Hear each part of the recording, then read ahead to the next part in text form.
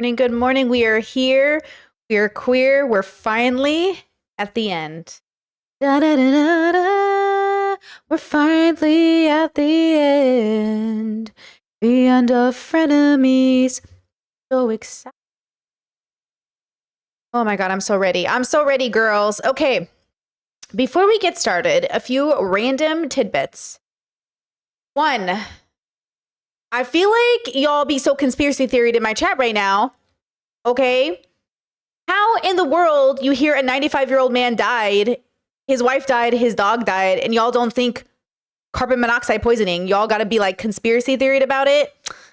Girl, old people, families die all the time because they don't check their carbon monoxide readers. We don't even have them in Europe. You know, in Europe, we don't have fire alarms or fire things or carbon monoxide. We don't have any of that here. Fun fact, in the both places I've lived in Europe so far, both apartments, they're in the, like, they don't have them. I don't get it. It's very different. You know, I'm always like, we got to get our own. We got to get our own. Fire extinguishers is a big one on the hallway. Make it make sense. People do things differently. You know what I mean? But yeah, I just feel like rest in peace to a legend. I don't know anything about him except his movies. But also, like, he was 90, like in his 90s. Like, you know, now it could have been a murder unaliving. Maybe. But who knows? You know, who knows? Okay, with that said, also one last thing I got to tell you before I get into frenemies today. You know how we talked about lucid dreaming the other day? And I was telling you like how much of my dreams I control. Yesterday, I'm having a dream, as one does. And it's going really good. The vibes are there, but it starts to turn zombie apocalypse. And I was like, oh, I don't want to battle zombies, please. And I was like, okay, Brittany, this is our moment. Fly into the sky, fly. And I was like flying. And I was like, okay, kick the zombie out of the way because the zombie could try to grab my leg. And I was like, nah, we're changing the dream. So I flew into the sky. I was like, okay, good job. Now, portal, make a portal, make a portal. And I was like, okay, make a portal. So I'm making a portal because it's my narration is usually telling my dream self what to do. And I'm either watching my dream self or I'm in my dream self's body. So I was like, okay, make a portal, make a portal. So I'm like making a portal and the portal ends up like saran wrap that's pink. And I'm like, perfect. Now fly as fast as you can into that saran wrap, like fly into it. And I flew into it and it didn't like dissolve. And I was like, rip it, bitch, before it disappears, rip it. And I ripped it open. I dove into it.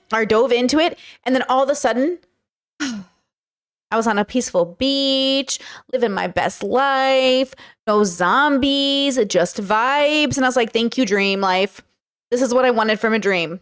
Okay, this is what I wanted from the dream. I wanted no zombies, beach life. God bless. Okay, God bless. Now, those asking, look, first of all, my dress be trying to be, you know, revealing. It's a dress.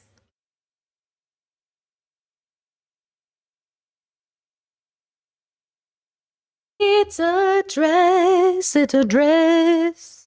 Okay.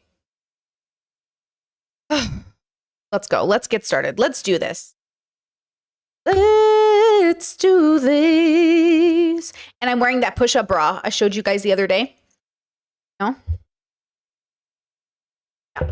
So, you know, we're prepared today. I tried to dress nice for the last day of frenemies, y'all. I tried to come ready. I got my coffee.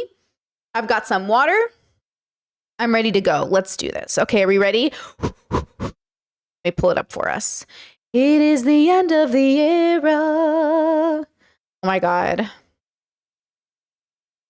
Here we go. Hey, it's Frenemies. We're back. We're back. I get to kill you today. Why? Oh, 10 ways to kill you. Should I just, throughout the episode, trying to find ways to kill you? Like, see that light fall on your head, strangle you with the microphone cord. This isn't slam Final the laptop Destination. It's like we're just doing an Addams Family. I'm always thinking about ways to die. To kill me. I was on that show, 1,000 Ways to Die, on Spike TV like 4 times. Do you remember that? Okay, not to read into it because we know what's going to happen, but the light in Trisha's eyes does look different. Do you know what I mean? The light in Trisha's eyes do be looking different. Let me show you. Not to be a conspiracy theorist, but let me show you. This is last week. This is 7 days ago. Look at Trisha with the bright eyes. Look how the smile reaches their eyes. Out here looking like a troll doll. Happy Gay Pride Month! I'm so excited. I legit thought. Okay, I see a spark in the eye. Let's go back. Ooh, dead to the world. Dead to the world. You know what I'm saying? You know what I'm saying? When I got this facial expression on, usually people in my life go, hey, what's up? What's up? I can't see it in your eyes. And I'm like, my bad. They can see it. I'm just saying, I'm not to read into it, but we know what's coming. And I kind of feel like the signs were there. But why did they start? Where did they come from? What is it? Chad said, yes, pop off body language expert. We don't believe in that bubble, but we're going to have some fun with it today. Again, we don't want to assume we can read people's minds, but we also want to be, considerate and thoughtful about the people in our lives.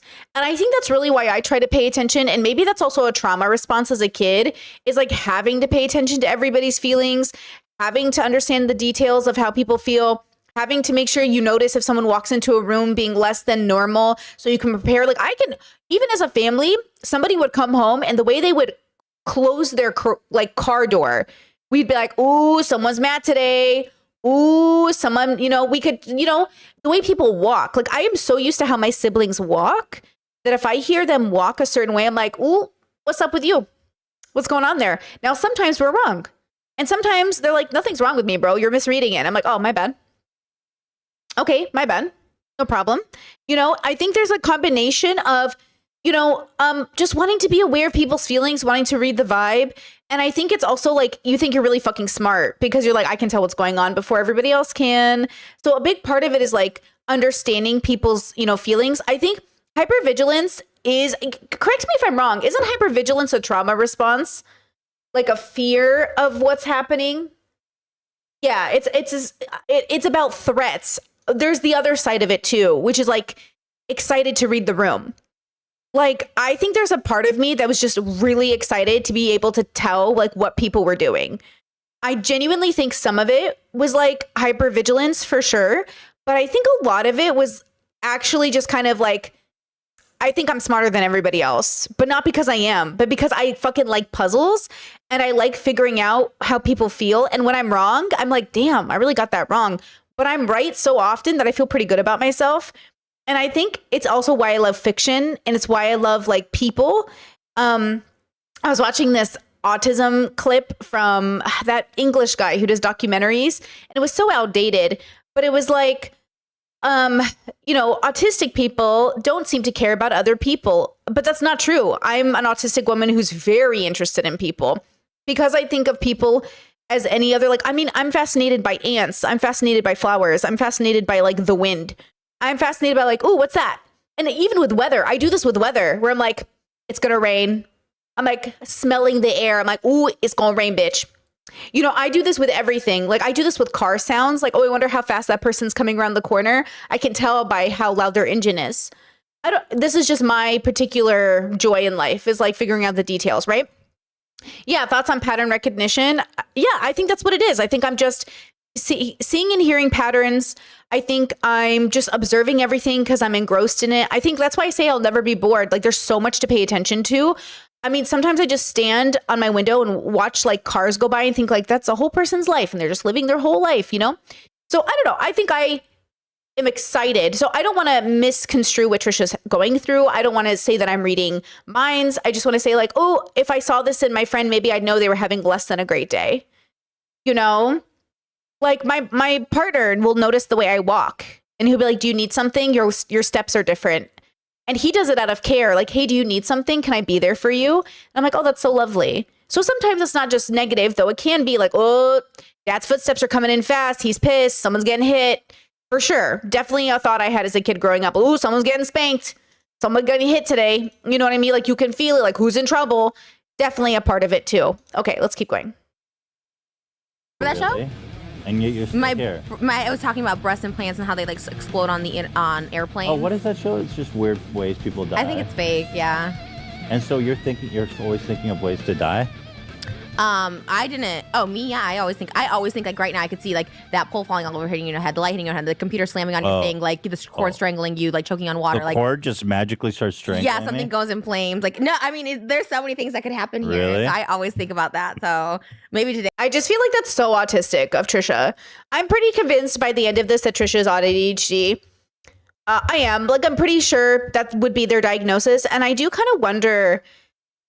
if they just have borderline autism, ADHD, I mean, like, same girl, you know what I mean? Like the trifecta. But obviously, it's not life shattering. It's not life ending. You can get better. You can find a way to live, you know, with borderline, with neurodivergency in general. But I do think like Trisha shows so many of those signs. And I think that's a big part of it is like noticing things in the room that other people aren't thinking about, which also can make you more compassionate, because it forces you to think about other people. I don't think neurodivergents are more empathetic or compassionate than neurotypicals.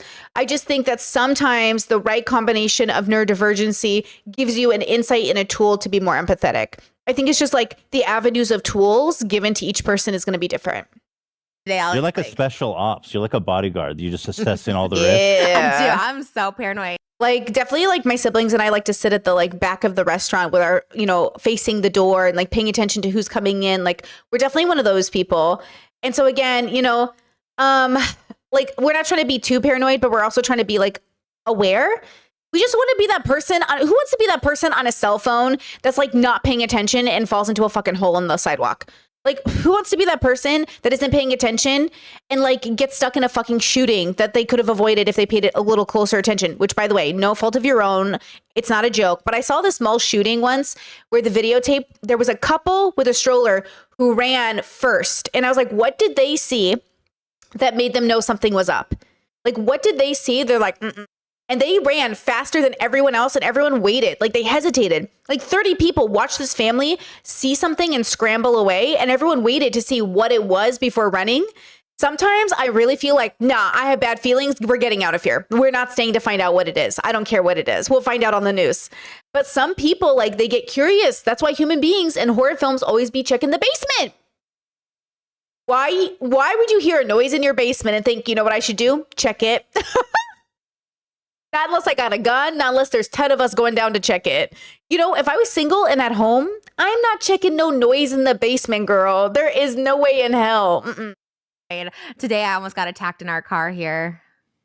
Today's episode is sponsored by Upstart and Quip. You got swamped. My makeup artist also canceled on me today, so I had to go to CVS and get all this makeup because I literally don't own makeup. And I have skincare coming out today, but my skin is peeling because I got a facial on Saturday. So if you guys know anything about facial, it peels. Awkward. So awkward. I like my skin, but like it is better. It's just like this peeling today, but it is launching I today, thought you walked in. I thought your makeup looked good. I really did. Oh, God, I feel so bad. And then Okay, hold on. So we're getting some clues here to Trisha's tenseness. And yes, Chet says we laugh at a deer for freezing, but humans freeze up too. We absolutely freeze up too. So I'm not meaning to judge anybody. I'm just always trying to prepare myself to maybe not be in that situation, even though I've had a freezing situation occur as well. Like I know that feeling. So I am not shaming anyone for having that experience. It's definitely like very common. Now, Trisha's giving us some clues, right? They're stressed. They have a makeup or skincare launching. Their skin looks horrible because they got to peel. Their makeup artist canceled on them, so they had to go to the store, put on makeup. They probably don't feel great. They don't feel as good as they normally probably feel. And if you're autistic like I'm autistic, that would burn out my spoons. That's it. I'm done. Too many things went bad. Like, no, I can't even tell you how many times I have gotten ready for a shoot, like an OF shoot. I've like put on everything, my makeup, and something just isn't working. And I'm like, and all my spoons are gone because I spent all that time trying to figure out this thing. Or when I start filming a podcast and I put so many spoons into trying to figure out the technology, by the time I figure it out, I'm out of spoons and I can't film. It's done. I wasted all of that energy I had figuring out a problem. So Trisha already started off the day with a problem. Okay, so that's not good. And if you don't know that about yourself, and that's where Trisha is at this time in their life, like they don't know themselves well enough to say, hey, it was like really stressful getting ready today. I didn't have the help I thought I would have. I got really burnt out. You know, can we, you know, either we have to be aware of it or can we cancel or something, right? So, okay. Then we were at Starbucks and literally, not joking, most contestants, I think the school came out of session or something. There was literally like 20 kids surrounding. I was trying to take video and they're like knocking on the window. I'm on FaceTime with my mom. I'm like, can you not? And then they're like taking pictures. I felt like an animal. It was not cool. I was not happy. Okay, so they woke up this morning feeling objectified. They already feel like ogled at and perceived, and they're probably exhausted from feeling perceived. Having a good day today. So hard being famous. No, I usually like it, but in your car, that's so scary. You don't know what it's like to be like. I'd rather be in my car than outside with the vultures. Not me. I'm like, okay, I'll say hi, but I'm on FaceTime. People are more hyped to see you, to be honest. I People think get that's real true. excited when they see you. And I usually get really excited to see people, but in my car, I'm just like, I feel so, and my skin I was just like, and it's gloomy, it's raining today. It just is like a boom, and then I'm in a costume. I don't even know what this is. Like, I can't even like cosplay because I don't know what it is. You're the Adam Sandler. You're Debbie from Adam Sandler. She looks great. She looks great, but I can see why they're frustrated. Yeah, look at this. Okay, so they're being very honest. They're being transparent. They're being there. You know what sucks is how much self-awareness the first 2 minutes of this podcast has. He's trying to comfort, Trisha, and Trisha's sitting there like giving all of the honesty of how they feel in the moment out there. And that's what sucks about self-awareness. And I can't imagine like, it's not to say that like your mood can ruin everything. And this is what's so difficult between, I have people in my life. I get triggered. Everyone gets triggered. You don't leave when people get triggered. You leave when people stop working on their triggers. You leave when people stop working on themselves. And so I'm curious what caused Trisha to leave Ethan in this whole situation as a unit just because we had a bad day. Because usually, there are going to be bad days. Like, we're going to have bad days as people. And the best thing we can do for our family and friends and for ourselves is just make sure that we mitigate that harm. Try to work on it. But I think it takes a village. Like, it's not just the person who gets triggered. It's everybody involved. Everyone has to do their part.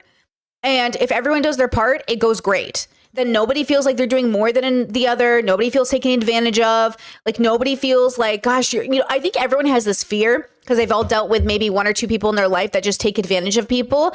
People will take advantage of you whether they're borderline or not, whether they're autistic or not. It's like people who take advantage of you are just bad people. And most people are genuinely, like, I think, not trying to take advantage of you. I think they just don't have the tools. So how do we give people tools, right? This was your idea. From Adam Sandler? Or Adam's Family. This was your idea. I'm Uncle Fester. Oh my God, this is so your idea. What? I don't have ideas. Okay, well, hold on. Just so people know, Adam.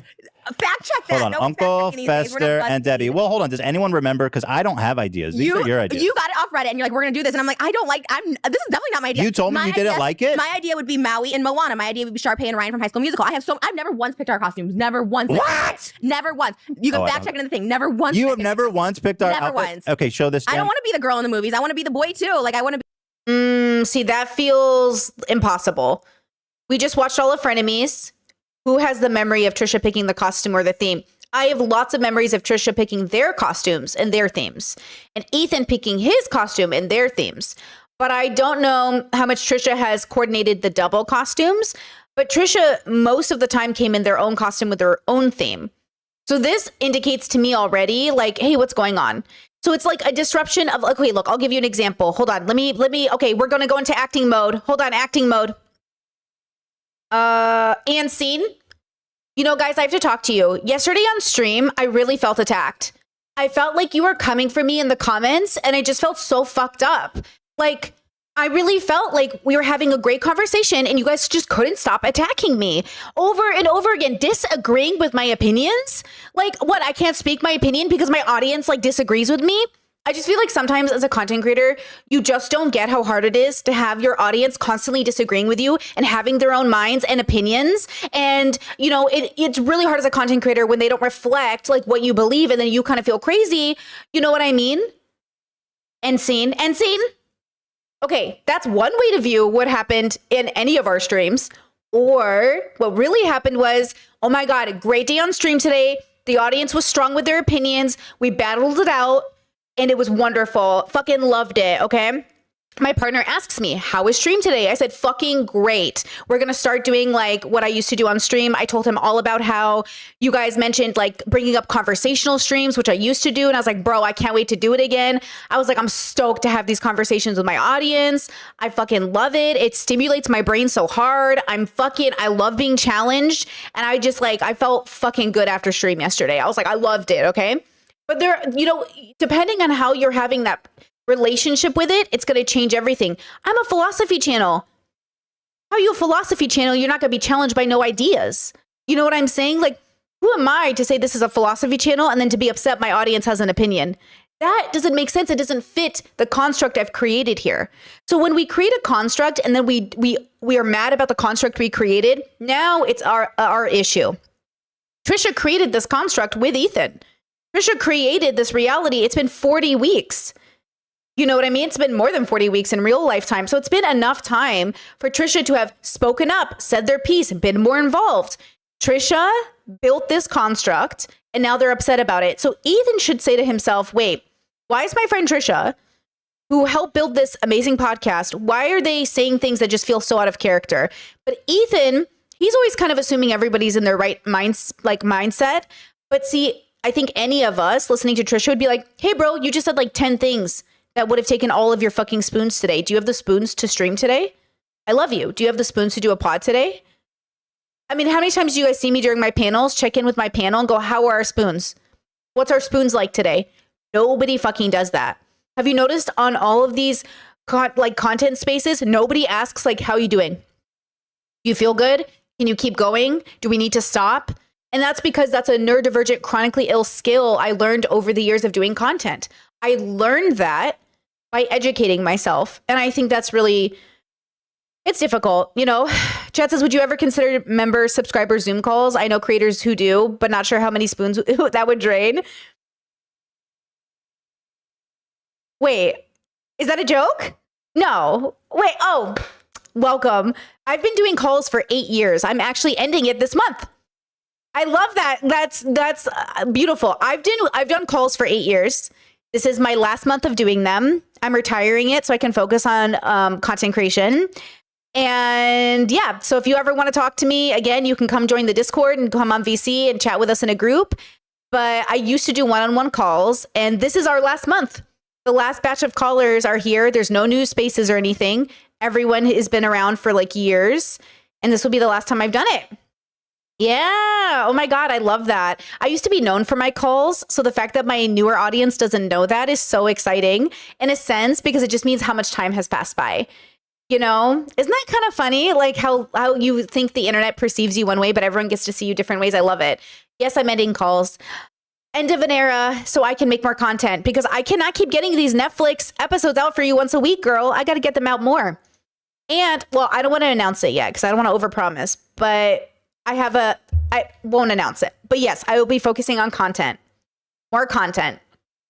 Yes, girls. Okay. With that said, let's go back to Trisha and Ethan's. We're 2 minutes and 49 seconds in. Girl. Okay. Be able to be like, Okay, well, this is us anyway. This is Uncle Fester and Debbie. She's like the Black Widow serial killer that killed all of her husbands. mhm. And you're crushing it. So I don't know why you're out I making all these didn't even know this excuses. movie. How would I even come up with this? I didn't This even know was this literally- There's no way. There's no way Trisha doesn't know this movie. There's no way Trisha doesn't know this movie. This is one of the greatest movies. There's no way Trisha doesn't know this movie. See? If my friend was saying that, again, it goes back to the dementia conversation. If you just watched a video or a movie with your partner and your partner goes, I remember watching this a month ago, go to the doctor. Go to the doctor. Do you know what I mean? Like, how do you not know this movie? Like, you're Trisha Paytas. You know everything about this genre, these people, these things. Like, there's no way. There's no way. Your idea. We need to pause for real, because I will find it right now. You sent this and another one back to back, and I was like, because you find it off Reddit and you send it, and I'm like, I don't know who these characters are, but I Okay, guess. you know what? You're right. Really? You're right. I think it was a Reddit post. People were like, Okay, hold on. How does Trisha not know these movies? Because like the Beetlejuice was like right up Trisha. That's Trisha's shit, right? See, that's shocking to me. So, okay, Trisha's right. We're wrong. I'm shocked that Trisha doesn't know that film. Okay, they're saying it is a Reddit post. I know it was. I've never seen this movie. How would Okay, excuse us for disrespecting Trisha's memory. I know? okay, well, you look great. What's the problem? Because I What do just don't feel cute. I'm just like, what is this character? What am I supposed to do with this all day? I can't. Why are you complaining about it now? We've spent like all this time planning it. Because I was always like, Why are you kind of sitting here now that we're doing it and complain? Just own it. I was trying to be a people pleaser, and then I was like, yeah, but now- let's do it. Well, and what about, you're cutting short of being the Okay, people pleaser. Monday, You April dropped 19th. the ball at the most important part of pleasing the people. Monday, April 19th, Ethan goes, I already costume admit idea? it was me. So you gaslight. Why is everyone gaslighting me and making me think? Okay, we gaslighted Trisha. That was our bad. I admit it was was. me. I said you were right. I remembered. It was a Reddit post. Anyways, The okay, gas happy is to be clear. here. Let me restart. Let's so blow the happy. gas I away. can't- No gaslighting. Okay. No lights. No gas. Okay, I'm happy to be here, but you But just you look obviously good. kill it. I want to be the one that gets to kill it in costume. I want to be the one that gets makeup and hair and all this like that. I have to just be this random, like nobody knows who this person is. Everybody knows Debbie the Black Widow. Yeah, that's a real famous character. You can't find one TikTok. You with her give in me it. you give me one idea and we'll do whatever you I want. want to be Maui and you be Moana. No, next. I'm kidding. We can do that. Well, that's gonna be racist. Why does Trisha love being racist? Trisha fucking loves being racist. You can't be him. You can't. What are you gonna do? His tribal tattoos? How are we gonna know it's him? A wig? What costume is she gonna wear to be him? You can't be him. Why does she love? Why does she love? Trisha's. She just no.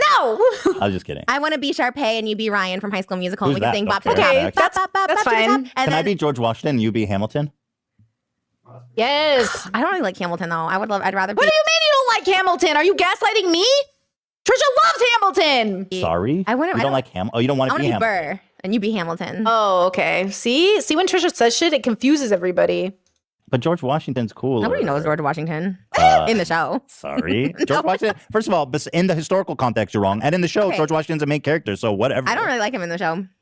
I saw the original cast. I didn't really like him in the show, but See, when your homie is like argumentative about every little thing you say, like, hey, do you want to eat cheesecake? I don't even like cheesecake. Why do you keep thinking I like cheesecake? Because you get it every year on your birthday. That's when you start to ask yourself, hey, like, are you fucked up today? What's going on? Like, she's just gonna reject everything he mentions. Everything's gonna be a fight today. Which, by the way, is how I know I'm hangry or something's off. When I pick fights and everything's a battle, I'm like, okay, what's going on? But that's what DBT taught me. DBT said, okay, when you feel like scared, if you feel frustrated, if you feel elevated, if you feel emotionally irregular or something in any capacity, stop, pause. Okay, who are you? I'm Brittany. Where are you? In my office. Are you okay? Are you in danger? No. Then what's going on? I don't know. Hold on. Let me see. I think I'm hungry.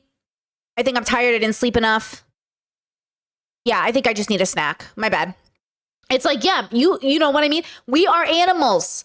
I am so, like, we are so anti our own biology. But see what people do instead is they go, instead of saying, oh, this is so scientifically backed, we are biological creatures, they go, it's your mental illness and then you're fucked up. It's not just mental illness. It's a biological feature of your fucking body.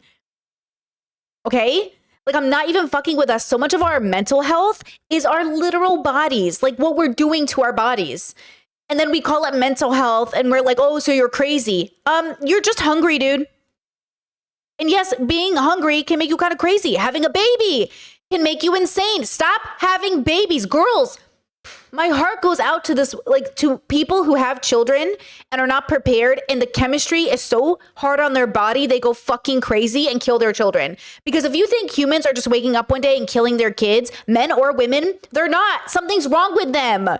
Regardless of gender, parents who kill their kids, something's wrong with them. And I guarantee you 90% of violence could be prevented.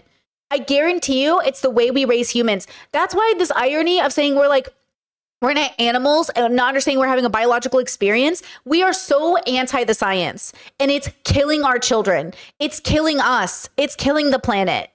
I'm so frustrated to see story after story of human beings going through incredibly violent moments in their life, which are preventable. And it's not to excuse them, which is why I believe in safe facilities, but it's to say that it's preventable. You keep having babies and expecting them just to, keep procreating with no consequence to their bodies, especially with the way this administration is going. The greatest power you have as a person who can have children is to not have them, or to have them when you are completely prepared to, one, take them out of the country, move them to a different state, or make sure you can pay for shit they're going to need. Because at the end of the day, girls, it's 2025. We got to learn not to have babies. Boys, they, thems, whoever you are, if you can get pregnant, okay? With peace and love.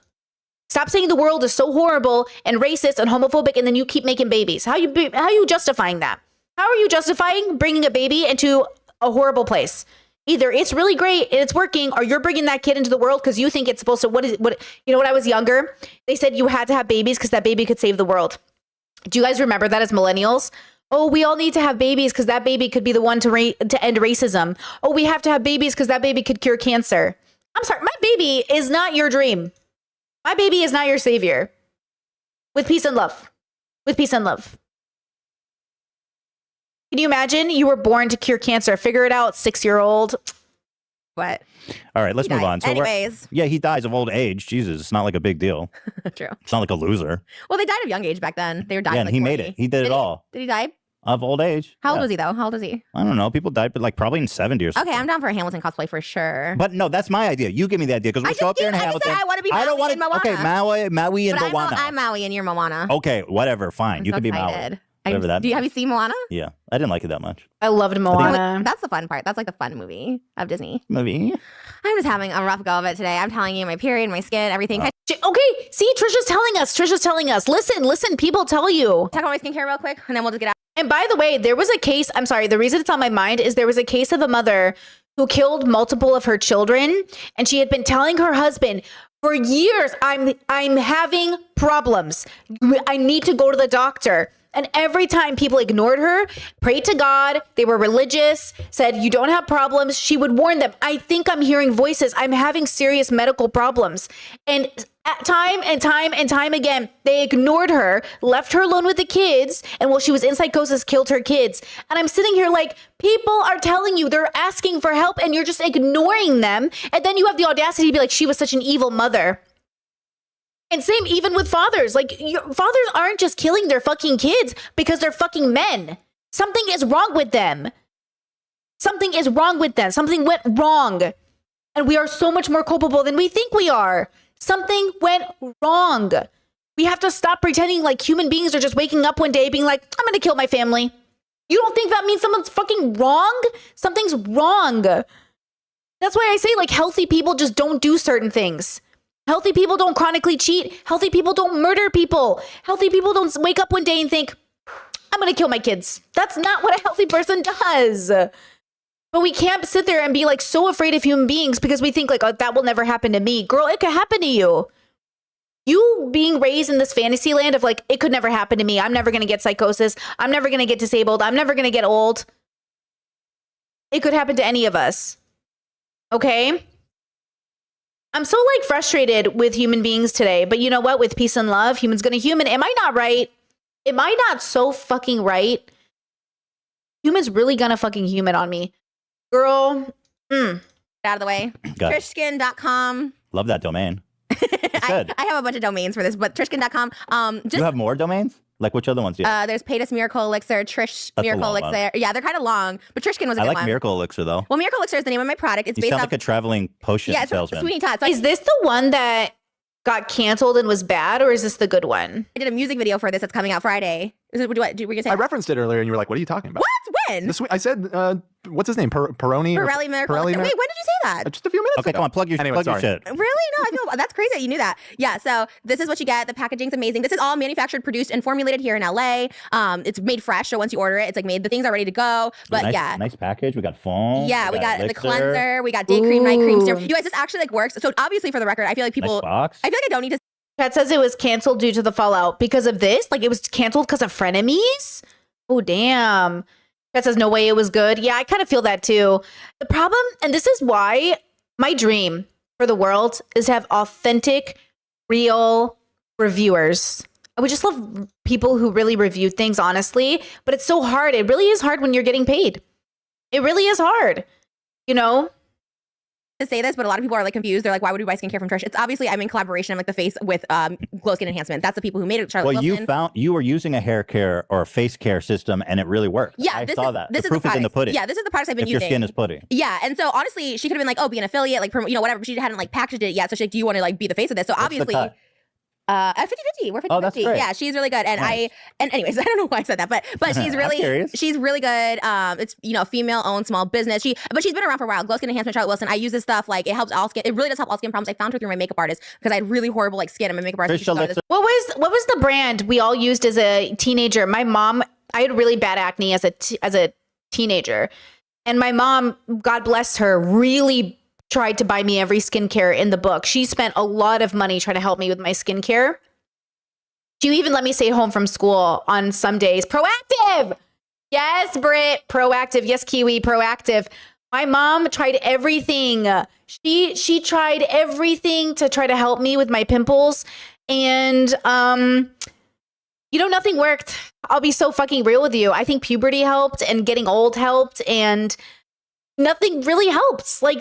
Nothing really was what I needed.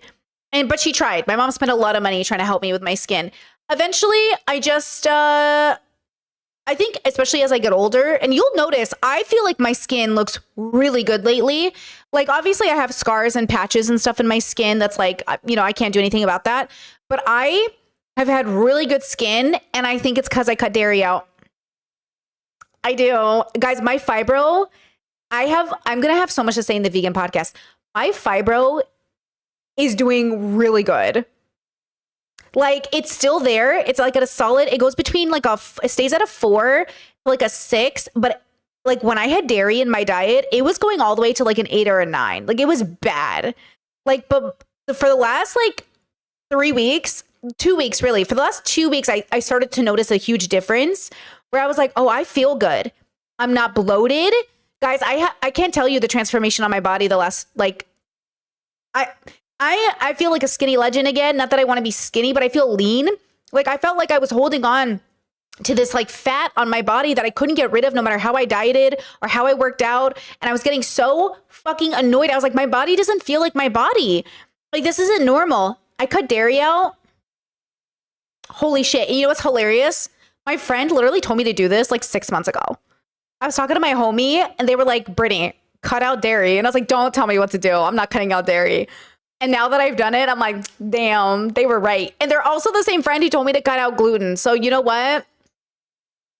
Thanks, homies. Thanks, homies. My chronic health girlies are the best. They're always right. Okay, they're always right. But yeah, I feel great. So you might want to consider it, guys. Coffee with oat milk's fabulous. It really is. But yeah, I feel great. Holy shit, I finally feel fucking great. I'll go into more detail because I have so much more to say, but I just wanted to say that now. Okay, let's go back. Miracles.net. Trishskin.com. I have a commercial out now. Wait, what? And hold on. Chat says I should cut out dairy, but I love me some yogurt. I fucking love yogurt. But hear me out. Once a week, twice a month. I was having milk every day. And also like just experiment. Don't cut it out completely. Just take some out. See if it works. It's not like I'm never going to have dairy again. I'll just maybe make it a big treat, What is it one more time? Trishskin.com. Oh, want to see my commercial real quick? Trishskin? Trishskin.com. That's a really good domain. Thank you. Trishskin. Wait, can you see this? Trishskins. Can you show my commercial real quick? I have it's like a minute long. It's a minute long. It's on my YouTube page. Oh, sure. I just posted it today. Because we did a whole this. I'm really proud of this commercial too. Okay, so a lot of people were like, Did you spend $1 million on the commercial so you can never possibly make any money from the... Because I believe in it. I just like to make It's so quality funny. things. I love that. I love your business. Oh, that's a good thumbnail. Let's go. Okay, I'm proud of that. All right, everyone, get ready. Oh my God, it looks like a Lifetime moment. A Lifetime movie. Like a Lifetime movie about like, I've overcome all the problems. Or maybe it's like, donate to save my dog. No, it's not. My dog is in this though. He's in this commercial. Okay, here we go. Okay. Hi, I'm Trisha Paytas, and you may know me as the internet sensation from such videos It's too quiet. I don't want to miss a word. Okay, sorry. I'm looking at you, Dan. as My Ugly Pizza Face and how my acne-proof skin makes me Yeah. ugly now. But acne wasn't the only thing holding me back in life. Well, actually it was. I'm 33 and I've struggled with acne. Acne was the only thing holding you back in your life? Everyone was mad they used a filter. That's so frustrating, but every ad agency does it. Like every magazine, everything else. Chat says, wait, Trisha has a dog. Yeah, wait, Trisha has a dog? You know what I mean? Like, I have a cat. She's on the fucking videos all the time. I never see no dog, but I don't want Trisha like that, so I don't know.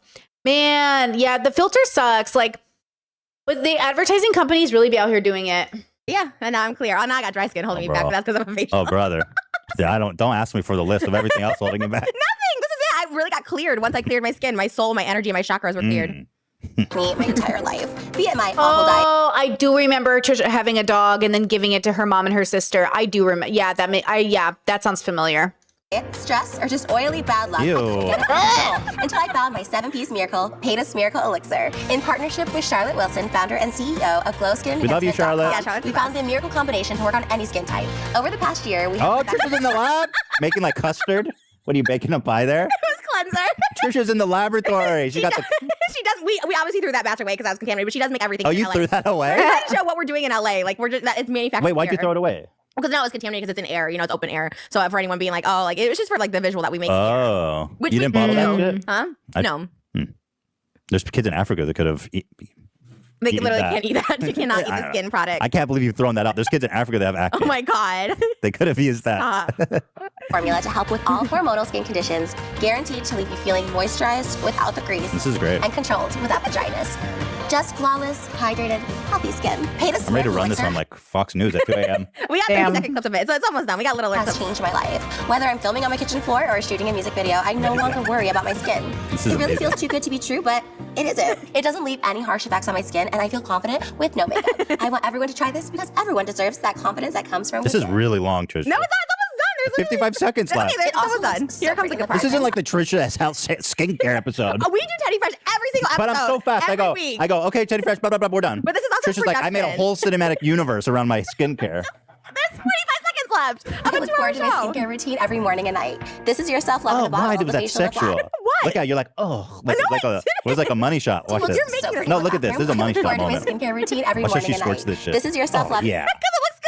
It's like Fuck yeah. pretty. It's gonna go on my skin. Hell yeah. I didn't know this was rated R. Oh my God. Rated NC-17. Look Stop. at This this. is Oh, your yeah. self-love in a bottle, the facial lip Gross, flash. Trisha. So do this No. for you. Ew. No, that's what you put on your face. People be like, Trish, you're glowing recently.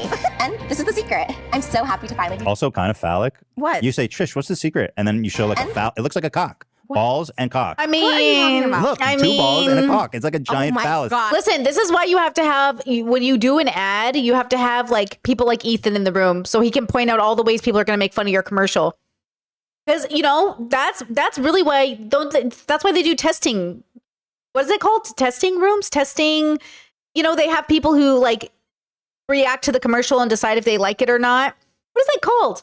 Anyways, that's what Ethan is. You know what I mean? It's the products in the Focus It's groups. literally a Yeah. penis. Focus groups and market research. Exactly. You are so And childish. this is the Look at that. That is literally like, I Stop. can't believe you did that. After the money shot, too. It's not. It has nothing to do with genitalia. It's so much like a penis, Come though. on. Let's just keep. Yeah, it's true. Chat says Ethan is doing their normal shtick and Trish isn't down for it today. To be fair, he's kind of fucking up her brand. Like, he is kind of fucking up her brand a bit. Like, you know what I'm saying? Like, she is doing a product. The company probably doesn't want it associated with cum shots or money shots or whatever shots. So in some way, it is actually fucked up, but also in some ways, it is kind of Ethan. And this is the kind of stuff you got to talk to your friends about. Like, if you're going to change the vibe of the show, you got to be like, hey, like, this is serious. I'm working with a company. If we're going to advertise on the show, like, please don't make it look bad. But then at the same time, he's not obligated to show it on the show in a sense. But obviously, he is pulling an Ethan. Yeah, it's like hard. I hate these social dynamics because in some ways, I'm like, see how we could have prevented this? See? Like, see how we, like, this could have been prevented with a conversation, you know? Keep going. Oh, dude. This is so inappropriate. No, chat. I disagree. You said, like, imagine she did that during Teddy Fresh ads. That would have been okay. They do that. I'm saying the difference between Trisha doing it during Teddy Fresh and doing it with this company is that Ethan owns Teddy Fresh, so it doesn't matter. I disagree. I actually think it doesn't matter. They do shticks during Teddy Fresh, or not really as hard, but if they did, I don't think it would matter. But maybe it could matter. If Ethan got mad, I would be annoyed with him. But maybe it could. You might have a point, though. Wait, hold on. You might have a point. Trisha's usually very positive about Teddy Fresh, but they do sticky stuff. But maybe they aren't always positive. Wait, Chad has a point. And they do have different boundaries. That's true. Does Trisha and Ethan ever shit on Teddy Fresh in any way? Wait, I don't know. But because Trisha's also in a bad mood, she's going to be more sensitive to everything. And this is what I mean. Like, when I'm hangry and my partner could say something so normal for us, like our banter, and I might say, wait, Yellow, that kind of hurt my feelings 2%. I know you didn't mean it, but man, I'm just not in the mood to hear it. And so when you said it, and I know it's normal for us, I just, in this mood, it kind of hurt my feelings. And then he'll go, I love you. I'm so sorry. Thank you for telling me what mood you're in. Come here, let me hug you. And then we'll hug and and then it'll be like, what can I do? Like, I'm sorry. And like, it might even be tense for a second where it's like, we have to transition into realizing like we went from funny mode to like more of a serious mode. And it's like giving each other space to do that, and having the language is so important. But also being able to say, like, I accept that I'm married to a neurodivergent person. I accept I'm married to this person. I accept that every human, regardless of neurodivergency, will have a moment where, like, what you said isn't that funny. And what you said in that moment is like, upsetting to me. But tomorrow, I might find it funny. I want to be able to have moments in my life where a joke you said yesterday could have been hilarious to me, but saying it today in this mood is like less funny. Because I just don't think it's black and white. I don't think it's the joke that's the problem. It's where I am in my headspace to hear the joke. And I think that's just a universal experience. And I don't want any men in the fucking world watching these videos and being like, oh, girls can't take a joke. Please don't even come at me right now. Okay. So yeah, I think all of these things could have been prevented with the proper conversations, but of course they're not having those. Secret. Oh my I'm so God. happy to finally be sharing it with everyone. No more hiding behind filters or Photoshop. You don't need it. Bring the miracle home at trishskin.com. Get it right, get it tight, and get it the Trish way. Oh no, saying you don't have to hide behind Photoshop. Well, she's literally in a filter. Okay, I have to call you out. What? Yep. You said you don't need to hide behind filters, but you definitely photoshopped All the this comments video. were calling it out. So we did put a filter to make it glow, but my skin was really good on the shoot. But and I Bruh. agree, maybe we should have like heavily filtered it. But I can show you my skin right now. Like I can take No, off you all have my nice makeup. skin. No, you. I I showed it on vouch for it. TikTok, I yeah. vouch for you. I just think it's I funny agree. that you said It that was a line, and your lot. face looks like heavenly. Well, everyone called me angelic. out on that. But can I say the comments? But your called me skin out is on that? nice. I vouch for that. And everyone can say that the ingredients are good. Like estheticians are commenting on my thing, being like, "Oh shit, like the ingredients are actually good." Because a lot of people get canceled for like making like not Rat poison. Yeah, right. So See, does Trisha know this, or is Trisha just trusting the company to tell them the truth? Because I wouldn't be able to know. Like, I would not know the difference about what's going in my makeup versus anyone else. So as a content creator, one of the risks we even take is working with companies that guarantee us, like, we're not ripping off your fans. I don't know that. How could I ever verify that? You know? everyone's like, "Huh? What? Who was it that made mold Oh makeup? yeah, you Catherine who had McBroom. mold in her shit. Was it Austin McBroom's wife?" No, it was someone else. Because I know Austin McBroom's wife just got canceled for skincare. Like this is like someone who does this for a living, and I just like use it in like a No. proof of myself. I think it's just ironic that you said that Yeah, while using I a agree. filter. That being said, I do vouch for the product because I've seen it look for you. So I know. don't get it twisted, sister. Well, I tried it on my TikTok too, like my face without makeup. I'll do it next time. I'll Is cover there your face. jizz in your makeup? If I had a makeup wipe, I take Is my there makeup off. semen in your makeup? Huh? Is What? there semen in your makeup? No. Because there's really some there's like really overt tones of I'm penises gonna and get, jizz. stop. I'm gonna get the commercial that's not. Man, Ethan can't read a room to save his life. He's autistic. I'm telling you, this man cannot read a room to save his life. That is the one thing about Ethan he's never been able to do. Look at present day Ethan saying, I'm going to take you to Israel to show you the Israel I know, not this bigoted Israel that everyone thinks it is. Bro, read the room. He cannot read the room. This is Ethan's greatest flaw. He cannot read the room to save his life. And Trisha's greatest flaw is like her self-awareness doesn't lead to introspection. That's it. Like, bro, literally, she's so self-aware with no introspection. Ethan cannot read a room to save his life. And together, it's a shit show. Not filtered because honestly, it looked really Yeah, bomb. yeah, so it you does should. suck. Yeah, okay. Yeah. I'll get it. Okay. I'm living proof. Your skin can clear up no matter the issue. Miracles happen at trishskin.com. What are you waiting for? Don't go one more day feeling insecure about your skin. Life is Sell too it, short. girl. Let My Miracle Elixir wrote do this the work down, so you don't have to. Yay! Congratulations. Thank you. I'm happy for you. I hope it does really well. I think it's a good product based on how I've seen it. It's work a for you, good, so. like, you know what? I wouldn't put it out because I know people, if you have a shit product, everyone's going to talk about it. They're going to put it on TikTok. Oh, on yeah, YouTube, people you know are what I mean? fucking tear you Yeah. up. Like, they were so quick to cancel. So I was like, really, All right, you better pray this girl knows what she's doing. no, 100%. I've used this. Oh my God. Hila just got matching Star of David tattoos with Ethan's sister. It's given White Lives Matter. Hila and Ethan both can't read a room. It was like Jamie Lee Curtis during the fires had the audacity to say, like, LA looks like Palestine right now. And I was like,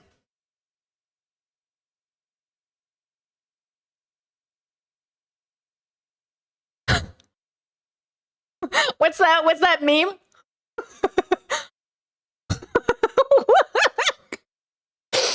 What?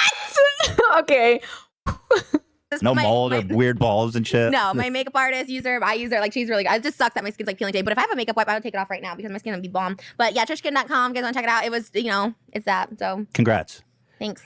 Okay, let's talk about Teddy Fresh for 2 hours. I'm just kidding. we don't talk have about it to for about 2 hours every time you mention it. It's like I'm every just episode. kidding. Congratulations. It was Jacqueline Hill, by the way. I just Yeah, looked it up. Jacqueline Hill. What happened with her? She sold like lipstick that had like Oh. mold and shit. Yeah, and but we're it was, like, Team Jacqueline now. We are. Yeah, I remember Oh. I was like, kind of, but now I'm Team Jacqueline, I guess. Apparently, I mean, whatever you say, you just tell me who to hate and who to like. we You don't, just hate, put- we don't hate anybody. Actually, I'm really hateful today, so I need to like rein in the positivity because I have a lot of hate in my heart right now, and I need to like let For it go. Gabby? I think just in general, I've been feeling really negative. Like when those people were around my car, I just was feeling negative. I felt negativity. I got you. You're like, You know? give me some space, you little fucking pieces of shit. Well, it's also because Okay. Trisha's being very communicative. You know what I'm saying? but I also like when I don't get my I'm a makeup, human being. when I have to do my own makeup, I also feel really ugly. So I just feel like with my skin peeling, my own, I just don't feel myself. Like I usually look at the monitor and like stare at myself, and I just don't You feel look like good. looking at myself. No, you look good. You're tripping. Well, you're just saying that. You think like anyone looks good. You're just like, oh yeah, you could say like Alfredo looks good. You know what I mean? Alfredo does look good. Why are you insulting Alfredo? Yeah, why would you say Alfredo? Okay, sorry. I don't know where you might do love Alfredo. All right. All right. So Anyways. anyway, I mentioned the name of the person we finally ready to talk about Gabby Hanna today. Okay, yeah. Gonna unload on her. No, not unload, but I think it just needs to be addressed because like literally no one in her life is like telling her to stop. And I just Do we feel thank like, our sponsors? oh, Oh, sorry. we did? Upstart and Quip. We mentioned Upstart and Quip. Our two sponsors, Upstart When and did you say Quip. that? Just now. I don't. Where is the gift? Somebody on Discord, find me this gift. You know which one I'm talking about? Where she's at the register and she's like, it's the white girl. It's hilarious. I can't find it. Chad says Ethan and Hila literally don't live in reality. They went on from trashing Israel to saying they moved because they hated living there to doing Hasbro and getting Star of David tattoos. No. They live in reality. This is what I'm trying to say. They live in a bubble. We all live in bubbles. They're just living in a reality. Yes, Discord. Yes, Discord. You found a Discord. Thank you, Discord. But like, this is what I'm trying to say, guys. They do live in reality. They live in their reality. We all do. All of us live in our own reality. Not in some woo-woo way. I mean, literally, your perception is your reality. And so if you're always seeing this, that's all you're going to think is real. That's why do you think they're afraid of people reading books and doing research and getting educated? Why do you think every conservative complains about liberal agendas and education and indoctrination, like, you know, schools and stuff? Because they don't want you to realize the world isn't exactly the way that your mom and dad explained it to you. Why do you think religious kids have such a fucking like shock about the world? Because they're like, wait, what? Everything I learned isn't true? Like, why do you, like, that's what I'm saying. Like, it is reality. So like Ethan and Hila are living in reality. That's the problem. And I guarantee you, by the way, and this is what I mean to say when I say it, I really think like there's no such thing as a bad dog, but some dogs rip babies' faces off. I don't know if there's any such thing as like a really bad human, but sometimes humans rip babies' faces off. You know what I'm saying? Like from a philosophical lens, I want to center you. I want to ground the world. I want the world to stop being ungrounded. Well, I don't want anything, but if I wanted anything, it'd be that the world was ungrounded, like more grounded. I want the world to balance out their anger, to realize like not to turn ugly just because you are. I saw a TikTok of a guy who's like, if your family voted for Trump, they're no longer human. They're a Nazi. Nazis are human. Like to take away people's humanity is not the answer. You have to face the humanity of people. Humans are going to human, which means all of this is within our nature. All of this is us. And you playing this cognitive dissonance game of like, oh, Trump voters aren't people anymore. They're Nazis. Nazis are people. Why do you think Jordan Peterson's biggest fear is being a Nazi? Ethan, let me tell you, Ethan, you're a Jew, right? What if you're a Nazi? Have you ever thought about that? What if you're an Israel shrill? What if you turn out to be the Nazis? You ever think about that? Because I'm terrified. Tammy has to hold me at night from behind, like a jetpack. I get really scared. You know what I mean? You know what I'm saying? Like, there's a reason Jordan Peterson is afraid of being a Nazi, because his trajectory allows him to be more open to that, right? Okay, so like Ethan and all these people, Ethan's is that Israel propaganda pipeline right there, baby. You know? So, you know, I want to humanize everybody, and I want us to really accept that this is people being people. This is people's reality. But also, this is a safe space to say, like, girl, your reality is so far from my reality, girl. We are living in different planets, and that's can be okay, but it also can be an issue because, like, that's why we're gonna fight. You know, that's why we gonna fight. You know, I mean, look at it right here with Ethan and Trisha. They're both definitely living in reality. The question is which one is more grounded, and that's why I want you to be grounded. Because all realities are real perceptions. Like, it's really like you feel it. Your feelings are real. I learned this in therapy. Your feelings are real. They're happening. They're not real, but they might not be grounded. Your logic might be real, but it's not grounded. You want to be grounded. That's why I'm like very, very interested in knowing like what could possibly be really true. Like, not in a conspiracy theory way. Like, is that true though? I mean, literally like, oh, interesting. How did we know that? I want to know how we know that, so I know how I know it. Like, I want to know how you know that, so I know how I know that. Versus just, you know what I mean? Like, I want to know how that's true. Versus just, but we can't spend our whole life actually knowing things because we'll die. Our brain can't hold it all. So then we pick and choose things to really know about, but then we forget to stay in our lanes. Jordan Peterson, it's me. I'm the Nazi. I forgot to stay in my lane. Sorry, not beautiful. I don't remember if I said it. I or don't not. think you did. I don't think I Really? did either. And Okay, even well, Sally's I'm starting Miracle with Elixir, we're just not listening to Dan today because I didn't hear Tristaskin.gov. Tristaskin.com. All right, go ahead. So should we talk about this or should we? Because I've got a lot of other stuff I was going to build up to this. Yeah, whatever. I mean, it's honestly. Wait, what it's about like- the? Maybe you guys should set up the sketch real quick. 'cause we should do Okay. that Oh before. yeah, we're gonna act Okay, so we're doing a scene from the Addams Family. values. It's a sequel. Addams Family Values. awful. Oh, stop it. And I am playing Uncle Fester, who's wedded to beautiful Debbie. Mhm. Little does he know, Debbie is a serial killer known as the Black Widow that murders her husbands for their wealth. Don't spoil it. Oh, Well, you need some context. For Oh Christ's right, sake. okay, yeah, they did tell you. Don't spoil what a 30-year-old movie. Played by Joan Cusack and Christopher Lloyd. You actually just look normal. When I saw you, I wasn't like, wow. I was just like, it kind of look normal. That looks like you. This looks like you. okay. Honestly, chat says with all the smaller creators Ethan has gone after, I love that he's been scared to go after you. He knows he's out of his depth for real. I don't know if that's true. And look, it's not like I would answer the DM. Ultimately, I think it'd be unhealthy for everybody. But I am shook that he will go after smaller creators. And I'm like, I know people know my channel. I know people have talked about me, but people stay away from me. And I can't tell if it's the autism or they're intimidated, but people are in my DMs. Like content creators will DM me, but they don't want to talk to me in public. And I have a theory from what content creators who have talked to me have told me is like their bubble is so black and white that I bring so much like weird gray to the conversation that it's confusing for people. And because it's too confusing, it throws people off. And they just want me to pick. Do we like Hassan? Do we not? Do we hate Ethan? Do we not? And I'm like, I don't think like that. And so I think what happens, and this is why I think my niche is so specific. I kind of think me not being like everyone else proves my theory about bubbles and twos and levels, right? Because if everyone is giving me the same feedback, like Brittany, you have to pick a side. They've been telling me this whole life. My whole life has been telling me this. I pick the side of truth.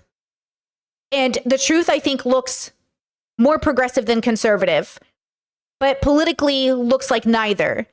But like I think the truth is closer to openness and curiosity and thoughtfulness. But, you know, I'm on that journey too. So yeah, I don't know. You know, Jed says, I think he knows you'd be able to hold your own. I've been watching you for a long time to know that your nuanced takes are hard for him to debunk. I think that's just like, I mean, he's so in that specific bubble, right? It is what it is. What are you going to say? You know, Chad says, is it because you're not interested in a debate? Oh, that's true. Or being right in the same way they are. They know they can't own you in the marketplace of ideas because you're not aligned with attempting that. Good point. Good point. That's a good point. Yeah, that could be true too. Britt, I think Ethan is mostly going after people defaming him, but you are truly a philosophy standpoint. And you are similar to me in wishing Ethan the best, but respectfully placing boundaries. Yeah, that's, you know, all of it could play a role. Again, I don't want Ethan to reach out to me, but sometimes I do wonder, like, what makes people stay away from my channel? And then I always assume it's kind of autism or the fact that I'm a woman too, a very specific woman. I'm a Taurus, you know. you know, I'm a Taurus. What are we going to say? What are you going to say, you know? Thank you. But you're also skinnier than the last time you played Uncle Fester, so that's why it threw me off. I was like, wait, that looks like more narrow. Like, you're very tiny now. Really? You think I look narrow? Well, anyway, let's go do the scene and we can come back. All right.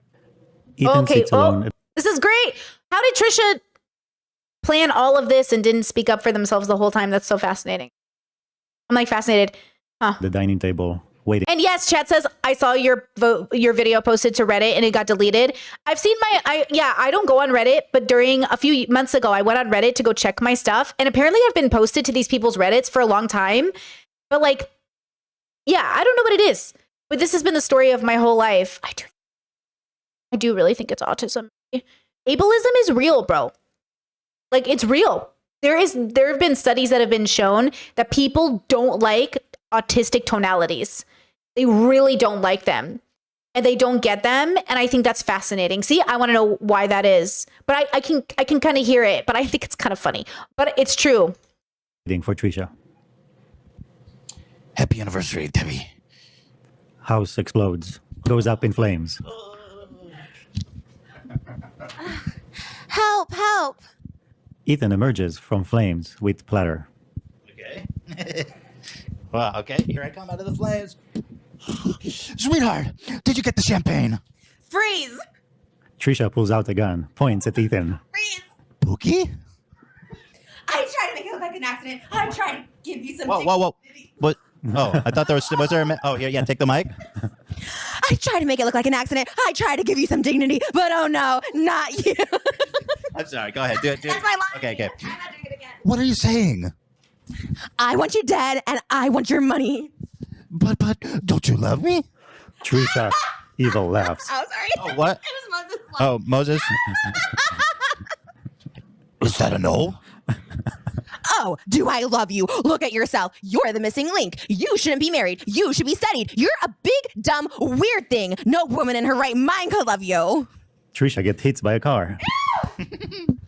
And then Ethan gets rescued, or not Ethan, Uncle Fester gets rescued by Thing. And he says, Thing? And sing. Wow. One take.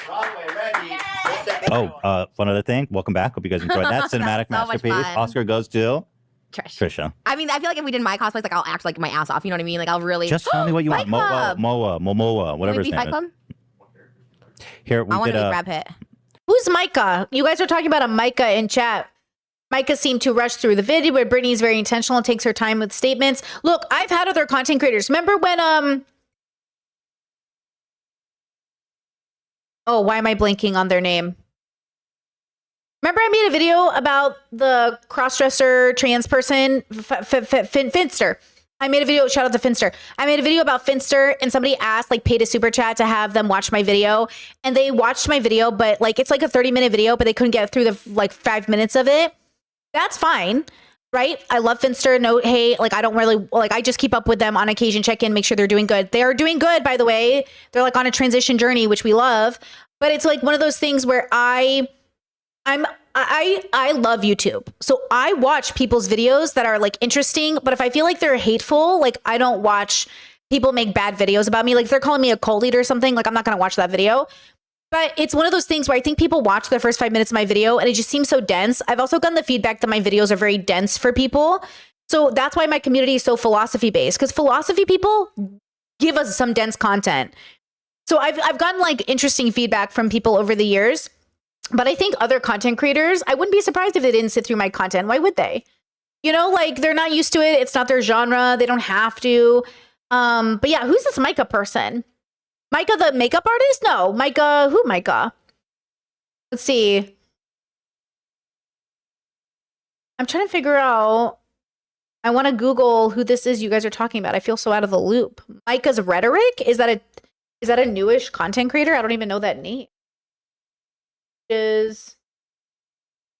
Oh, yeah, I've seen their TikToks.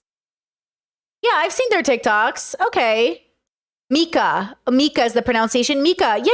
I've seen their TikToks. They've come up on my feed. They seemed fine. I didn't notice anything. Ethan's just, defensive. Oh, you were at I'm trying to think of his name from the movie. What's his name? Tyler Durden. Tyler Durden. you were at Theodore's birthday party. Yes, that was You guys fun. came with some fire gifts still. Yeah, we did. Well, because like I picked out gifts and then Moses picked out gifts. So when we were like, and I was kind of worried because at first like Theodore really was pulling for Moses' gift. He was like loving that water can. I was like, oh no, he doesn't like mine because I went with the clothing, which is not good for 2-year-olds. But The boots. he did come with the boots. I kept him on, and then He loves the you red guys, you want to take the boots off? He's like, no, and I was like, She got him Lightning McQueen from Cars, right? yeah. Rain boots. He has these yellow boots that he loves to stomp around in. So that was a great one. That's why I saw those Yeah. yellow boots, and I was like, So I saw a picture you guys sent in the group chat, and it was him like wearing the boots with the gardening glove. It was so cute. Oh, do I have that photo? You guys just do that just to show people like, oh, look, he's wearing it. No. He was Really? wearing it. He was rocking it. I know people. I would do that. I'd be like, oh, I saw that photo. I was like, oh, it's so funny. It was so Did Hila post cute. it? I don't Maybe think not. I think it was in the group chat. No, whatever. Yeah, but it was really cute. Yeah, it was a fun day. Yeah, I look fat in the photo, but that's fine. I was just happy to be a part of the group. You want me to remove it? No, You want me no, to no. erase it? I was really You excited. want me to erase my special memory? Because that was the day I was going off on BuzzFeed, so everyone thought I was in a bad place. So I like that it was shown that I was in a happy place because I was with you guys. So I have a fat face. It's like a up angle, but whatever. It's fine. I was happy. I was included. And then the other thing, we're going to start doing a new segment on the show, Frenemies Advice Corner. Or maybe it should be like Dr. Ethan and Psychic Trish? Or like, Psychic? well, I don't know. Like, who's these people that Maybe give psycho. psycho? I do. Did you know schizophrenia is a psycho disorder? There's like borderlines of personality disorder, and schizophrenia is like a psychotic disorder, right? I think it's psychotic. So I'm with you there. I think it's a psychotic disorder. I have both, which is crazy. so Most you people are don't. so Trisha the psycho, and Ethan the Yeah. psychic, psychologist.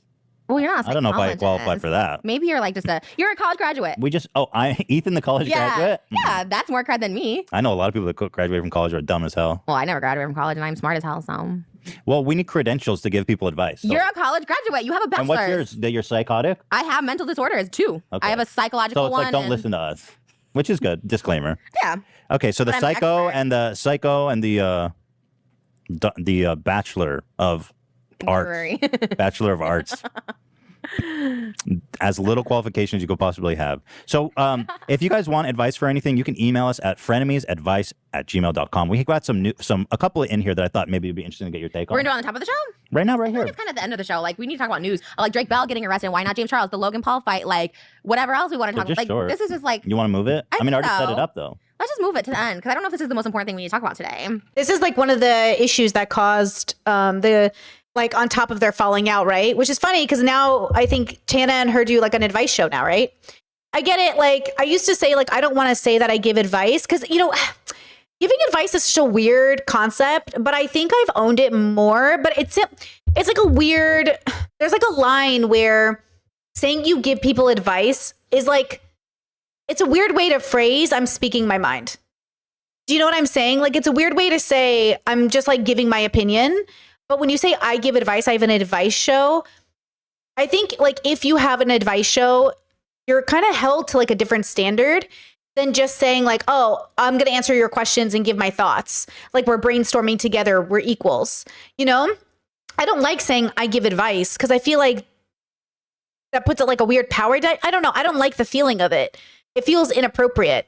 But lots of people do advice shows. It's pretty common. It's like a good branding. I don't know. I've always had problems with these categorizations though. So I was prepared Today. to talk. I was mentally preparing to talk about triggers. So. All right, I won't fuck your shit up. Yeah, today we've got a special treat because Trisha's come in. She usually doesn't want to talk about Gabby Hanna, understandably. Because she's but obsessed. Today, Because when you feed like stalker people or Yeah. people, I should say, like this kind of like attention, that's what they live for. Like this girl so I get wants it. to be connected to me, and now it's giving her. She's gonna be the Yolanda to my Selena. I feel it one day. It's not gonna wait, be what a does good that thing. mean? Did you ever see the movie Death of a Cheerleader? Peter Mon, I'm giving him credit for this and the thing, but there was a movie with Tori Spelling, and there was a girl that ended up. It was based on a true story. She's like, "Why won't you be my friend?" And then she like stabbed her to death. Oh, you like, think Gabby's gonna stab you? I'm not saying this lightly, but like it really is scary. Like the obsession, like the lies that she says to be like, we were friends, and I'm like, it's just scary because I don't know what I did to her other than like I didn't want to be her friend, like, and I was nice to her. My Like, theory is that I think she's like a super fan of yours, and she like. Yeah, well, that's for sure. Yeah. And I was nice to her, and then like obviously when she told Jason that I had herpes, I stopped. I still was nice to her, but I was like distancing myself. But she swore to me that we like hung out, we had like Thanksgiving plans, we shared poetry together, and then she like told me the next day after the podcast, like, Girl, I know didn't you never happen. wrote a poem and sent it to Gabby. never, and that's why even now she's like, I'm doing a 12-part series exposing. I'm like, I've never She's told doing her a once. 12-part series Whoa. about you Yeah, specifically. literally. You should just stab her and get it over with, Gabby. whoa. Oh, seriously, I get scared. I mean, get right? scared. Let's just cut to the chase. Stop. Oh my god. Maybe if she stabbed me and I don't die, and then that way she can be locked away because she is scary. Like, and I think she knows this. Like, her delusions are real. She was like, she was like harassing a 12-year-old like recently for his information because she thought it was a grown adult harassing her, and she's like, give me your information, give me this, and the 12-year-old like, oh okay, but it was like, and then she goes, oh, I was wrong. She like admits that she's delusional and no one's getting her help. Supposedly she has a boyfriend and all these friends, and it's like, well, no. So that's the only reason I'm saying this is like, seriously, she needs help. Like point blank period. Like there's just, I mean, I don't know what else to say. But it is scary. I went on her podcast this year because I was trying to like amend everything. Jacqueline Hill, I was apologize. surprised. I was surprised when you went on her podcast. I was like, wow. Yeah, because I was like, you know what? Enough time's passed and like whatever. Like when I came Yeah, on your The same way we're going to be surprised when Trisha goes on Keemstar after this.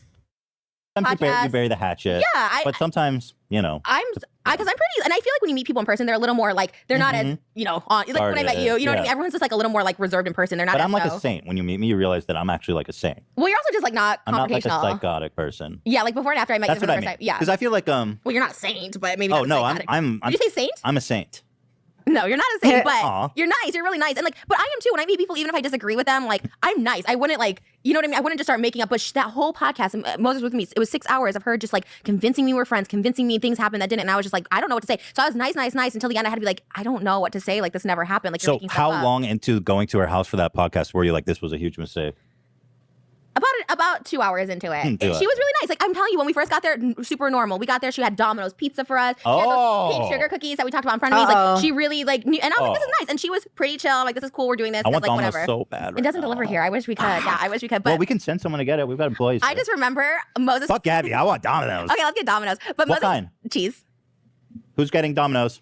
Are you serious? Oh, dude, I'm serious. You're with the working out heart. now. I'm You're as- Ooh, chat says there has been a rehashing of this Gabby and Trisha thing. And some have said it was indeed Trisha who lied, not Gabby. I'm not convinced. I just don't trust either as a narrator. And I think that's part of the dilemma is like, I don't know. And the receipts are weird. But also, I can't tell what's happening with Trisha's brain. Because I'm being so Britney about this, I genuinely don't know what's going on with their brain. Do they really forget? Do they not know? Is it a character? Like, do they have the audacity to pretend like they don't know what the Holocaust is? You know what I mean? Like, I'm genuinely unsure of how to judge Trisha sometimes because it's like, how do you forget what the Holocaust is? Like, what is going on in your brain? That just feels so weird, like unlikely, like the probability. So then I'd be like, I'm deeply concerned that there's actually a medical issue happening here. Because, like, how do you forget the Holocaust? Like, that's so abnormal. I don't know anybody in my life that's forgotten about the Holocaust after learning about it. Like, that's not something you forget. Like, Trisha, how is Trisha the only person I've ever seen in my life forget the Holocaust? Do you know what I'm saying? Like, who does that? Who forgets the Holocaust after they learned and made a video about it? serious out. as the heart attack I'm gonna have in 20 years. No, you're actually skinny. So maybe the workout's helping you. You need to eat more. Like now that you're working out. Yeah. I'm in a calorie deficit right now. Dan? We have a whole segment with snacks. You probably don't want That's to. snacks. It's not food. And we're not gonna Meal. get to it. There's a lot of it though. Like, we got to get to that. That's so great. We have a put that- segment coming should we up. put that at the top of the Can you show? show a clip, like show a shot of all the snacks we have? We have weird, like, what's a way to say it that's not insensitive? Foreign snacks. Yeah, foreign, not I feel like weird. that's. I don't know. I feel like it's like, don't make us Unique other. It's to like, I don't know what America. to say. They're Yeah, from They're from other Overseas, countries. overseas Yeah. snacks. weird, bizarre, exotic snacks that will freak you out. Some of them are unquestionably weird. Oh, it's not God. offensive. Thank you. Canceled Dan.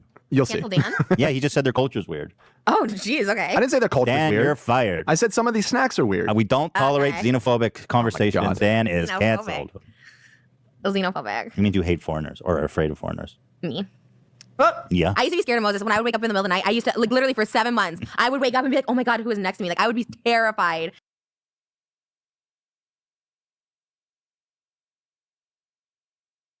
What?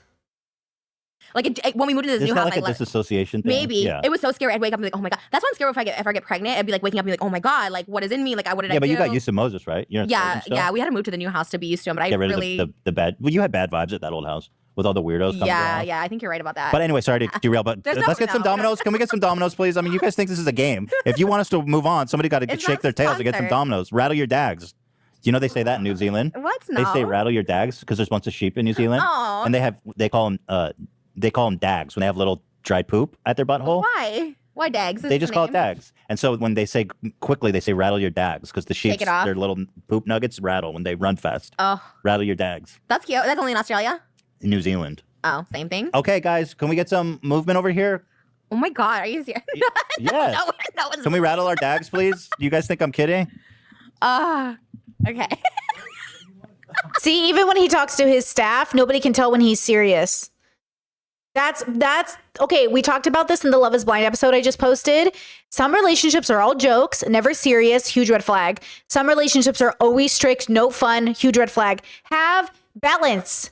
Be jokey, be serious. Even his own staff can't take him seriously because Ethan's always joking. So even when Ethan's serious, look, he goes, I'm going to make a video that's very serious about Hassan being a terrorist supporter. Oh, I'm going to meme the whole time. It's like, sir, this is what I'm saying about my own transition. We have got to make a decision. Are we being serious? Let's be serious. Ethan, you have to be serious or no one's going to take you seriously. Trust me. It's like putting lipstick on a woman at the workplace. Tempting, but don't get involved. Don't be funny. Be dead inside. I gotta grow up. I'm gonna grow up. But also, just a reminder that Ethan's 39 and I'm 35. So I got some time, but we have to grow up. We have to. No? This guy's not even listening. Literally, like, what? What do You're you all want? fired. You should just hire someone, since we have it in the budget, just to go get pizza for us. Like, they're the Domino's person. They should just have it here. I mean, we have 2 people here. No, but they're working on stuff, like their production. We need Sam someone to has volunteered to go. Uh-oh, did my chat die? I'm losing. It's got to be a YouTube. My OBS says I'm flying through. My OBS says I'm chilling. Reset your streams, guys. YouTube's been so bad lately. What is up with YouTube? Reset your stream. OBS says I'm flying. OBS says I'm connected good, bro. Wait, the whole chat, the stream isn't lost.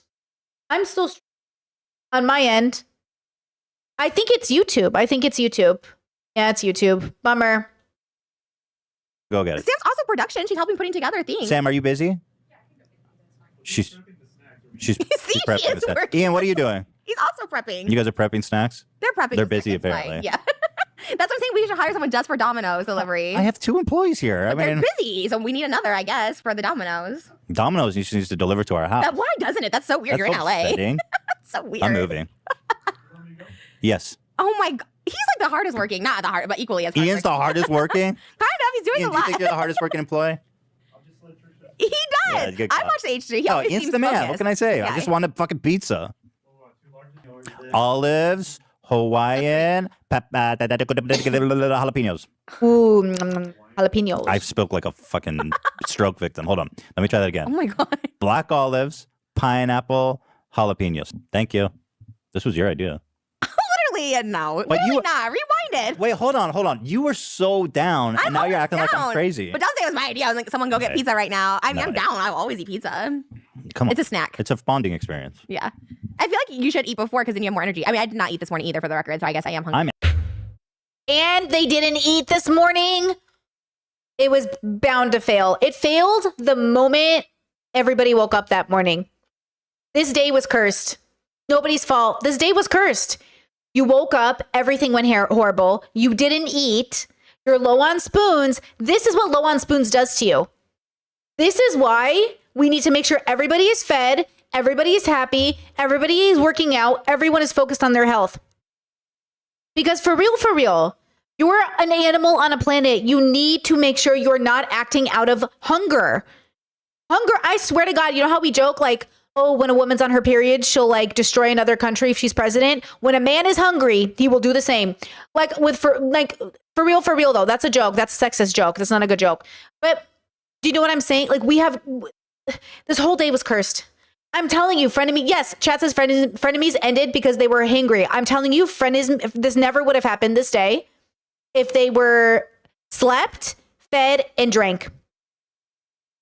God, I hate it. I hate watching humans have none of the tools that could save all of humanity. But see, this is why I say, like, I can't even get people in my life to understand, like, you're hungry, eat something. I'm not hungry. Don't tell me I'm hungry, bro. Like, I know when I'm fucking hungry. Okay, you pissed me off. Yeah, but why'd I piss you off, bro? Go eat something. Go eat something. Crazy. I'm energetic. I'm just getting like crazy. I just get a little fucking like crazy. Because you worked out this morning? No, I didn't even. Oh, really? Because I had to do hair and makeup. Tomorrow I will. Right. Okay, so Gabby. Okay. Oh. Oh, it's break. Okay, back. We've been like clickbaiting this Gabby shit. No. All right, we got to do ads. We'll be right back and talk about Gabby. Hey guys, it's just me doing the ad reads because we had a little bit of a blowout. I don't know how Oh, I didn't know it happened like this. Okay. you say it. A little fight. Blowout. How in the world did no one learn from last week to get Trisha a fucking snack? Like, again, it's Trisha's responsibility. Like, with peace and love, it is Trisha's responsibility to put food in their purse. Do you know when I hang out with friends, I go, I'm going to need food, I'm going to need water, I'm going to need a bathroom.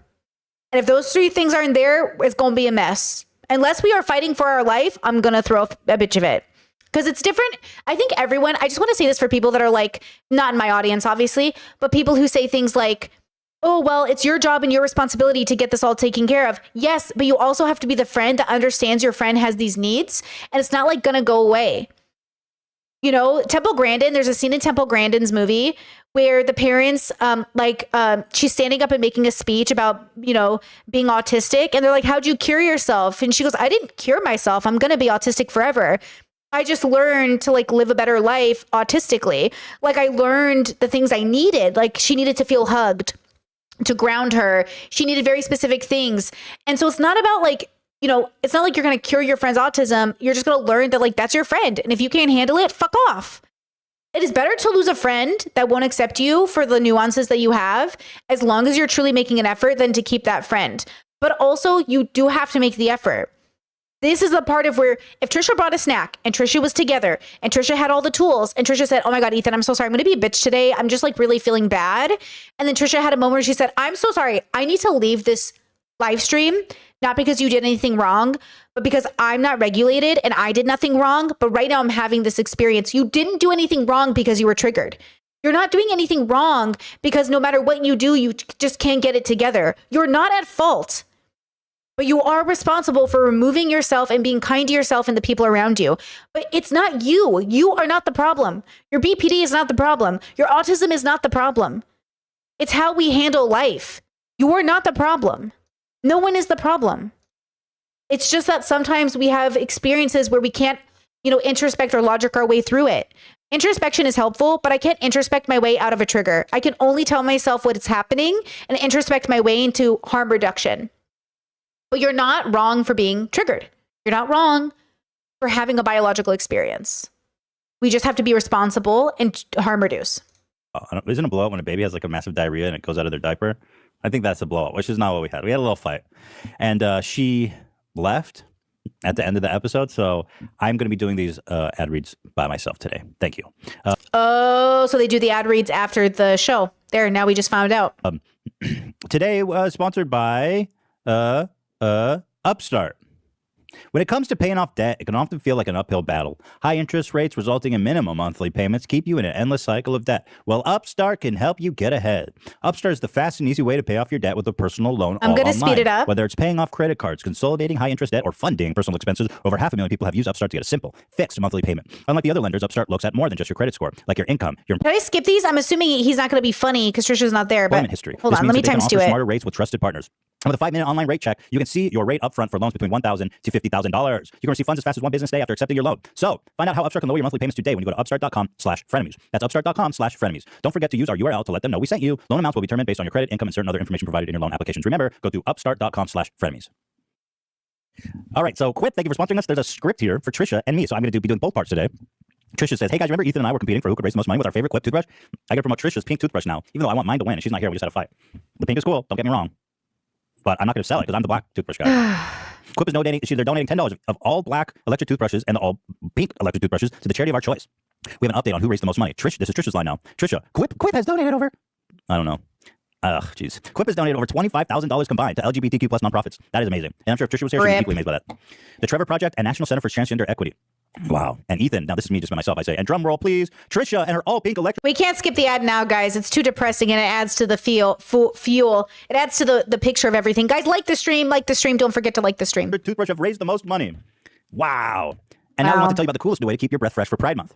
And how you can get a free refillable gum dispenser. They got these gums that I've been munching on. First of all, did you know that gum is great for your oral health? It cleans your mouth. So it's got to be sugar-free gum. Let's make that clear, which this is. But these dispensers are amazing. Watch this. Oh, can you get that? I want the dog to get it. Here, get ready for this. Watch this. Look at this. This is freaking awesome, dude. Cheers. Look at this big-ass, nice-looking gum. To your health. Love that gum. The Quip refillable gum dispenser and gum refills is a new way to chew gum, which is even more important now when we're unmasked and starting to be social again. Let's get that breath fresh. You know what I mean? The Metal Quip refillable gum dispenser comes in all different colors, including all black. You know we love it. Here's how it works. You just easily add in the gum refill into the dispenser. It pulls out, I'm assuming, yeah. Just like that. It's like a Pez dispenser. And it takes one click on the dispenser to pop out each gum. And I personally love the way the gum tastes. It tastes really good. Minty, super good for your teeth. So if you're looking to freshen up your breath, just get yourself clean your mouth, gum all day. I didn't know this, but dentists actually recommend chewing sugar-free gum, like Quip's gum after meals. Plus, the gum has xylitol, which is a natural substance that can help prevent cavities, and is accepted by the American Dentist Association. The best part, after you get the dispenser, the refills are automatically delivered with free shipping on your preferred schedule. And refills cost as low as $1.78 per 10 piece of gum. It costs less than normal gum in the store, and you can be proud to put it out and put it in your bag or pocket. And we got a crazy good hookup. Right now, you can get a free all-black metal gum dispenser when you sign up for refills. That's right, you get a free all-black metal gum dispenser, and all you have to do, and then you will have fresh breath all summer long. Let's get it. All you have to do is use the code FRESHBOY2005. We were trying to figure out decode this. The code is freshboy2005 at getquip.com. Is this a reference to Teddy Fresh or Sad Boy? Or is it a combination of both? Well, it's definitely Sad Boy. But whether or not it's a Teddy Fresh reference or it's just referring to having fresh breath. I think it's an homage to Trisha, and it's just like she's the sad boy, and you can be the fresh boy. There you go. With Quip's amazing, beautiful gum at getquip.com. Just go to... You know what's crazy? I'm sorry. Another tool I'm just going to give you guys really fast. I had a podcast planned with a friend the other day. And I was feeling really bad. Like I woke up feeling really bad. And I couldn't get myself out of it. And I was like, damn, I don't want to do this podcast. And I already feel bad. We filmed one before, but the audio, we had a tech issue. So we had to like refilm it. And we rescheduled it. It was like a whole thing. And I was so excited to talk to this person to like, you know, do a collab. I was like so stoked. But I woke up feeling really bad one day. And I was like burning out. I was like really tired. And I was like, I can't bring myself. Like if I show up on camera, I'm going to look like Trisha did in this episode at the beginning. Like I'm not going to be all pretty and refreshed. I'm going to come in and it's going to show in my eyes. That it's not like, it's just one of those things where you wake up and you're like, I'm out of spoons today. I woke up with like no spoons. And so I messaged my friend and I said, hey, I'm so sorry to do this to you. I'm not feeling it. I'm feeling pretty bad today. And everything's great. My mental health is great. I'm having a really bad physical day. It's like draining my spoons. You know how it is. And I know this person knows because they're like chronically health aware. And I said, is it okay if we reschedule? I know that's like a big deal. I know we've already rescheduled, did text. I know. And right away they're like, dude, yes. And I also like woke up and it was hard today. So yeah, let's totally fucking reschedule. And I was like, oh, perfect. And we both just talk it out. It's a really safe space to say, I'm never using this as an excuse to get out of something. I'm genuinely asking. I'm so sorry I have to cancel. Like I fucking hate doing this. But I know you'll understand. And it's a safe space to say it's because of chronic health. And, you know, my friend responded with great energy. We talked it out. You know, they were really helpful. And we're just going to reschedule it. No big deal. But to have that, to be able to create a safe space, because they are a part of creating that safe space. My friend also has to create that safe space, right? Like they also have to be the person who receives it, who isn't like, you know, well, man, like your chronic health stuff, like now I'm not going to have this podcast. And like, now I'm not going to do this thing. And now we're not going to like, I can't believe you're like bailing on me. Like my friend didn't respond that way. And I think sometimes in life, we're afraid people are going to respond that way. Even I had the fear of like, gosh, I hope they're not mad, but I knew they weren't going to be mad. They had already reassured me many times they weren't the kind of person who would be mad. And they know I would never take advantage of them by like bailing because I wanted to watch anime or something, or bailing because I just didn't feel like it. You know what I mean? And so I think if Trisha had woken up this day and just said, fuck, today's not going to be a good day, and called Ethan and said, I am so sorry. Today's not going to be a good day. Let me skip it. These are the opportunities we have in our lives. Now, of course, it's a risk. I can't tell you how many times I showed up to my minimum wage jobs, like my out of home jobs, feeling like absolute shit because you couldn't always call out. I didn't always have the privilege of calling out. And I designed my life this way on purpose. Yes, I lose money every day I call out. Yes, it's a risk. And yes, it's scary all the same. But at least I know I have a job because I can always just show up on stream again.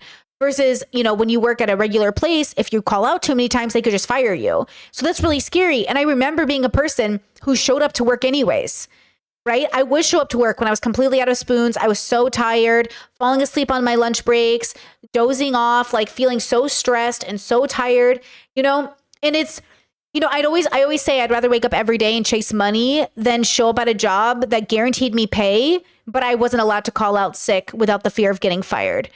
And so like there's a hustle in both of them, and it's so hard to wake up every day and go chase money. Like definitely that's why people prefer working for companies. You have to legally get paid. I don't have to legally get paid. Nobody owes me a paycheck, right? So that can be scary. But at the same time, it just works better for my position in life, right? Yeah, exactly. Chad says I used to nap in my car during lunch breaks. Absolutely. All my siblings, all my friends, all of us would go to our cars and nap for 20 minutes. Just to fit in some fucking sleep before going back to work. And I always worked 6 days a week at other jobs. I always worked 2 jobs. You know, that's why I just remember being at one of my jobs. I was nannying and I just remember thinking like, okay, Brittany, we're going to be very serious about content creation and working for ourselves, because I cannot work another day on my fucking period at a job that isn't streaming. Like I still stream on my period, but I can also take a day off. Versus that other job, people depend on me. I can't just like, you know, like people really depend on me. Because if I don't show up, then they can't go to their job. That's different. When I don't show up to stream, you guys can still move on with your life. But when I didn't show up as a nanny, those parents couldn't go to work. They couldn't feed their families. So I better fucking show up. You know, so I just wish Trisha had the tools to call in this day and say, Ethan, I love you. I can't come in today. And Ethan go, for sure. Thanks for letting me know. And then it is what it is. Right? But they didn't have those tools. You know? GETQUIP.com and use code FreshBoy2005 to get a free all black metal gum dispenser. That's getquip.com with code FreshBoy2005. We're back. Thank you for waiting. Gabby Hanna. Gabby. It's just like, I just get scared already because she's like, she thought we talk about her every episode when we mention her like one time. She said, so. she did have a great take on Twitter. She goes, she messaged me directly on Twitter. She said, Ethan, since I'm a reoccurring topic on your show, I was like, She goes, I don't remember one time talking about her. She said she wanted to come on and educate you on neurological disorders. Trust me, I don't need any education on neurological disorders. I'm a living specimen of it. Well, she's blaming all this, according to BuzzFeed, on her ADHD, that her delusions and stuff, she thinks it's ADHD related. That's her thing. But I don't know. I'm not an ADHD expert, so I'm not going to speak on it, but I have seen a lot of people saying that they have it and they don't act like it. Chad says calling out for the lack of spoons is not an option for most people. I'd say that's also true for Trisha in this situation. No, it's not. They're multimillionaires who fucking get on camera and have fun every day. And these people get paid regardless if they show up for stream anyways. What do you mean? Hold on. I'd say that's also true for Trisha in this situation. How? They're in the most privileged position in the whole fucking world. What do you mean? They're multimillionaires who have more than enough money to take off a day. Am I confused here? This is a podcast they do for fun. They make money and they pay the crew, but they have money to pay the crew if someone takes off a day. Hold on. Clarify, because I'm confused. Not to be like argumentative, but like I don't understand how that's the same situation. And by the way, are you saying I'm more privileged than Trisha Paytas? Me, who one payment of, if I'm living paycheck to paycheck, which is normal, me, who cannot risk like not getting my paycheck for 1 month, or I don't have money for rent, versus Trisha Paytas, who spent $100,000 on a Birkin. Do you know what I'm saying? I'm sorry. Like, not to be like, you know what I'm saying? Chet says they have crew that has to get paid. They're treating it like a business because it is a business. So she genuinely feels like she can't call out. Yeah, but it doesn't mean she can't. Chad says you don't have an entire team relying on you. You guys must be so fucking, like, this must be a joke. You must be so fucking joking right now.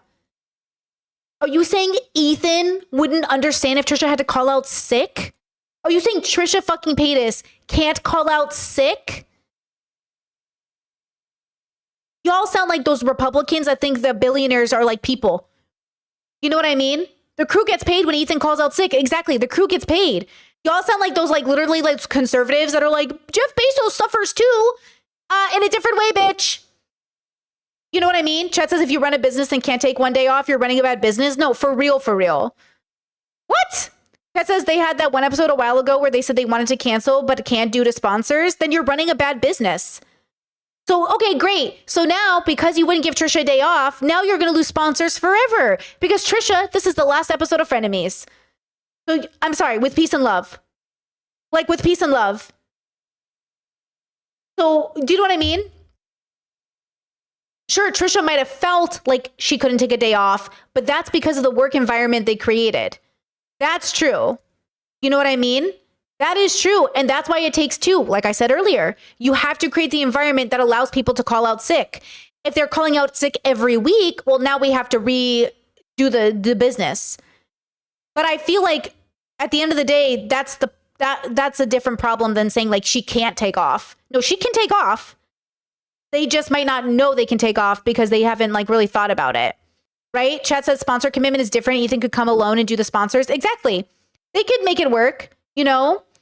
Chat says they've canceled this show many times. I don't believe this could possibly not cancel a day because of a health problem. Exactly. Like I refuse to believe this. Now, again, Ethan does have to create a space that allows Trisha to call out, but Trisha also has to know themselves well enough to call out.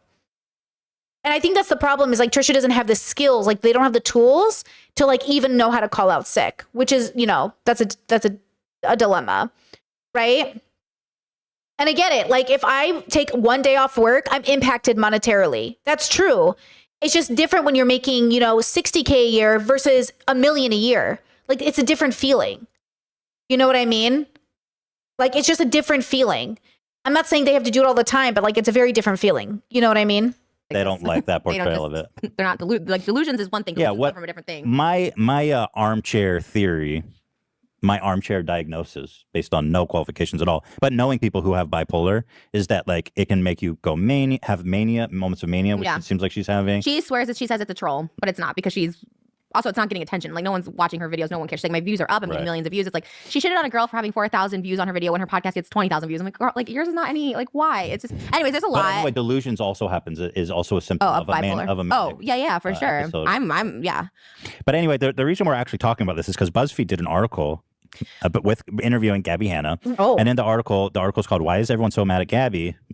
And she's addressing some of her controversy and stuff. But here's where it gets really weird. She said this apparently about you. I guess it wasn't specific, but I think everyone concluded it was about you. Before we get into that, can I just say one thing? The reason I did get so triggered is this: the same person who wrote this, the author, came to interview me at my house and was supposed to do an article on me, and that's why. And I had asked the author to not include me associated with Gabby and vice versa. And I sent her an email on my birthday, May 8th, because the interview was May 7th. And she's like, yeah, of course. Because I said it really was like triggering me at the time. It still really does because it's like, how do you fight delusions? Like, it's just scary when someone's obsessed with you. And so I said, can you just not put me in? Because I know talking about her just like it fuels it. She's so excited to be attached you to asked me. the author if she interviewed. Did you know she was doing an article with Gabby? No, it was so Oh, weird. so So, I she- did, but not at first. So you were saying don't include anything I said about Gabby in the interview. 'Cause she came to my house. Which is fine. She came to my house. I had such a good experience. She was asking you questions about Right, Gabby. right. Oh, well, then that's... And no interview I've ever done has ever been about Gabby. Every interview, well, this is the only interview Gabby's ever gotten, but like it was all, she talks about other people and hers, but I never got interviewed about Gabby. So she started asking me right away, and I was like, oh no, and it felt weird anyways. And then at the end, she's like, off the record, she started talking about Gabby again, and I was like, Oh. as she left, she was there 4 hours, this BuzzFeed girl, and I looked to Oh. Moses, my mom was also there, and I was just like, something to See, sometimes you can't tell, are they professional journalists or are they just fans who work at BuzzFeed? not feel right about that, like, because She came with an ulterior motive. she's like, no, Gabby's just a troll. She's not. And I'm like, but she did this, and this. Like, she was convinced. Like, I don't know if they're friends. I don't know what the Do situation you know was. if the interview they did with Gabby was before or after? It was yours? before. Oh, weird. What a... Yeah. Ugh. It sucks too because I had a photo shoot with BuzzFeed this week and I was like so excited. The pictures were gonna be gorgeous. But I was like, I just don't want to be associated. Even if they cut everything out about Gabby, I was like, I don't want this person writing my article because also the article is just also shitty written. So I was like, oh, I really don't want this. It just gave me a bad taste. Like the next day, before I knew any of this stuff about Gabby, anything, the next day I was like, on my birthday, I woke up, I was like, I had so much anxiety. I was like, can you please just like omit anything about Gabby, vice versa. And I don't say anything bad. When she interviewed me, it was at the time where I Yeah, really. you don't want her in your narrative. Yeah, and I know regardless of what Gabby says, she's like manic. Something seriously is wrong with her where either she's gonna hurt herself or someone else. So I wasn't trying to like push her. Like a lot of people are like antagonist. I wasn't trying to push her. I literally was like, whoa, like this is like a really serious situation. So when she asked me, I was like, this is someone who's so clearly, people have said this about me and they were right on the internet. I was like, someone that's really untreated for real. She has issues because she's not well. She lies and then the next day says that it didn't happen. There's like something not well. Like that's just facts that happened to me. So with her. And so I saw the article come out and the way It's hard because that happens with Trisha too. Trisha's memory isn't as bad, but for some things it is, and it's confusing to me. Yeah. and then she mentioned me, which I like triggered, but also the fact that everything, so you can read it, everything is like lies at this time. Like you couldn't fact check. Rachel Oates is another girl that Gabby had some issues with. And the author said about Rachel Oates, like none of this information can be verified because Gabby made all these claims about Rachel Oates. And the author was like, we can't verify this. But for me, she didn't give me that Yeah, courtesy. she did. And she didn't Yeah. even reach out, which is ironic. I mean, it's not ironic, it's unprofessional because she went to your house after that interview. Yeah. And she didn't specifically say, Gabby said this. Can you Yeah. confirm or deny No. it? See, And no that's phone call. super unprofessional. Well, everyone was saying like unethical, like poor journalism, poor faith, bad Definitely. faith journalism. Yeah, bad faith for yeah. sure. And also she said, okay, yes. She even said, I had the email, I showed it. What she said back was like, I'll respect your mental health, to protect your mental health. I will not talk about you in the thing. And then she did. And I was like, Ugh. it was so bizarre. It was so crazy. I was That's like, so annoying. I don't know. But from this interview, I just had a bad feeling right away. And I had good experiences with so many other interviews, which is why I was saying yes to this because I did all these interviews that were so positive and so good. So I was like, this will be fun. And it's a photo shoot, right? So you're like, okay, they'll have a photographer come, it'll be fun. And so when she left, it was so different than any other interview where I was just like, something felt wrong because she was just really questioning Gabby and no one's ever asked me about Gabby because Yeah, why? I'm not trying to be like rude, but like literally she's just not really that popular anymore for people to talk about her. So I was just like, no one cares. Oh, I hate when Trisha does that. That, I know I've said it every time, but I can't. It fucking kills me. When Trisha goes, you're irrelevant. Nobody cares about you anymore. That is so, I hate that thinking. It's so fucking shallow. Like, it's funny as a joke, but it's not funny if you're serious. Like, you know what I mean? Like, it's kind of mean. It's also, I don't think people hear themselves when they say it, but it's also talking badly about people who have like really comfortable careers that aren't famous. Like, you're not even famous anymore. Why do you matter? It's like when people, you remember that guy who worked at Trader Joe's and was an actor? And he was working at Trader Joe's and people were like taking pictures of him being like, ew, you fell off. Leave people alone to live their normal lives. Like, it just feels so malicious to be like, nobody even cares about you anymore. BuzzFeed is interviewing Gabby as much as they're interviewing you, Trisha. Like, it doesn't matter how you feel about Gabby. Like, I look at big channels all the time and I'm like, oh, they get less views now. But hey, they're still making content and they seem happy. Every time I see like a video essay about big channels that have fell off, every time I go check that channel, they're still getting like 50,000 views to 100,000 views and they're probably living like a pretty nice life. It's just people like say like, oh, you fell off. Like, yeah, because not everyone's chasing fame. Not everyone's trying to go viral with every video. Some of us just want to be content creators. Like some people just love that they can wake up every day and do this job. I think like truly Trisha and people like Trisha ruin content creation for everyone else who's truly in love with making content, because they think it's all about fame and being famous and being like the next headline and being trending on Twitter. Like sometimes it's just about being able to like pay your bills doing the thing that you love every day. That used to be the dream for a lot of us. And I know it was never Trisha's dream. I know Trisha's dream was always to be famous. But for a lot of us, it was just like, man, if I could just replace my income with this job, I would be happy. And it's been that way it's just like, yeah, I hate the fame seeking people. I really feel like they're so negative. Cares. They care about David, of course, but also, and let me clarify this too. Everyone's like, we talk about David and Jason. Like David and Jason, I was friends in a relationship. I was in their vlogs for 2 years. Gabby and I met twice for like a couple minutes. Like I don't know this girl. It's clear to me that you guys are not friends. Yeah, and I have yeah. Exactly. Like PewDiePie quote fell off, but he's literally just living his best life, getting 1 million views. Like everybody relax. Like Chet says, I think it's valid to say someone fell off if it's like objective observation, but it doesn't have to equate that they're not now unhappy. Well, that's the problem, is like Trisha's not making an observation. Trisha's being mean. Like she's being mean. She's not just making some great observation about like a business strategy and how your channel fell off. You know, she's going after her character. She's saying your character is like, you fell off, you're irrelevant as a person. And I'm not even a Gabby defender, but you know, it's cruel. actually some proof here too. But this whole thing is just her trying to say we're friends. Like I that's feel the like thing. she's just trying to fuck with you. It's like weird. It's she weird. keeps being like, well, here she says in the article that BuzzFeed Exactly. Chet says Trisha trying to put herself over Gabby with that statement. Exactly. didn't attempt to confirm with you or to validate. Exactly. Trisha views cloud as value. That's why Trisha's so unhappy. But ultimately, if your happiness comes from people's outside validation, like, yeah, that's why everyone's in therapy. That's why we all have to question our place in the universe. It's why like people will even come to my channel and say like, why do you make content if you get no views? I get no views, but I get paychecks. So why are you upset? Like, why are you upset that a small channel is thriving? And it's because they can't imagine it. They can't imagine actually being a middle-class YouTuber. They think it's like shameful. Like, girl, I'm paying my bills doing this while you go to work every day miserable. That's why I say, if you want to be a content creator, try to be middle class and be grateful. Stop trying to be a millionaire. Just make like a regular ass income. The same income you're making at your job that you hate. Try to replace that income with content creation if that's your dream, whatever your dream is, whatever your goal is, and be happy. But this idea, people don't want to do this job because I just watched the Jack from Patreon, is that his name? I just watched him on the Colin and Samir talk about his like belief in the creator. And how he really does believe like the creators, ultimately people who stand the test of time are people who actually show up whether they're getting paid or not because they love it. And I know that's always been me. I've always shown up to YouTube whether I was getting paid or not. And that's the one thing I can tell myself is like, I do this whether I get paid or not. And that's why I now get paid to do it. I really believe that. And I really believe I'm going to do it for the next 20 years because it was never about being famous. It was always just having like a normal fucking life doing this. And I'm able to do that. I can have a normal fucking life and do this. And that's like the greatest thing ever. So if you're a creative, you can do it. I believe in you. Validate this claim at all. They say Gabby states, imagine you had a friend 6 years ago who to this day is contacting your employers, contacting everyone you know, and trying to ruin your reputation. She told me, referring in part to Paytas. Oh, so she does specifically mention you. I lost sponsors. I lost a record deal. I lost my friends. How can you ruin friendships? Because let me just tell you what she's referring to. She started a rumor about me having herpes, and I address it that it's not true. So that's how you lost sponsors because you told everyone I had herpes. Like, I didn't say anything defamatory ever about Gabby. I said what you said is not true. You're a psycho. Leave me alone. That's what I said. Like, that's not. She lost. How much did they say the money? They say Hannah estimates between 2019 and 2020, she lost between 5 and 10 million in ad revenue, sponsor deal, and record label contracts. It's like her whole life. She's lost her record deals. I mean, come on. Which it says she declined to name because there is no record deal because Gabby is delusional. The fact she said $5 to $10 million in 1 year. I've never made $5 million in AdSense in 13 years I've been on YouTube. Yeah, but that's because like you're bad at your job and when it comes to AdSense. Like there's no way that Trisha with all of her views couldn't have made some money. But also, you know, everyone's different with their AdSense. Everyone gets different AdSense revenues. I have made very little money over my time on AdSense and YouTube. I made the most money at AdSense, I think last year compared to the last 10 years on YouTube. Because AdSense never paid me. So maybe Trisha's having the same problem. Actually, because Trisha sexualizes all her stuff, she probably doesn't get paid a lot. I take it back. She probably doesn't make any money on AdSense. Who was that?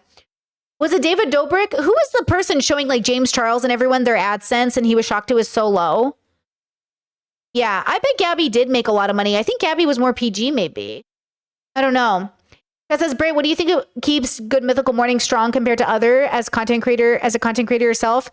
I think Good Mythical Morning, even when they don't hit 1 million views on a video, just keeps going like Philip DeFranco. Consistency and longevity. I mean, that's what even Colin Samir said. Jack from Patreon. The one thing that keeps you there is your consistency, being there. Like having the schedule, being there. They've been doing Good Mythical Morning for like 9 years. And you might say, like, how have you not burned out? I'm sorry, do we ask Stephen Colbert why hasn't he burned out on the Tonight Show? Do we ask Jimmy Fallon, aren't you done doing the Tonight Show? Do we ask SNL casts that have been there the longest, like, oh, are you like done with this now? That's the difference. The average influencer's lifespan on the internet is 5 to 7 years. And those are for people who are not the people who want to be here, even when it gets rough. They basically say if you can weather the storm when AdSense goes down and you have no money and you still keep it up, that's what keeps it up. That's what it is. You know what I mean? Like you have to be consistent for so long that people expect it of you and it's a part of their routine. But not even that. It's just like being present, having your face there, being there. So again, I think like Brett and Link are consistent. Philip DeFranco's consistent. They're there. Even with my small little channel, it's the fact that I keep showing up. My channel has never done so well until I started a streaming schedule. I guarantee you, like in 5 to 10 years, I'm going to be at the height of my career. I'm going to be like making like pretty good money, if more than I'm making now, obviously. And I'm going to have a really solid audience that's going to keep me going into retirement if social media stays relevant. Obviously, I think it will, but I'm never going to be like a millionaire. I'm just going to be a nice, consistent, middle-class YouTuber living her best life. I'm always, you know what I mean? I'm never going to be like, oh, I got a $10 million or a $50 million deal, you know? I might sell a book and that might push me into that, but it's all about the consistency. It's not about being rich, though that'd be nice. It's about showing up for the paycheck that you would have had in a normal fucking job, but except you get to do it like as an artist and creative, this is the best time to do it. But you really have to have the product. You really have to have the drive. Trust me when I say this, when I made the decision to make this my full-time job, it became my full-time job. When I sat down, I said, okay, I'm doing this for real. I was able to make it my full-time job within 3 years, which is average. Most people can make content creation their full-time job within 1 to 3 years or 5 if they keep it consistent. Okay? So I'm just telling you, if you know what you're doing, you know what you're aiming for, you're here, you're focused, you can be a content creator in the next 3 to 5 years. Full-time.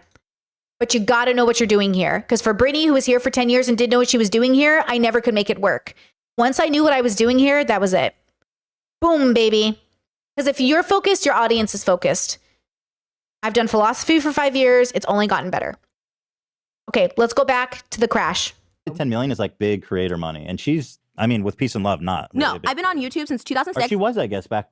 Not at this. No, though. not like this level. And I've got minimum 20 million views. Even now, I get 20 million views a month. And my highest, I got 50 million views a month for 13 years. I probably made, literally, I can check my AdSense, maybe my ads are low, but I literally probably made $2 million off AdSense in 13 years. Like my AdSense is shit. I can show you right now, lifetime thing. So that's so, That's a lot. but that's she said, she says AdSense. Well, okay, let me ask you this. Did you ever contact any of her employers?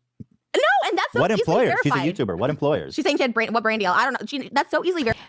Who knows if Gabby ever had really brand deals or if she had a record deal? Because she was featured on that lyrics channel. What's that channel called where they have artists say the lyrics of their stuff out loud? You know? Chat says, would you ever make a podcast on this? I feel like all my podcasts cover this, but what's this that you want me to make a podcast on so I know if I've ever covered it? Genius. That's what it is. Thank you, chat. Do you still wish to have an intentionally small channel or do you wish to get bigger? I wish to be whatever it is. I wish for nothing. I am just here. If I get 1 million subscribers, great. If I stay here, great. I wish for nothing. I simply wish to create. Okay? My goal is to be consistent with content creation, not focus on anything else. Plus, the subscriber is dead. Though it helps with sponsorships, it doesn't matter when it comes to anything else. So I'm focused on just creating good content. And that should matter. As long as I'm making money and I'm getting paid and I'm paying my rent, I did it. You know, girl, I'm a simple girl, you know? It says, how did you make the transition from your work to full time? It's hard to justify the struggle. I don't know what that means. It's hard to justify the struggle.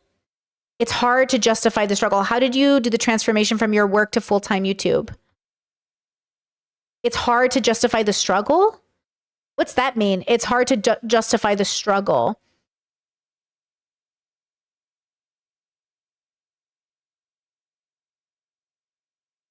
You know, most people who start a business fail. So if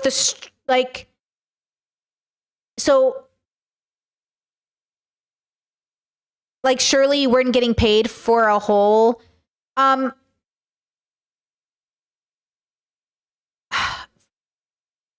never worked salary, first of all, right? Like, first of all, I've never worked salary in my whole fucking life, except as a nanny, which was based off of, that was it. I guess nannying, I did technically work salary, but it was year-long contracts, right? I think okay, scratch that. Whatever you do in life, there will be struggle. The question is, are you suffering wisely, struggling wisely, and do you have a focus? Lots of people just want money. I never wanted money. It wasn't enough. Let me rephrase. I did want money. But when I eventually learned money wasn't what I wanted, because I was never good at getting it, I focused on creating and working to make enough money to have the life I wanted, right? Not like owning a business, being self-employed, like that's not for just anybody. You have to really be in on it. My brother tried it. Like he tried to own a business and do it. He's like, nah, I'm going to work for other people. It's not for everybody.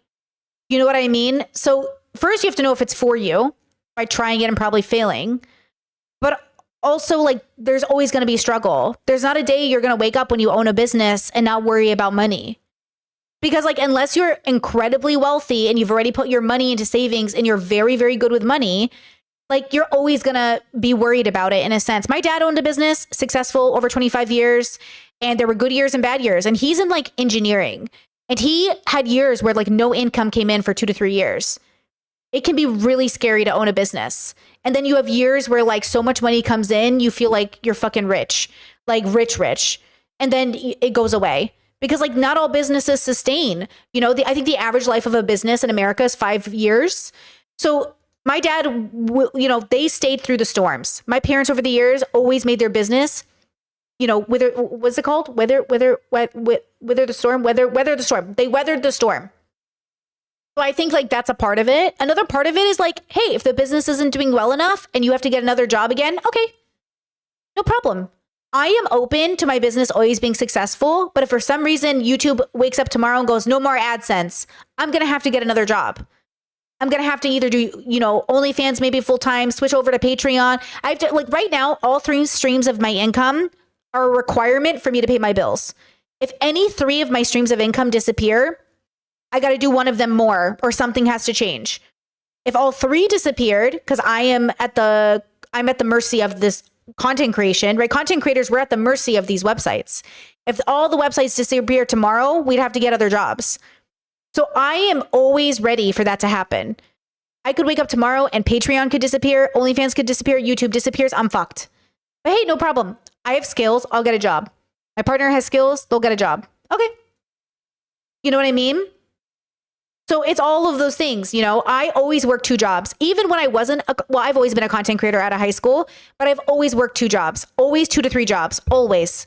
I've never in my life just worked 1 job. Never. So I don't know. If you're not willing to work 60 hours a week, I don't know what to tell you. And right now, regular people now need 2 incomes to pay bills. Stop fucking, I'm telling you guys right now, you need to be very serious about your life, or you will be one of the other statistics who never, ever get anything out of life. Be very serious and intentional about your life. You are about to enter the hardest 4 years economically, socially, legislation. Like, they are revoking gay marriage in Missouri and Michigan. They are going to get rid of people's jobs. Pay attention and ground yourself through this process, okay? That says, how do regular people have spoons for 60 hours a week? A lot of them don't.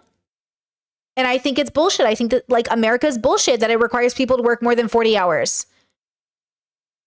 I do. I mean, if it's a content creator, you're not working 40 hours. If you want to work for yourself, you're not working 40 hours. So working for somebody else sometimes does better because sometimes you can find that job. You have to get a degree, high earner. Maybe you go to like trade school. But I'm dead serious that if you want to be a content creator, own your own business, you are never, ever going to work 40 hours a week. You will always work more. Mark Cuban said, I'd rather be making 50K working for myself, okay, than make more money working for somebody else. Because at the end of the day, I'd rather have myself as the boss, but you will make probably less and you will work more hours. Or sometimes it pays off and you make a lot more and it's really great, but you're always going to work. My dad works 6 days a week, has done it all of his life. 6 days a week. That's it. Sundays off. That's my dad's schedule. That's my schedule. I'm, with peace and love. It's the easiest time to be a person, but you're also burdened with the reality that like you have so many choices. Who knows what the right choice is? Sometimes you have to get to know yourself to know what it is. I didn't know content creation was my joy until 30. I had been doing it out of high school since I was 18.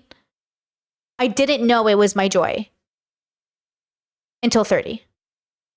Sometimes you don't know, even when it's right in front of you, Also, heads up, yesterday on stream, I think I mentioned that I used to be a Republican and I thought women on periods would make bad leaders. And I said that was like 10 years ago. That was like 18 years ago. Am I doing the math wrong? I'm 36 in May, and that would have been about when I was 18. Is that 18 years ago? Am I bad at math? I thought it was 10 years ago. When I was just out of high school, I was like that mentality. Holy shit, 18 years ago. I'm old as fuck, bro. Early middle age starts at 35. Early middle age, baby. Fuck yeah. I don't have an employer. Who has an employer? That's a YouTuber. I don't know. According to the BuzzFeed article, she also has a publicist. Contacting everybody you know, trying to ruin your reputation. Well, she's sponsors. Sponsors, record deal, and I lost friends. So she's blaming the collapse of her entire life on you. Over me doing a video saying, Gabby, I don't have herpes. You're a psycho. Leave me alone. Like, that's the video. That's all I said. She started the rumor about me, and that's why it's so frustrating. And then, but they should verify this information. They shouldn't print that. And it should be easy or to verify. They should at least ask you and be like, did this happen? And then because Trisha stated that this never happened. And we haven't been able to find any evidence that it did. That's the thing. It's like, I've done so many, even other people who get interviewed by magazines. I had a big magazine just call me the other day to fact check someone else's interview. Like, people call other people. It's so easy to verify if someone lost sponsorships. It's so easy. You see an email from a company that says, yep, we're not sponsoring you anymore, whatever. But it's so crazy. And what it is she's everything she is. She says, I'm obsessed with her. She says, I called her friend. The reason I made the video, every single person I hung out with, she would call them if she knew them and be like, does Trisha talk about me? What did Trisha, like, that's super weird, bro. And I never made one video about it since, before that. And then she kept harassing people. And then when the herpes thing came out, she posted on Instagram the text message with my name and herpes in it. And that's when I made the video. I'm like, Gabby, you are psychotic. You've been harassing me for years. Like, leave me alone. This is my leave me alone. And like, yeah, I guess it's getting her attention or whatever. I mean, but it's all bad. I don't think it's good attention. And also, no one's really watching her video still. I will say this too. Though I tried to make YouTube work all of those years by myself, COVID had started and I was losing my nanny job because COVID had started and the mom ended up staying home with her kids. So I asked my brother at the time, because we were roommates, I said, hey, bro, can you cover rent for 3 months while I take YouTube like off the ground so I don't have to get a regular job because I'm going to lose my nanny job because of COVID. He's like, sure, I got you. My little brother, because all of them are basically younger than me except for 2, paid our rent, covered our bills for a few months while I got YouTube off the ground. Once YouTube was off the ground, of course, we went 50-50. And then eventually I took over the rent fully when they moved out, of course. So like I was able to go from nannying and doing YouTube. And then once I realized like, okay, I'm ready. I'm going to do YouTube full time for sure. I'm losing my job. It's perfect timing. Let's be serious. Like the universe was ready for me to do this full time. So sometimes we also rely on our community, right? And that's how it comes. Like it comes by building that community. Like I'm really lucky my siblings all work. I'm really lucky they make enough money to give people money. I'm really lucky that I can call my siblings and be like, yo, can you Venmo me $100, bro? And they'll be like, yeah, sure. No questions asked. Like, I'm really lucky that I have a family unit that like trusts each other to get each other's back when we need it. Like, I mean, I can't tell you, my family is like really giving. Like I was raised that way, right? My parents are really generous. They might not have a lot of money, but when they do have money, they give it to their kids. They give it to neighbors. They give it to people. So, a big part of this it is always going to be family, support systems, the village. And this is why community is so important, right? That's why I say like, you have to think about your life in more than just one way. You have to think of all the possibilities of what life could look like. I can't tell you how many times I've borrowed money from friends and paid them back. because like I didn't have it and they did, and they trusted me to give it back to them, and I did. Right? Like throughout my life, without that community and without that village, I would have absolutely not been successful, and I would have failed in so many ways. But that's my story. That's not everyone's story. Some people have no village and end up being so fucking successful. That is somebody's story. So maybe that's yours. I'm just one of those people who like her village helped. You know, my village really helped me, and I'm really lucky for that. You know, my best friend's parents let me live in their house rent free for like a year. I don't even know how long it was. It was like I was so fucked up during that time. Let me live there rent free while I got my shit together. You know what I mean? Like they let me borrow money and I paid them back. They let me, like, even people I wasn't related to. I had such a village. Now, to give myself a little bit of credit, and I think this is important, I'm a pretty good fucking person. You also have to be a good part of the village for the village to want to help you. The village didn't help me because I'm a cunt. The village helped me because I'm a good person, and they know I'm going to pay them back. They know it's going to be a positive symbiotic relationship. So you can't just have a good village. You also have to be a good villager. Okay? She still gets like, Yeah, I don't think it's really good for her that she keeps going on and on about it. She's not a troll. I think she should I think it'd be better for everyone just to mind their business. But I understand that I'm not blaming you. You've been steering clear of her for as much as humanly possible. Yeah. And I don't know why she just keeps going on and on. It's like it's not helping anybody. Because this is nothing that, again, I didn't do anything to her. I didn't know her for any period of time. I didn't do anything to her. You know, like stuff I've talked about, or like people I have that have been in my life that have affected me, I talk about because like they did do stuff to me. I've never done one thing to her. I've never made a lie up about her. I don't know. She you know what? And then you say like, when we were talking about how she's what we were saying, that's just to fuck with me. But when Hold on, chat.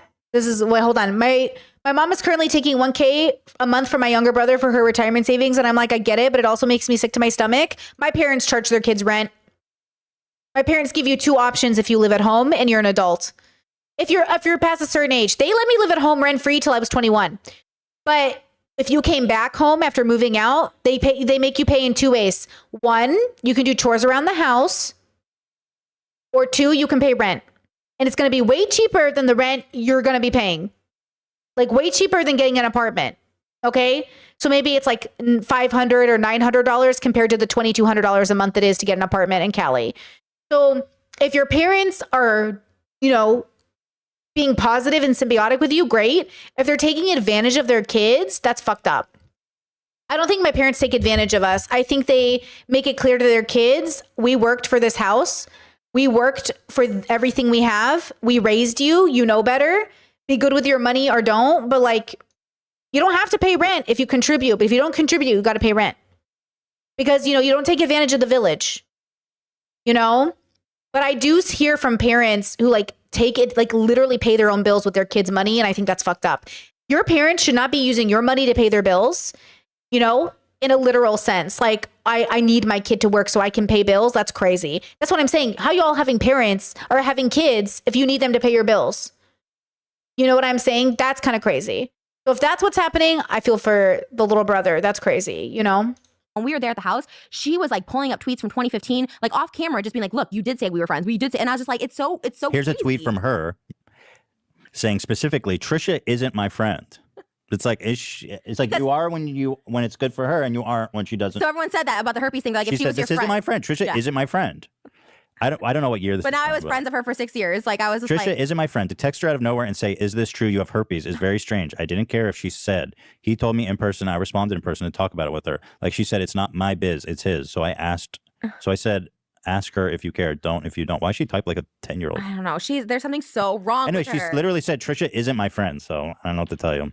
It's just so scary. And when I was there in person too, like, again, she was really nice at the beginning and it turned really scary. There was a point I just looked over. I remember Moses being like, let's leave. Because it just was like so off camera. She would stop the camera and say, let's take a break. And then she would just like trauma dumping, like bawl her eyes out and say, this person said this about me. Like, it was insane. And I sat there the whole time. She has like I feel like she has kind of like a weird paranoia issue too. Well, her harassing these kids, like, I know you didn't get this deep into it, but to this day on Discords and stuff like that. Stuff. Like, no, I have good stuff. So it's beyond trolling if she's going into private Discords and like threatening lawsuits with children. No, and like, she has like she's very paranoid. She thinks people are out to get her. Which, you know what? I've dealt with paranoia myself and you can get medication for it. Chet says, how close are we to the event? I think it's at the very end.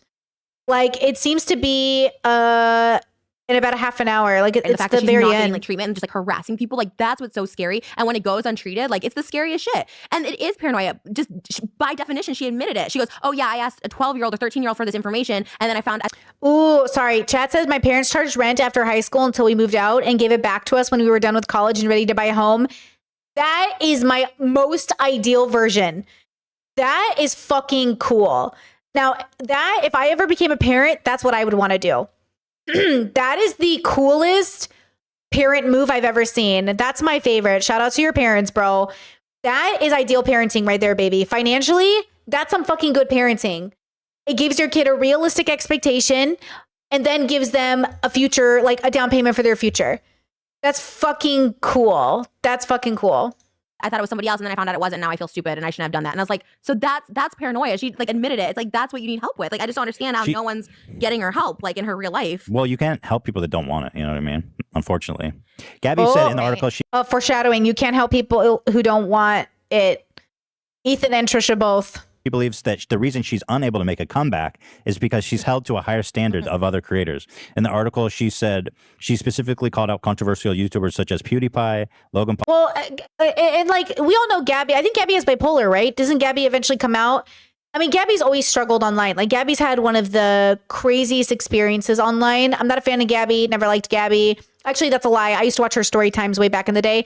Liked Gabby for like 3 months. But that was so long ago, I totally forget about it. But Gabby got famous on Vine for being controversial and racist. White people, am I right?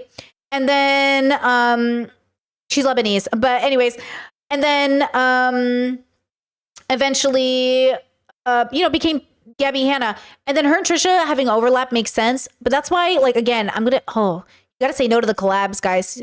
Even though the collabs make a lot of money, you also don't want these people in your life. Paul and Jeffree Star, and claim that Gabby is held to a different standard because she is a woman and views her treatment as sexist. I honestly believe that it's honestly just because you're making content people want to watch. Yeah, it's. I mean, you've been canceled. You've bounced back. People love your. Oh my god, yeah, it's such a weird thing because also like, what did she say? Held to a different standard and fans. But everyone knows that Trisha got her second chance because of Ethan.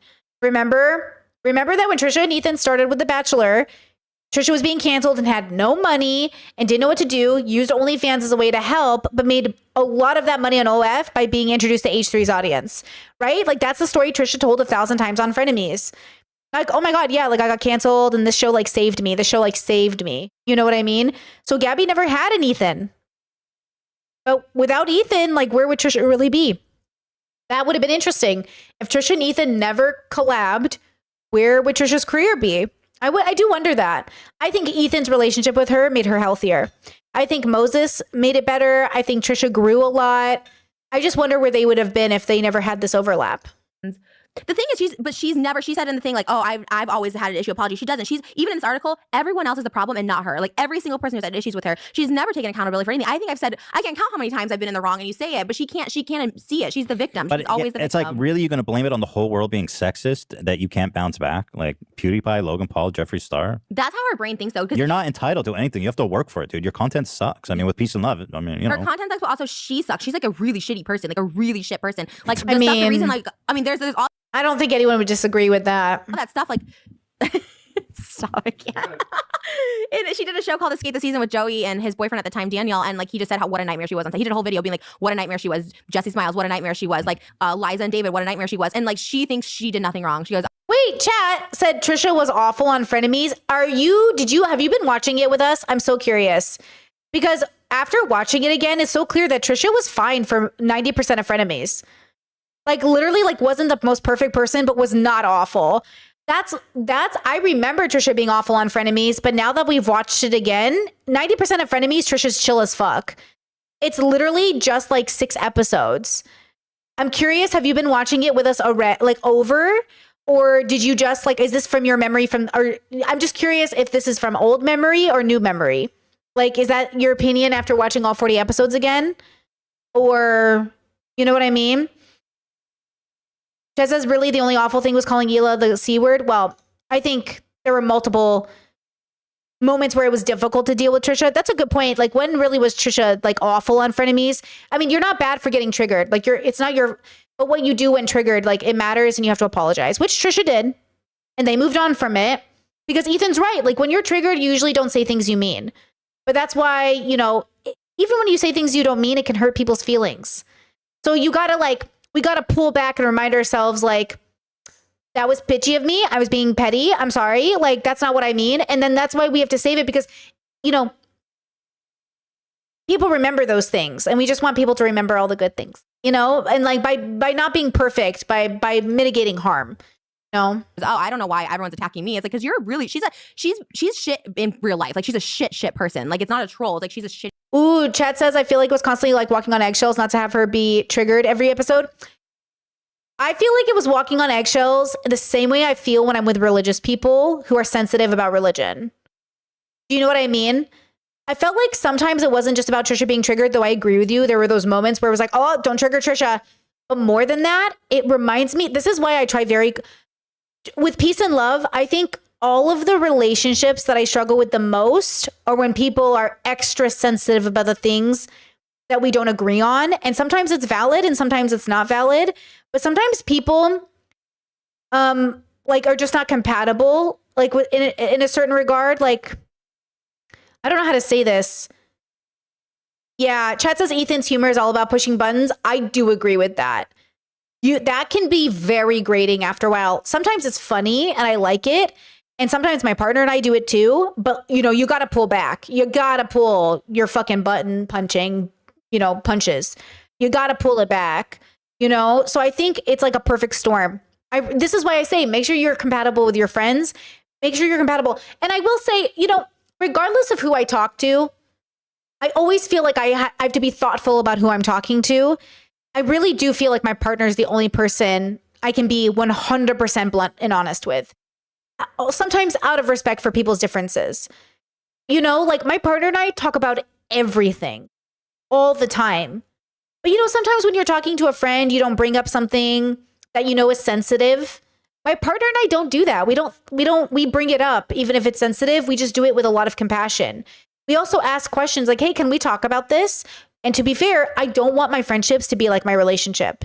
I want my friendship to be special and unique the way it is with boundaries. I want my romantic relationship to have good boundaries, but I love that my relationship is special. The reason I think love romantically is different than friends is because love, the person you build a life with, they're an extension of yourself. And I tell myself everything. I talk to myself about everything. So I want to talk to my partner about everything.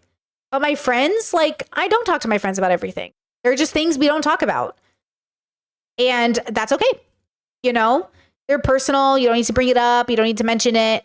But with certain people, you just talk about certain things. I feel like Trisha and Ethan, bad at boundaries, bad at communicating. Great chemistry, not always compatible though. Shitty person. Let's see. How I woke up. Here's a tweet just to give all the context. I can keep it on my screen, right? This is how I woke up on my birthday morning, June 5th, in stress and desperation. I emailed BuzzFeed not to include me. This is I shouldn't show the email addresses and stuff. I don't think it shows. I didn't show it. I posted it on Twitter. You're right. I blocked hers out. Let's see. So this is after you guys met. She says, nice seeing you. I just want to email this morning. This is from you. This is the next day. You're saying, please admit anything about Gabby Hanna. What you believe her to be a troll. She really affected my mental health back in January. And blah. You're saying, please don't include her in my article. Yeah, and then I said the second one. I was saying, if you choose to, that's fine. I'm not writing to this girl. I'm like, don't publish this. I was just saying, if you choose to, it's that's the problem. I hate it. I'm gonna off myself right now on behalf of my impatience with people who say, but if you're gonna post it, you're gonna post it. No. Say, I do not want you to post this interview with this section. See how Trisha gave permission? You guys, this is not how consent works. You can't be like, no, don't have sex with me, but also if you do, no big deal. It's like, then you have to mean it's no big deal, right? Like Trisha said, don't post this, but if you're going to do it, right? Let's listen to it again. And then I affected my mental health back in January. And blah. You're saying, please don't include her in my article. Yeah, and then I said the second one. I was saying, if you choose to, that's fine. I'm not right. What do you mean if you choose to, that's fine? What am I missing? Maybe I misheard. Because now that's sending mixed signals. You just gave them permission to post it. You can't be mad they posted it. It's like she's trying to save her own feelings. So when they posted, she says, I said it was okay. But now you're making a whole podcast about how it wasn't okay. They posted something. You gave them permission to post. Am I stupid? Please call me out, chat. Please call me out. Am I dumb?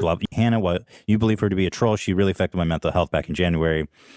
and blah. You're saying please don't include her in my article. Yeah, and then I said the second one, I was saying, like, if you choose to, that's fine. I'm not writing this girl, I'm like, don't publish this. I was just saying, if you choose to, it's fine. I'm like, just please leave me out of it. Like, that's it. Because I knew she was writing the article. She Leave told me me that. out of it. If you post it, leave me out of it. What? You're saying please don't include her in my article. Yeah, and then I said the second one, I was saying, like, if you choose to, that's fine. I'm not writing this girl, I'm like, don't publish this. I was just saying, if you choose to, it's fine. I'm like, just please leave me out of it. Like, that's it. Because I knew she was writing the If you're going to post it, please leave me out of it. See, now I'm extra confused.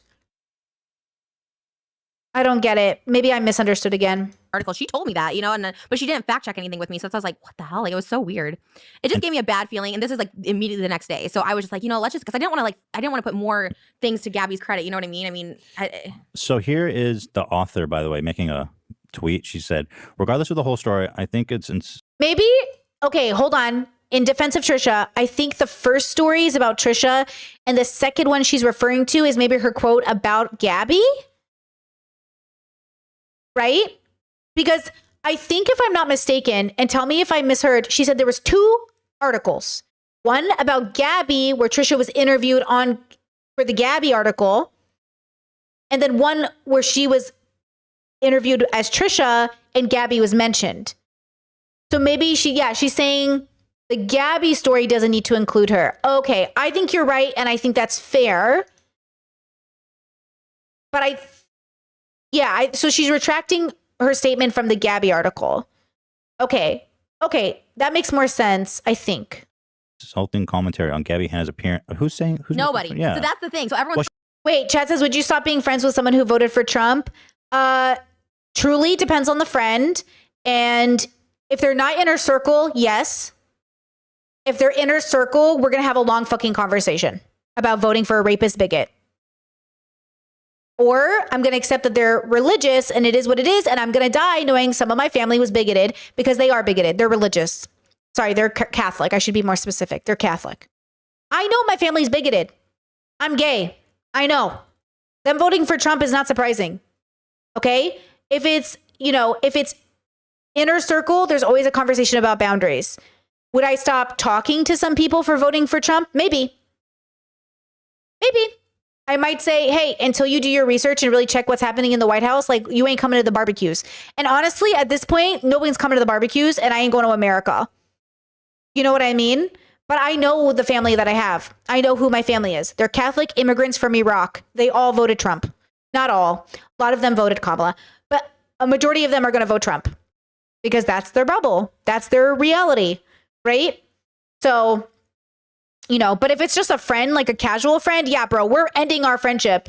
So if you're seeing this right now, y'all voted for Trump, delete me from your contacts. Thank you. You know what I mean? Bye. Jess says, what do you think about the Trump's creepy Gaza Instagram post? This is what I'm saying. With peace and love, I'm going to have very serious conversations about my family. Like, with my family. About, like, hey, do you know why the Nazis got away with what they did? Because you all keep ignoring the signs. You are ignoring what they're telling you. You know what I mean? That's the problem. Is like, I'm not coming over to I told my parents, like, I'm not coming to America right now. And I know they're hurt about it, but until they face their own bigotry and voting for Trump, I'm not coming to America. I'm not moving my whole perfect life, even for a visit, to come to America just to fight with them. But I'm not going to end my friendship with my parents. I'm going to be the sounding board for them to remember, when you're ready, maybe you can change your mind about this awful man you voted for. But my parents and I are talking less and less as time goes on, which is normal, because though we're open with boundaries and we're not blocking each other, we're both staying very fast about our values. This is where the line is. We wonder how brother fought brother in the Civil War. Here it is, baby. Except I'm not going to fight nobody. With peace and love. But again, I would choose my family over the world, but I wouldn't choose my family at the expense of the world. And this is very important to remember. I love my family more than I love any stranger. But I wouldn't choose my family over people. So if my family was like, we're gonna be with the Nazis, and they start throwing around Hitler, like, fucking, you know what I'm saying? They start doing the fucking, hand gesture. Girl, you know what I'm saying? Like, what are we talking about? We got to open with boundaries, and the boundaries being crossed. You can't be out here Nazi saluting. You Nazi saluting. I'll talk to you in 30 years on your deathbed with peace and love. I'm not reaching out until you decide to apologize and take that back and go on a fucking apology tour. Yeah, no Kanye behavior. Any Kanye behavior in any of my family, we're going to have some problems. But I don't, cut people out who are inner circle. I only cut out everybody else. So I don't cut out inner circle. I just don't talk to them for 30 years, if that's what it takes. She said, let me read the art. She said, so the author is now saying that commentary on Gabby's appearance is sexist, racist if it's about her nose. Why is she Jewish? What's She's like racist? part Lebanese, I guess. Oh, no, okay. So why was it racist if about? I guess because it's a Middle Eastern nose, she said, and that's what Gabby's argument is that her nose is. She said that on Twitter. I didn't know. I thought only Jews got shit for noses. I That's guess why I said No, I get shit all the time for my nose. Jews. people do. I don't know. Okay. I don't know. I'm not sure. That's what Can't you just let us Jews have one thing? Can I just be the nose victim, people? Oh my God. You can't demand maturity from someone and then descend into the childish spineless critique. Ooh, Gabby did get a lot of hate for her nose. And shout out to girls with big noses, but that was true and that was bullshit. Gabby does get a lot of shit for the way she looks. who are we demanding maturity from? From her? Why were Right. you going to say a whole like? Okay, whatever. But all the comments you'll see are like, nobody's talking about her appearance. Everyone's talking about like her Yeah. harassing people, calling people Next bitches. up to Like, bat. So this video, the under it was amazing, and you're gonna love this. So I'm just gonna play it for you. This is a perfect example of how her perception, how she's so delusional, how like in her narrative, she's the good guy and living in this cruel, twisted world. But in reality, you'll see because this video is so well put together that she's actually being quite mean and cruel. She's so and then she's making this poor victim, who she's being unreasonably mean to, out. You gotta watch this. This is amazing. Next up to bat is Dominic DeAngelis. He had to come at me on Twitter, said that I was the worst person he's ever met in LA. So let me tell you about the day I met him. So before I met him, he played a game of Smash or Pass publicly on YouTube. And when my picture came up, he dehumanized me and demeaned me. You know, like a misogynistic, disgusting piece of shit who acts as if he could have a chance with me anyway. Now, by the way, I'll say that Smash or Pass is gross. It is kind of a gross game to play like that. but she also played it twice. Oh, she's done it before. Oh yeah, she well, she then said shut the she fuck played it with up. Timothy Delgado, this YouTuber, and he said this girl, and she goes, "Ew, she's so gross." Like it was about she Oh, said so she's this. such a hypocrite. Yeah, it's a hypocrite. Okay, so then forget it. But Yeah. okay, so this guy on the left, she's saying dehumanized her. Okay, who says he just pulled up a sign that said pass. Pass. Why would you pass on Gabby? It's not my type, man. Shit. He just said she's not my type, man. Yeah. that's literally all. In her Smash Pass game, she said to someone, "Ew, she's so gross." Like when someone said that they would smash her. So she like. But yeah, wait, it yeah. gets way better than this, right? So what? Look, chat, you're asking, your friend invited you to stay with them. You usually go from like through the states to visit your family. You don't feel comfortable staying at your friend's house because they voted for Trump. It's going to be a hard conversation and you can make a decision whether or not to have with your friend now. But the question is this friendship going to last till your 90s? Or is this the end of your friendship? Or is your friendship strong enough to have the conversation as well? You have to decide, is this friend a close friend? Have the conversation and get ready for the end of your friendship. Or your friendship is going to stand the test of time and your friendship's going to make it. Or you can not have the conversation and lie and make an excuse about why you can't come to their house. But you should go and move with your joy. But this is about you making a decision about your future.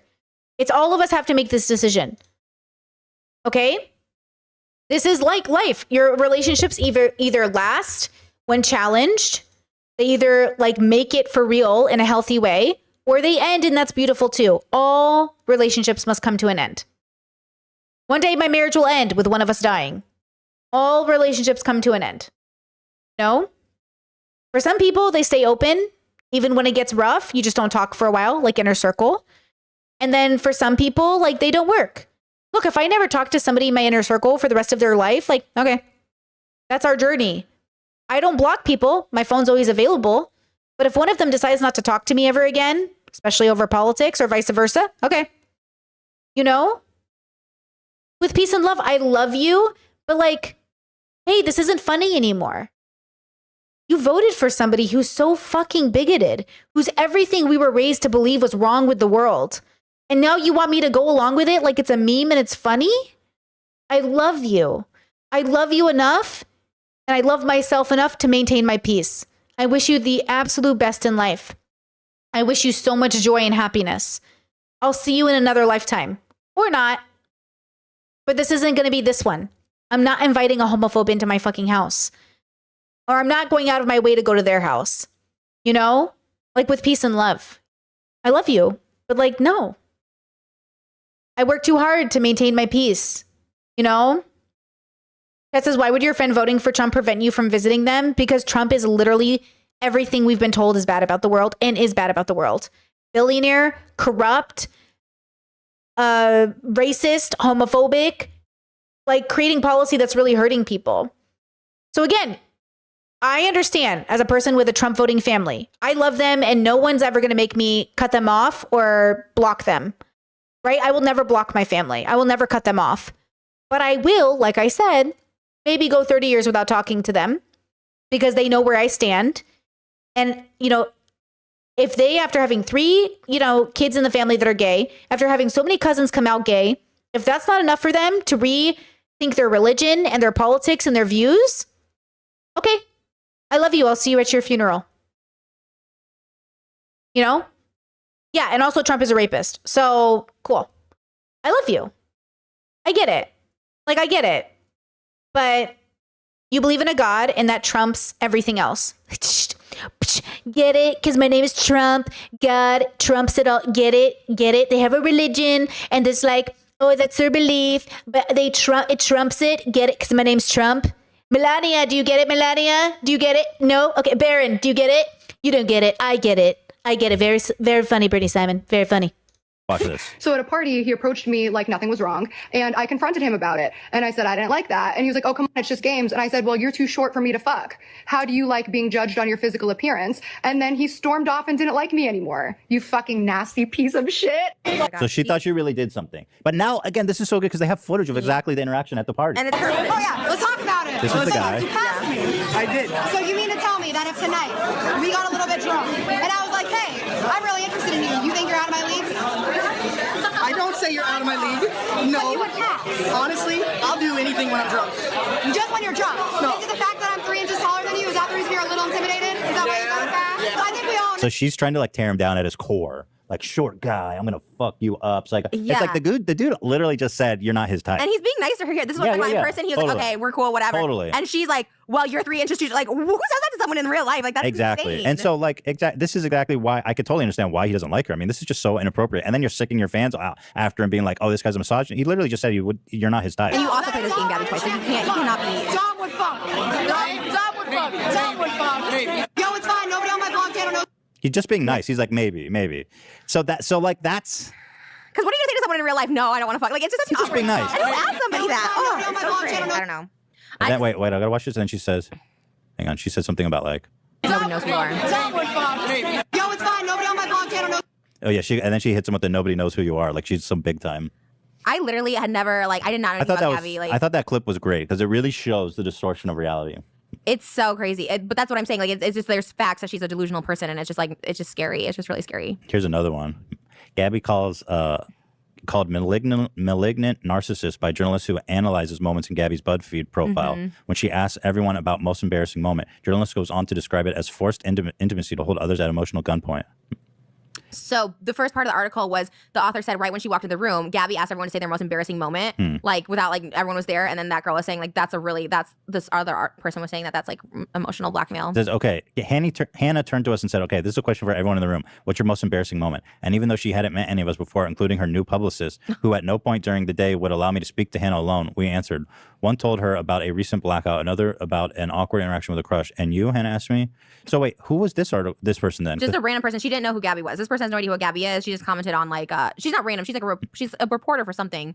Or a writer for something. One thing a lot of women really need to watch out for is this technique of forced intimacy in women's spaces, where essentially the goal is to have enough compromising information to hold others at emotional gunpoint. It's manipulative and you should stay distant from it. This is unpopular in the US but accepted in Europe. You should share your most personal information with people you can trust. Take note, if people dig for your vulnerabilities while ignoring your strengths, they're looking for emotional leverage. Raise the bar for She your was just time. commenting on like something on BuzzFeed, but It'd be fun to show everybody the friendship that you said didn't fucking exist. So then this is her threatening you with God knows what. She's saying. text from like 2016. Because you didn't She's know saying, me, oh, right? here, can I do think it's important to say out loud the amount of people that hated Gabby Hanna and thought she was disgusting and belittled her and used misogyny to feel justified in saying like, ew, Gabby's so gross. I would never have sex with Gabby was really prevalent. And Gabby was trying so hard to seek validation that there was a lot of like, but you would fuck me, right? And the men were like, ew. And like, it was kind of shameful to say you would have sex with Gabby Hanna, just like Trisha. Trisha and Gabby are very similar in this regard. People feel ashamed that they want to have sex with Gabby and Trisha. And Gabby and Trisha feel that. And so that they internalize it. And so they were seeking validation from these men by having sex with them. And so I do think that is at play. But I don't know if people like are bringing, I don't see that being brought up here. But that is a huge part of the that's the huge thing at play here that I think needs to be said out loud. And this is why, like, all of this stems from insecurity at the end of the day. Like, this isn't healthy people behavior, but all those LA houses, all those party houses, like, they weren't healthy. Trisha's whole friend groups, all of them, none of this was healthy, you know? And everyone was really gross. Like, everybody was just gross.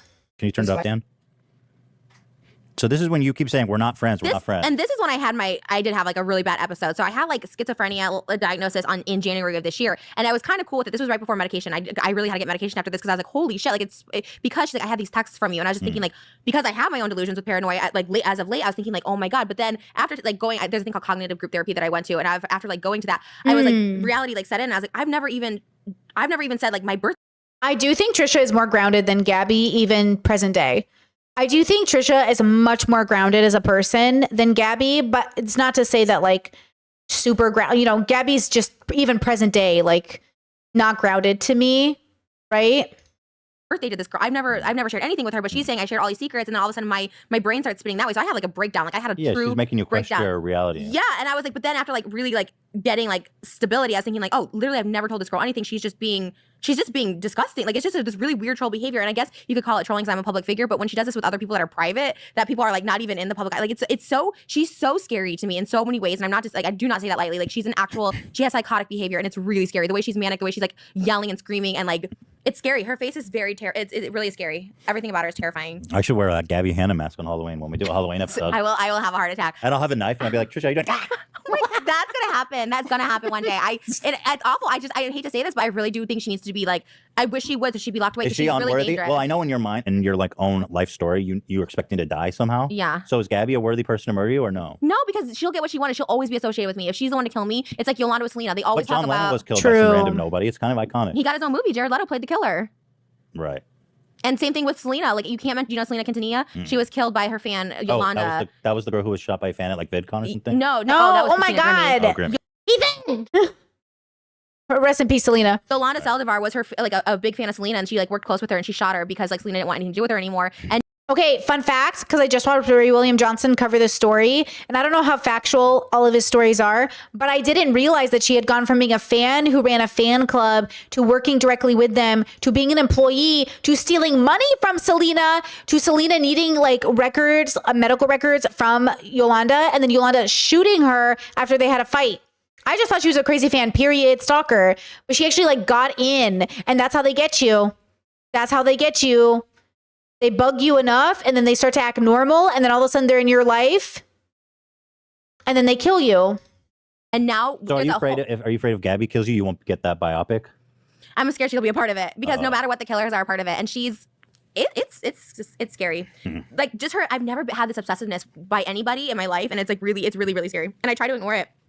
But with this BuzzFeed article, it really just triggered me again because this person that I let into my house and interview me, like, didn't tell me any of this stuff. And I was just like, what is happening? Like, then again, I start stuff of that author, dude. Especially super dirty. My whole interview was about mental health and like right. all the stuff I'm dealing with that. And then also she was like, congratulating me. Oh, your house and your. Oh, Ethan was confusing Selena with Christina Grimmie. Oh.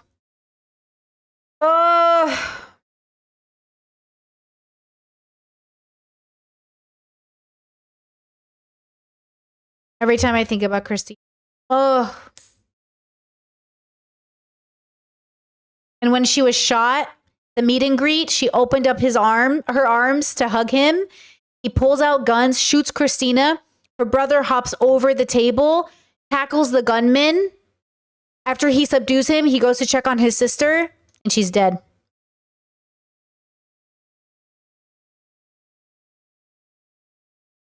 Ugh. Businesses and all this, so it was like really great. And then when she asked the Gabby questions, especially when she went off record, and it's like, okay, off record, she's like telling me stuff about Gabby, and then something just fell off. So the next morning, I had anxiety all night. The next morning, I was like, just don't mention Gabby in mine. I don't want to be mentioned in hers. And she wrote back, I won't. And with Peace and Love, the shooter of Christina Grimmie had written Christina multiple letters and was mad she wasn't responding. Very Eminem stan. And this is with Peace and Love, like, why like people create a distance, because you just never know. Like out of all the fan bases, I never would have assumed Christina Grimmie's would have attracted that kind of person. But you never know. And that's even that assumption is horrible of me. Like, oh, should, you know, but you know, you see an Onision kind of situation, you think like, oh, definitely. But then you see a Christina Grimmie and you're like, oh, God, sad. mention you. Can I say you were declined to comment? I was like, fine, that's fine. And then she put me in the article. I was like, this. It was crazy. I was really in shock. And I was. Okay, so Trisha just said that she did talk to the author and she said, just say I'm like declined to comment. And then she put it in the article anyway. So noted. Really upset. This was Saturday and I was manic. I'm glad we're talking about it because I think it's good for you because I feel And yes, chat, very good point. Even regular people have obsessive stalkers. Anyone can have a stalker. You too. That's what's so fascinating about the world, right? bad every time you've got this person that you're trying so hard to avoid. I'm glad we're getting it out there, and then I think we should just like really leave it. No, for sure. Yeah. I think, and again, I would have left it if it like I guess because it was like the same article, and I didn't know if BuzzFeed just came to my house to do a photo shoot this past Wednesday, so I was like, shit, are they going to still run this article? And I didn't want to email her directly because I did it before, and she like just disregarded and ignored me. And then and I didn't even mention her on Twitter. The author inserted herself, so like that @ mention, I never @ mentioned her. I just said like whatever, and then she inserted herself and said some bullshit tweet, but. It is just something that I want to put out there because again, this person. I mean, Chad says I didn't even think Christina was that famous enough to have stalkers. I've had a stalker. I've gone to court over my stalker. It's a horrible fucking experience. No, the stalker, not my. I don't have and like that's normal. That stalker stalks lots of people because they're like honestly, they're just obsessed. Not to sound rude, but I expected Selena Gomez to deal with it. Everyone can deal with a stalker, guys. You, me, everybody. You would be surprised how many people die via a stalker in their regular ass life. You're working at your normal ass job and a customer comes in, they become obsessed with you, they follow you places. Like, be careful with peace and love. You never know who's going to be a stalker. Yeah, baby reindeer. Baby reindeer. Baby reindeer. I'll stalk you through the night, baby reindeer. Be careful, bros. Is obsessive. I've said in numerous videos like to like leave me alone, and like even the herpes thing. The reason I made the video was I'm like, Gabby, just leave me alone. Like you did the herpes thing. Stop questioning my friends why I don't like you. This is why I don't like you. That initial video was why I don't like you, Gabby, and she couldn't like leave me alone. And I've literally never done anything defamatory to her. Nothing. Calling her like what friends, what sponsors? I know nothing about you. Like what are you even doing? I feel like there's no way, dude. That's just delusional.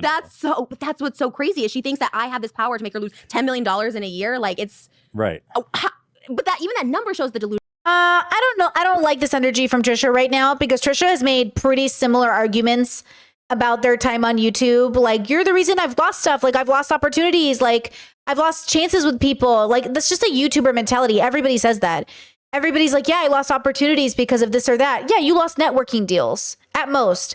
I don't know if Gabby or anyone's exaggerating, but like, this is a very common thing for people to say. I don't know if this is unique to Gabby. I just think Gabby is ungrounded in a lot of ways, but do you know what I'm saying? Like, you just lost networking deals. Yeah, you did. People didn't want to work with you. It's like when fucking, Ye is like, no one wants to work with me because I told the truth. No one wants to work with you because you're racist and annoying and misogynistic. Like, nobody wants to work with Gabby. She's unstable and she has bad press. Companies won't want to work with you if you have a bad association. And that's just what it is. Illusion that she has, even that number. Nobody is like, could you imagine if I'm like, yeah, I made $10 million last year, but like I lost it because of David Dobrik or whatever the fuck. Like that number is crazy. Yeah, it's really scary. Well, anyway, so she put up this video being like, yo, we're friends, and It'd be fun to show everybody the friendship that you said didn't fucking exist because you didn't know me, right? Despite the fact that I didn't have know her. years of text messages saved between. Yeah, I text with people casually too. This reminds me of the Debate Bro incident where everyone was like, you were his close friend. Whoa. I think we're all defining close friends differently because I have close friends and you're not one of them. But that was the narrative and I don't know how on purpose it was, how malicious, but I do think it was pretty on purpose to paint me as a close friend. So it looked like me standing up for my values was like a betrayal or something. But then even if you are my close friend, you should know I'm going to stand up for my values. Like, I'm not going to hide a body for you. And it feels similar where it's like, yeah, we knew each other, but we weren't close. Like, we weren't close friends. And I think like that's frustrating because then everyone sees you as somebody who like, oh, it's personal for them. Oh, they can't be objective. Oh, it's like personal. It's like, we're not close. You know what I mean? Like, wait, Chad says, but he'd trust you with his bank account, LOL. Wait, are you making a joke at me or at his expense? I can't tell. But for the record, anyone should trust me with their bank account. I'm very trustworthy. But do you remember how shocked I was when he said that? I was like, you're being so weird. Why would you do that? Like, I was like, okay, it doesn't make sense. Okay, at his expense. Okay, I appreciate that. But you know what I mean? Like, what? And I think that's what people do on YouTube is like, oh, but we had DMs. We were close. I thought we were cool. I barely know you. Don't make me pick a side. This is what I get for being nice to people. This is why I'm not doing it anymore. And people were sad when I like cut off contact with a bunch of people who like decided to like defend him. I was like, look, it's been too much. He's done too much. It's obvious now, right? Like it's obvious. They were like, I can't believe you don't want to talk this out. I can't believe like you're going to end things over like this disagreement. It's not a disagreement. At some point, I don't need friends in my life, especially casual friends who are standing by Trump, predators, sex offenders. Did you hear Andrew Tate? The Tate brothers? I don't know. I haven't verified this. I just heard it. A friend was telling me that like Andrew Tate and Tristan allegedly are being extradited to the US or being freed to go to the US. Elon wants to give Tate an opportunity. I did hear this on TikTok. I don't know if it's real. That Elon wants to give Andrew Tate an option. Yeah, they're coming back to America, right? Okay, so it is true. Yeah, I didn't read the article myself, so I didn't want to say it. But I heard they're coming back to America and Elon wants to give them an opportunity with Trump to be great leaders.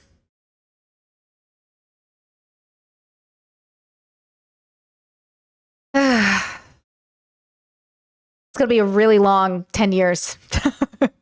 Oh, that's pretty normal. The fact is, Doesn't mean I'm our friend. I went to go like look for how do you even save for something from 2016? I don't have messages like how she has these Yeah, I don't saved either. because they delete after a while. You get new Or I get phones, new whatever. phone, yeah. The fact that she has these all like saved, or even my Instagram was like deleted. It's Pretty like weird. it's crazy. But even the stuff that she's like threatening me with the background, It doesn't- it's like some conversation. In I don't know why you.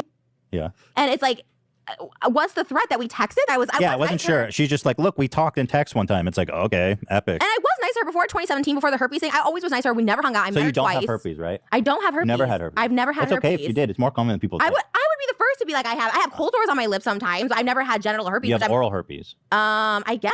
I don't know. I've No never gotten shame. It's very medication for common. it. I've never gotten like Very common. But no one's diagnosed me with like when I was younger I had cold sores, but I don't Oh, I've yeah. never had my Yeah, cold sores. But I tell people all the time I've had chlamydia. Dan gets cold sores. He just put his hand up. Okay, so I haven't had one in 15 years. You know what I mean? So I don't take like medication. But why would for she it. of all people know that? Anyway.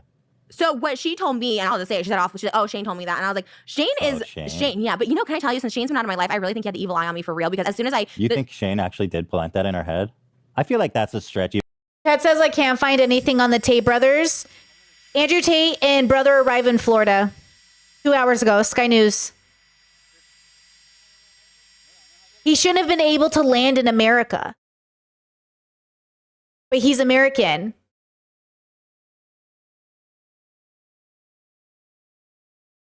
What about the Elon stuff? Girl, I cannot keep up with all this Elon stuff. I feel like I got it all in my head. Hold on. Even for Shane. I don't think so. Yeah, because I mean, I guess he supposedly to Peter Mon, he called me like, what did he call me, a sociopath or something to Peter Mon? Oh, Shane was So, saying mean shit about you. I What a guess. fucking asshole. Which is Here's I don't know how reliable this particular site is. Okay, hold on. Happening. Okay. Andrew Tate bids for UK PM, which I'm sure you guys have heard. Fix this mess Elon supports. So Elon is supportive of Musk. And then I think I read or heard it. Where did I hear? Oh, am I here? It says my stream dropped. Hello? Is my audio on? You know? I don't know if this is the best website to talk about it, but basically, like, Tate was going to get out of his crimes by running for PM of UK. Then Elon backs him. Then Elon says, would love to support, okay? Would love to support Tate. I think he's doing great things for men. Then, allegedly, Elon and Trump, who claim no hand in the association with the boys coming to America, but secretly people think they have a hand in it because they also showed support for them. So they're saying that they didn't actually have a hand in them being able to come to America. But like Elon says, I'm pro Tate. And then all of a sudden, after all of this time of not being able to come to America, now they can come all of a sudden. That's why people are saying it. That's the story from my understanding. It's so crazy. Bro, I would never speak a bad word about you, and like, especially in like private. You That's know, what I'm saying. after now, I'm sure I said plenty of mean things about you in private before we became Have friends. you? Before we became friends. I don't think I've ever said anything mean and Or private about someone. I would probably just say like she's a lot or something. Right, Like that. of course, when you don't I know wouldn't be someone. like she's got herpes. Like make weird shit up. It's so weird, and it's like but the thing is like, but it's just that's sad to me because I honestly consider Shane like I never said one bad thing So about you Shane. said but he has this evil eye on you. Like in what way? I thought he did, honestly, because as soon as I cut Shane and Rylan off, and I've been seeing like all this nastiness, like because my life was so toxic when I was friends with Shane. He was the only person that was like there for me for things. But I have to wonder if he was like putting out like negative energy, like wishing it, because as soon as I cut him off this year in January, like everything, like my skin didn't just clear up, but like everything. Oh shit! It's true. Stress. Patricia But my paid skin it. cleared up because What do I always say? Toxic people are bad for your skin. hair by J thing was all in Or January, did it happen when you met me? or did it happen from Trishskin.com? Trish, can you just launch that? but like seriously, my aura, my stability of my mind, like the fact that I can handle triggers and like Good auras. do you know what I mean? Yeah, and I've gone to therapy. I've been going to therapy since 2019, so you could say therapy, but at the same time, I'm like, I really think since like I really left that, like everything's been like so much better. Just Very like interesting. yeah, everything, like health, like money, like everything just like flows, friendships, everything. Because here's another thing. It's kind of Gabby. When I went on the podcast, this was in January, and at the time she's like, "Oh, would You you?" have like a giant feather in your eyelash. Oh my God, thank God. This whole time it was pissing me off. And I was like, please, somebody help Trisha with their wig. Thank you, Ethan. Feather? Should I take it out? Yeah. Oh, okay, I got it. Oh, that's so Like a weird. string. Where did it come from? Oh, Okay, no. thank you for telling me, Yeah, because if you don't Oh. tell me, Yeah, I know. Last time you got angry at me. no, but It was there the whole time, though. It was really annoying. She had one string of hair that was attached, and it was driving me crazy. a little powder on your face, and you got like super No, it was nuclear like on me. food or something on, I think. Anyways, it doesn't matter. Donut. But when I was on the podcast in January, her podcast, she had asked me, it was the friendship thing. She was so, again, Moses, are you going to attest? Anyone can attest to this. Even on the podcast, she spent so much convincing me that we were friends. And I was like, and I even apologized. I said, I'm sorry if like, I have to be honest. I said it on the podcast. I don't like friends. I don't have friends because I'm really bad at You're maintaining friendly. You were friendly. I'm with friendly, her. and Yeah. I've always said that. I'm like, I'm not good at friendships. Like, I don't want friendships, all this stuff like that. So I said, apologize to her if she thought like whatever. And then she goes, well, you're friends with Ethan and Hila. And at the time, this was January. This was the second week in January. This was after our blowout in December. We weren't hanging out because of COVID or whatever. It's fine. And You I said on the show that we weren't friends. I said, well, I don't really consider them friends. You know what I mean? I know what Because you mean. I know we what don't you hang mean. out. I don't think. Yeah, we're at the time. Yeah. But then she goes, no, you are friends with them. Like she spent so much time trying to convince me that I was friends with you guys after I said Because no. if you're not friends with us, then her whole understanding of friendship is gone Right. haywire. Well, that's what she said, because I said, well, I don't hang out with them. She goes, you don't need to hang out with people to be friends with them. Like she was like going, everything had an answer. And I was Clearly, like, her definition of friendship is much different. of course. And I kind of agreed to like disagree with that, because I said that, and I said in her house, and when she was making up these lies and she wasn't showing me proof, I kept saying, show me proof, show me proof. Eventually I had to be like, Gabby, like I'm trying to be respectful in your house, and like, but I'm gonna say that stuff didn't happen. She goes, you're gaslighting me now. I said, no, because what I really want to say is you're a psychotic bitch, but I'm being like nice because I'm in your house.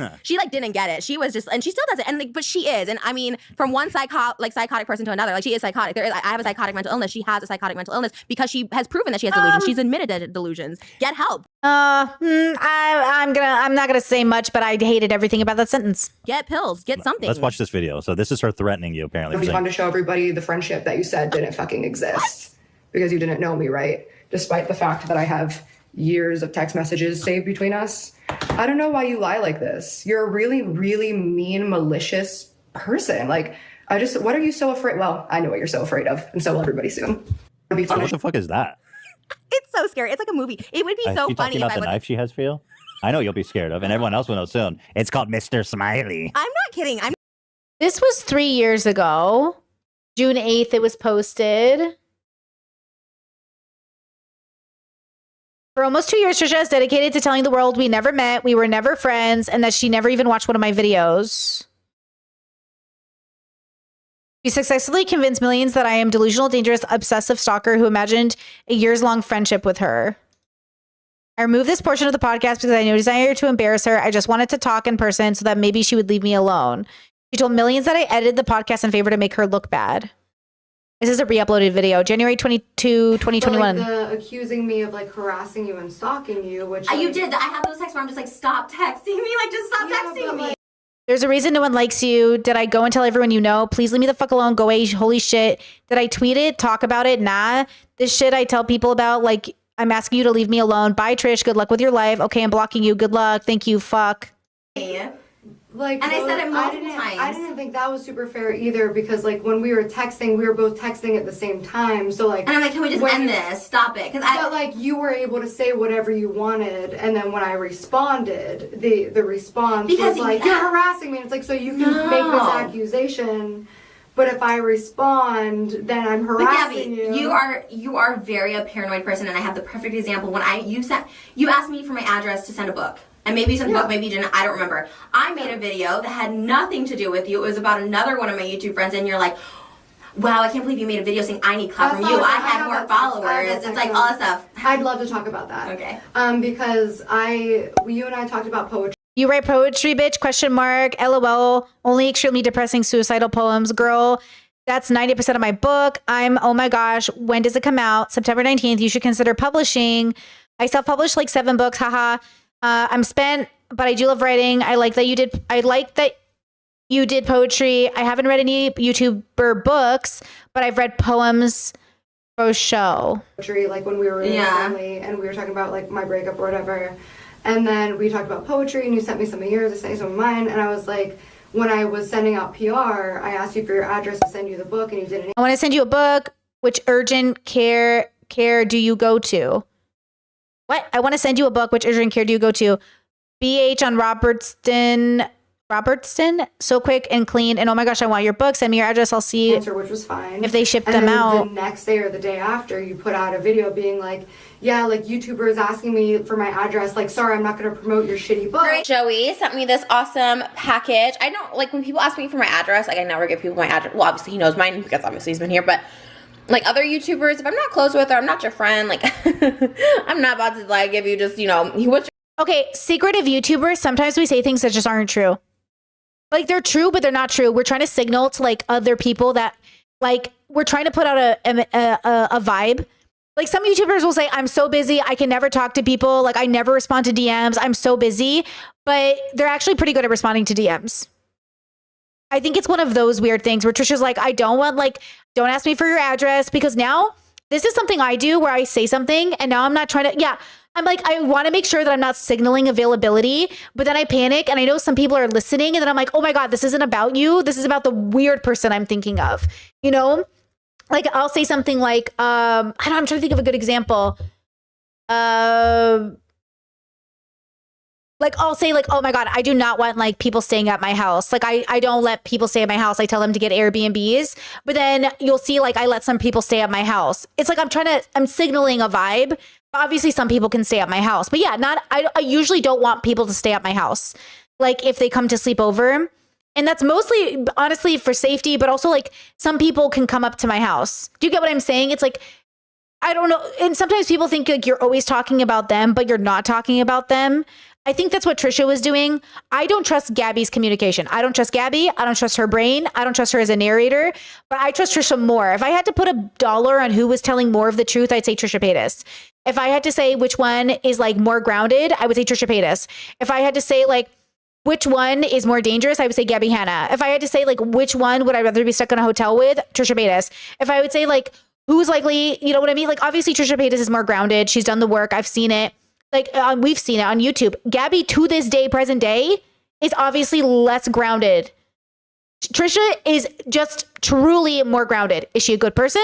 Would I want to be friends with her? No, not compatible. If she DM me, would I want to talk to her? No, with peace and love, out of respect for both of us. But Gabby is still to this day. Remember, Gabby came back to YouTube, praised Jesus Christ, and said, anyone I've ever hurt in any way, like, sorry, bro, but I found Jesus. Not taking into consideration how she truly hurt a lot of people and didn't take accountability for it. So. Your address, I can send you a fucking book so you can promote me now. Grace Helbig, Mamrie Hart, Joey Graceffa. It's not about you. But then Gabby, wait, so Trish, paranoid. And no, but you. Now, I don't know if this is true too. I don't know if Trisha is gaslighting Gabby. I don't know that. She might actually be, and I can't read Trisha's mind. So in this particular situation, I don't know that Trisha wasn't talking about Gabby, but she might not have been talking about Gabby. But I will tell you this. I'll say this. I hated that Gabby assumed she could have Trisha's address. Instead of saying like, hey, do you think it's safe to, like, do you feel comfortable giving me your address to send you a book? Like people ask me that. Like, oh, Britt, can I send you something? I don't feel safe. People ask me to get a P.O. box here in Europe so you guys can send me stuff. I don't want to advertise where I live. You know what I mean? Like, I don't want to bring more focus to it, you know? Because like YouTubers who have P.O. boxes, their fans like wait by the P.O. box. They stalk them. They like, it became a problem for a lot of YouTubers. It's just not reasonable. It's just not reasonable, right? So I don't know. There's something about this. I don't know either way. You think things are about you. But my text, the text that I sent to you was like, hey, like, Hey girl, just heard your comment in your vlog about YouTubers asking for your address to send you a book. I wasn't sending you a book to promote it. I have enough followers that I can promote my own book. I asked for your address because you said you like poetry and you were excited for it. So I was sending you one as a gift because you were very kind to me when I told you about it. I don't know if it was towards me or not. As somebody who asked for your address so I could send you a book, you didn't have to give it to me. You can see why I might think that. Anyways, just wanted to make sure you didn't think I was trying to get to promote my book. Trisha said literally not about you. That doesn't make any sense. We talk and I know you. I also don't question anyone's following because I could care less about followers and how many people have. I think this is true too. Trisha could say, I hate to say this, but you could say publicly, I only send this to my close friends, my address, and then still send it to someone who isn't your close friend. And so I hate language. This is why language is so shitty, because you might tell strangers on the internet, hey, I only send my address to close friends because you're thinking about your viewers watching you. But then a YouTuber might say, oh, Trisha let me send something to her. I guess that means we're close friends, which it might not mean that. So you see how we can fuck ourselves up with language? So when Trisha says that to the internet, she might be talking to somebody in her head she's like saying it towards. And then, you know, because it doesn't make any sense for us. Like I knew YouTubers who were always saying things like, I'm so bad at responding to DMs. I need like 4 days to respond. I'm so busy. I really can't be friends with people. But then they would DM me all the time. And I knew that I wasn't special. I knew I was just one of the many people that they could respond to in the moment. But I never saw myself as being special. But I could see, because I know I do that. I know I am so busy that sometimes I truly don't respond to people for a week. But then sometimes there's just people in my life that I respond to right away. I don't know why. It's not always consistent either. Some of my friends, I need like a week to respond. And then some of my friends, for some reason, I don't know what it is, I just can respond right away. And I ask myself, why does that happen? Why with certain people can I respond right away all the time? And then with other people, I don't. And it's not about closeness or intimacy. I do this with I think my theory right now, it's the conversation we're having. So if I'm stimulated by a conversation, I think I send it faster. But I don't think it's the intimacy. Like I'm saying, like inner circle, sometimes I take a week to respond, but then people I know casually, sometimes I'm just stimulated by the conversation and I talk to them more.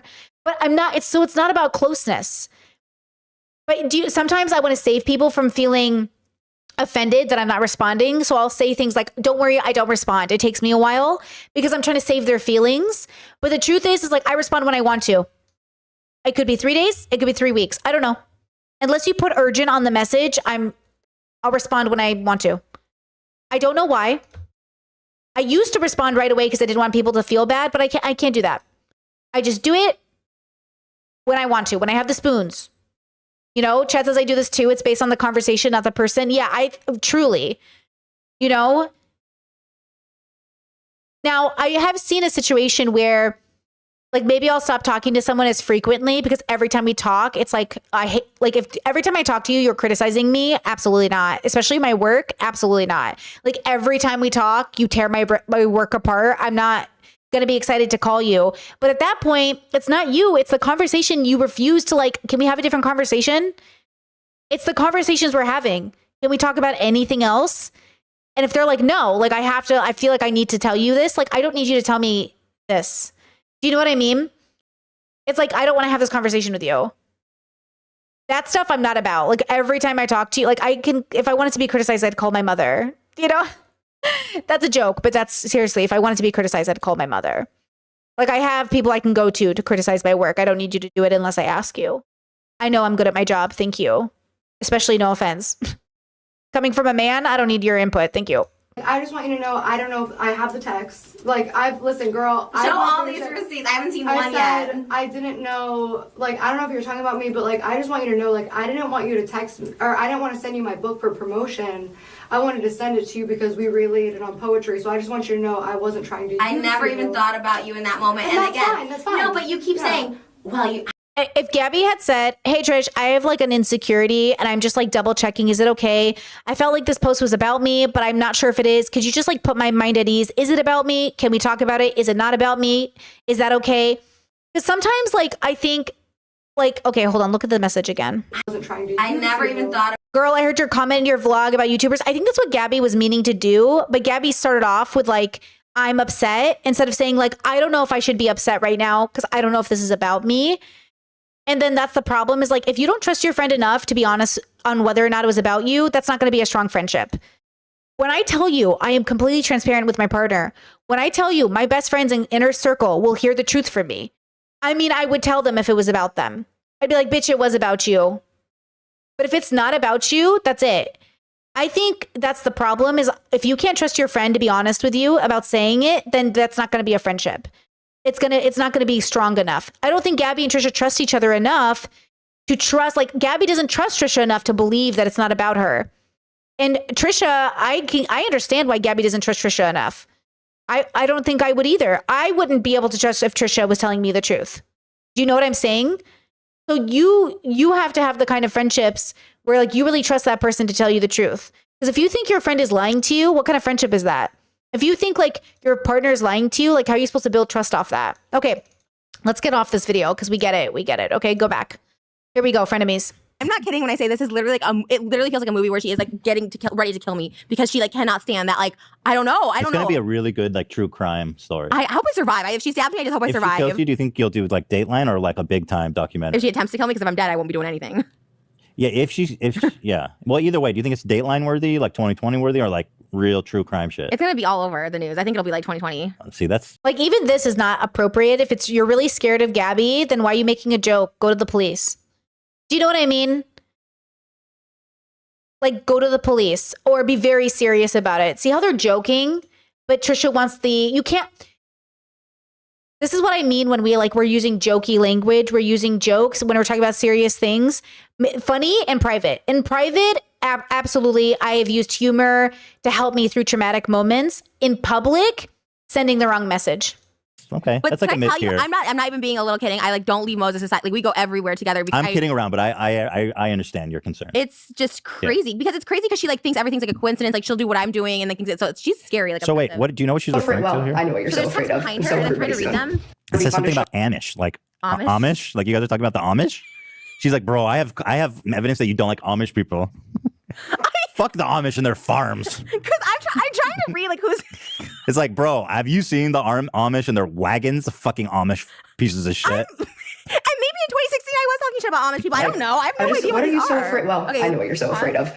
Oh, she shows it a little bit. Yeah, you can't. It just says dead ass Amish. Deadass Amish, or well, she wrote that because I don't say deadass. Oh, so she said deadass Amish. Maybe I'm saying something. You said, Amish. "Oh my god, ha ha ha, they, lol." Even that's it. Because the only thing I can think of is in 2016, I was dating someone that was like from an Amish family or like a kind of Amish family. So maybe I was talking about that. Ooh, you said shit about the Amish. But I don't even remember talking shit about Amish. I think I said, "Oh, they're Amish," and she goes, "Deadass." You're Amish like, bro, have you seen how fast those motherfuckers can build a yarn? But Little she's saying like douchebags. deadass Amish meaning like, are they really Amish or are you just saying they act like? I think that's what I don't know. I have no idea. I'm just saying like I probably have texted with. Honestly, Trisha's in such a good mood at this point. In a sense that it's surprising that they're about to blow up. Like this is the episode where shit goes down and I feel like we're good. I felt like it was building up and it was scary and then now I feel good again. Doesn't it feel fine again? Like it feels like they're on the same page and they're fine. When Ethan is on Trisha's side, Trisha's fine. When Ethan feels like combative with Trisha, their trauma starts to build up again. Like, you know, and that's why we work on trauma responses and we work on realizing it's coming from a different person. Chat says it was a fucking it was the fucking pizza from what I remember. The pizza's about to girl, the way I would eat some pizza right now. With her and she probably has text messages, but like I don't know what she's exposing. But like also just imagine being so obsessed with trying to prove someone's your friend. It's like, okay, they said you're not your friend. Like chill. Oh my God. Right. Did you see that? Did you see the Peter Mon's video about Let's it? show that. Maybe Gabby feels like, you know, those guys who like try to convince girls they were never dating, but there's text messages of the guy leading them on. I think this is where the confusion comes in. This is why we should have like kind of consent conversations. Like, yeah, we're friends, but like friend doesn't mean anything. Or like we're sleeping together. Like that might not mean what you think it means. Like in certain cultures and certain bubbles, these things can mean something. Like you kissed me. That means we're dating now. It's like, whoa. If I, you know, was dating everybody I kissed, that would have had a lot of people. You know what I'm saying? Like kissing does not mean we're dating. Having sex does not mean we're dating. But for some bubbles, that's true. So maybe for Gabby, her whole idea is like, Trisha and I were friends. Yeah, like YouTube friends, like work friends. It's not like, you know what I mean? Like, you know, it's not like, you know, that doesn't mean the same thing. You know, it's like kindergarten friends. Like, you know how you're friends with everybody in kindergarten because you all go to the same school? That's how YouTubers feel. Like, oh, we all do the same job. I guess we're all kind of like friends if we collab, you know? I did. It's really good. Oh my God. But what's so crazy, she's calling me mean and all these things. It's like, okay, then why do you want to be my friend or why do you want to prove this? Like, I just say I'm a nasty person and let it be. So this was one of my favorite moments of this recent Gabby saga. So apparently she has a exclusive Discord for members or some subscription model. Mm-hmm. And there was a group of people that joined and they wrote a review of her Discord. They didn't like it, but it was basically just a review they wrote. And so she goes into their Discord, not hers, and says, you need to contact your parents because I'm suing you if you publish that review. Anyways, I'll get into For slander. So here we go. Yeah, this is pretty good. the interaction that happened between Gabby. Yo, I was trying to understand what's going on with his. Does he have a piercing or like discoloration on his beard? I was like so tripped out. I was trying to figure it I out. think that's not the point And of it. some No, it's not a piercing. That's what's so. I mean, God bless. Yeah. ex-patrons now. So No, I'm not talking trash. I was just genuinely I trying didn't to think you figure it out. were. You know? Mm. Do you have any opinion on that, Dan? I mean, I really was like, what? I'm a little confused too. Yeah. I think it is a piercing though. Oh, you I think do? it's- Yeah, the people get that right in the middle of the upper lip. Mm-hmm. anyways, I'll get into the interaction that happened between But why is it like brown? It's like dark brown under it. It also, yeah, I don't know. It's weird. It kind of looks like a piece of like he blew his nose and he left a little But tissue maybe there. he has like a cleft or something. You shouldn't say. Oh, okay, okay. I don't know. Okay, We don't no, know. you're right. You're right. God bless him. You know, I'm just trying to figure it out. I'm just noticing something and trying to analyze it. But hey, this isn't about him. It's about Gabby. Anyways, I'll get into the interaction that happened between Gabby and some ex-patrons now. So Gabby starts off saying, hey guys, I just wanted to give you a heads up about... I love the B-roll for angrily typing. It's so Where's funny. that from? Where is it? I don't know, but this guy's a legend for finding this footage. the lawsuit. And this member of the Discord is obviously shocked. Then she follows up with, for those under 18, your parents will be contacted. Then this member of the Discord says, a person with a big ass following scaring kids? Really? It's not about scaring guys, it's slander. I know this is fun and games for you, but it's my life. And Again, you see how far she takes shit. It's like some kid didn't like your Discord and you're trying to tell your parents I'm suing you. I know, it's It's so like, chill. scary. Oh my That's what I'm saying. God. This isn't trolling. This is now private off the internet. Oh You're yeah, not getting like these this are is- kids. These are Yeah, just kids like something's really who wrong. paid for your service and then they wrote a review. But anyway, Oh my now God. you publish it publicly. She's referring to the Google Doc that was posted Gabby also went after Rachel Oates and other people who reviewed her poetry book and said it was bad. And she like attacked them. She attacked them. You know, it was like a big deal. in her Discord server. This is an online chat, honey. We know the law, ma'am. It's not slander at all if I have proof. All we did Oh was my explain our God. experience on a private Discord that hasn't been posted publicly on any other platform. Then Gabby says, if you publish to the internet, it's publishing. Then another member that Gabby angrily typing is the best meme of the year. It is. so It's really awesome. good. It's really yeah, good. for sure. We can't. says After this, no also- steamy nomination for her either. We cannot mention her ever Most again. likely to assassinate Trisha Paytas. The Stop. winner is, and then we invite her up and we give her a knife as a reward. Stop. That's why I bring security. I have security guards I'm that come with me kidding, everywhere. but I'm not kidding. I She just will hope show fun- up. Yeah, most likely to kill Trisha with this knife. So scary. She's gonna sue you for slander. There's gonna be a lawsuit. I know she's gonna come for me now. I'm already being sued once, honey. Get in line. Oh my God. Get in line, bro.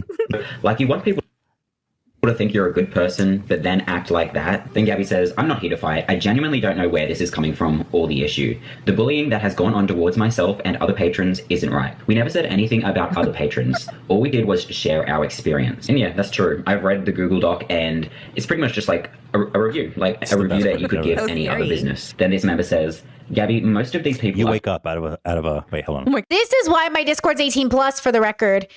I emailed Patreon again and I said, please let me upload content to my Patreon for patrons. I will let me upload content for them. And they said, like, you're 18 plus, like, we don't have that policy. And I was like, that sucks. I love Patreon. But like, that really sucks that because I'm 18 plus, because I don't want kids in my Discord, because I don't want fucking minors in my fucking community, it sucks that I can't upload straight to Patreon for patrons. So I have to upload to YouTube, which takes revenue away from Patreon and like makes my, it so sucks. Like, but this is what I'm trying to avoid. Nobody wants to join my Discord, be talking about Kant and run into a 12-year-old who's like, actually, I have thoughts about Nietzsche. You know what I mean? Like, girl, please. I love that for you. Go hang out with people your age. Oh my God. You wake up out of a stupor. Your eyes come to. You look up. This is what you see. Like, if she chloroformed me and I'm just like Yeah. there on the floor. You wake up. You don't know where you are. Shit. You see Gabby angrily typing. Oh my. Yeah, Chet says also, why Patreon want 18 patrons? That's weird. Yeah, why you want minors on your website? But the truth is like minors have money. That's where most of super chats come from. Not for me, but for like Kai Cenat and those people, like those are kids with mom and dad's credit card. Thank you, Chad. Says personally, I love to pay for both YouTube and Patreon. You're a saint. You're a goddess. Thank you so much, guys. I really appreciate all of you. Like, I really appreciate it, guys. I really do, because I know it's a big deal. It's a big fucking deal. That's a lot of fucking money every month, and I do appreciate it, you know? And okay, I don't want to spoil nothing. But if Patreon won't take Patreon won't let me upload. My revenge is to upload. Never. Oh, I got a revenge plan coming. Let me tell you, in a good way. In a good way, it benefits all the it benefits the members. Okay, Discord. I'm so annoyed that Patreon won't like take more of my money. I paid them a fee. Anyways, I want them to understand like this is you're missing out on revenue. Anyways, Could give any You can't move. Your mouth is covered with duct tape. Oh my business. god. That's so scary. Like I'm laughing because I'm trying not to be scared. Like that's the only reason I can make it because I'm sorry. terrified. It is funny though. No, I know. I mean, outside of it, but like it's probably gonna happen, and I just am like preparing myself for it. Let's keep you safe. Let's not give her any knives and any awards for most likely to kill Trisha. Thank you. Yeah, no We'll more pull that mentions. category. Okay. Thank you. This member says, Gabby, most of these people are kids. Kids who felt you didn't hold up your end of the bargain with the Discord and didn't listen to their ideas. Ew. We are not bullying. I've only heard information and shared what I heard and chose to cancel my It's subscription. amazing these kids are so much more mature than her. yeah. What the They're, fuck? like, so How old are these mature and, kids? like, yeah. Right. Just like we just didn't like your subscription. Yeah, Like, sorry. We're just living our life. Literally a YouTuber with 1 million plus followers scaring kids on Discord. It's not slander to share our personal experiences and pictures. It's called the First If so, drama Amendment. channels would be obsolete. True that. Then Gabby says, at the end of the day, this is my server and I am the admin. If I don't implement every change people want, there's nothing wrong with that. I think she may have forgotten that she's actually not in her Discord server at the moment. She's It's not in her own really- Discord. Yeah. She's like, this is my Discord. I am the admin. It's like, what? Like Yeah. that's again really scary. Like really It's not scary. your server. You're just coming in here threatening This is my kids, server. thinking they should believe the threats. Then Gabby says, it's not a threat. Don't twist my words. I'm coming in as an adult, giving you guys a heads up. It is a threat. A lawsuit is a threat. Telling them you're going to call their parents is a threat. These kids are on it, bro. So she literally Anyway. she said after that, because I watched that full video, she said after that, she goes, what lawsuit? What are you guys talking about? Hi, everyone. Like Video she for said that in the video, the continuation. And it's like, it's Hi, really, everyone. really, really, really scary. So anyway, I want to give a shout out to this guy because for that B-roll alone. Sid, just CID. Sid. So if you can watch the whole video there by Sid, but Good shout out. name. Good channel name. I think it's just hair though. Yeah, I think it's grown weird. I think Oh, it's like a okay. scar or something there. Okay, shout out to Sid though. We love him. Sid, reach out and send us that B-roll. Oh, We need that. No, Yeah. we cannot use it anymore. We'll use it on off the rails. not or on this something. show. No, Like, we don't like- no. No, nowhere. She tweeted you being like a fan, wanting to be on the show and stuff. So you're giving her that attention. No. Don't even Hurt, do it off the angry, wheels. okay, all All right. right, You never, remember never mind. Oh, Sid. look, you're ruining her career again. I think I can tell my This friend, is- let's not talk This about is Gabby. a huge opportunity for Gabby to be featured in Angry B-roll. I'll straight up tell everybody, don't talk about Gabby. It feeds into her narcissism. Like, don't talk about her, everybody. I've said it in videos. Let's talk business for a second. Chess says, is it possible to have a video in the cloud storage like Google or Microsoft and share a video link only? I've done that before as a content creator, and with peace and love, it's bad for business. It's bad for people. It sounds like a good idea. I used to do that. It just doesn't work, and it's bad for everybody. It's like if Netflix, instead of having the videos on the menu, makes you go to a Google Drive and click on a link. It sounds like a good idea, but it's absolutely horrible for business. So with peace and love, if, I'll be uploading to YouTube members. Patreon doesn't want my uploads. I'll upload to YouTube members. I just watched the CEO of Patreon say that the biggest Patreon accounts have content on Patreon, exclusive content. That's how they make so much of their money. And I'm like, cool, let me do that for you. And they won't let me do it. So fine. Like, I'm annoyed, but fine. Then YouTube is going to get it. Patreon won't take it. YouTube's going to get it. You made your decision, Patreon. I'll say it again. I love Patreon. I'm really glad I can use their website, but they told me they're working on updating their terms of service, but like any day now. And don't ever talk about Gabby. I'll say it. She's not right. We're She's not breaking your well. rules right now. But you know what I mean? Like she's unwell and people talking about her is literally just like pushing her to continue this behavior. Like it's not, she's thinking like she's in control. I'm this master troll. It's like, no, you're a serious, like sick individual. Like it's really scary. This was another one. This is my final piece on her. Are these my colleagues or This is her live. friends? On a scale from 10 to Well, I know what Gabby this is. Hanna TikTok live. She got banned during this. 1, do you hate who a lot. I've become? Because I hate who I've become. No, I know what this is though. This is trolling. Is this whole thing? She copies whatever? my format to the extreme because now that she had this manic episode and she had a breakdown, she's trying to like, I used to do that shit all the time in 2017. Like, you just like are trying to like distract people. Like, look, I'm trolling, I'm in control, but she's not. Like, that was obviously a troll. She's obviously off her manic episode, but she's still not like, well, she's just trying to make people be like, Cover it I'm up. crazy. Yeah, because she wants to be, as Peter Mon said, the villain and the victim. And she goes, oh yeah, I'm always a victim, but also like I'm in control. I love being hated. I love Freddie Mercury was also judged, and so I'm like him. Like she's just so like delusions like of grandeur. So that was a troll. But You want to talk? So anyway, that wraps up our whole thing on Gabby Hanna. I mean, there's just so much more about. Okay, guys, it's coming. It's coming. We're almost there. How did they go from this energy to Trisha storming out? Okay, prepare yourselves. Prepare yourselves.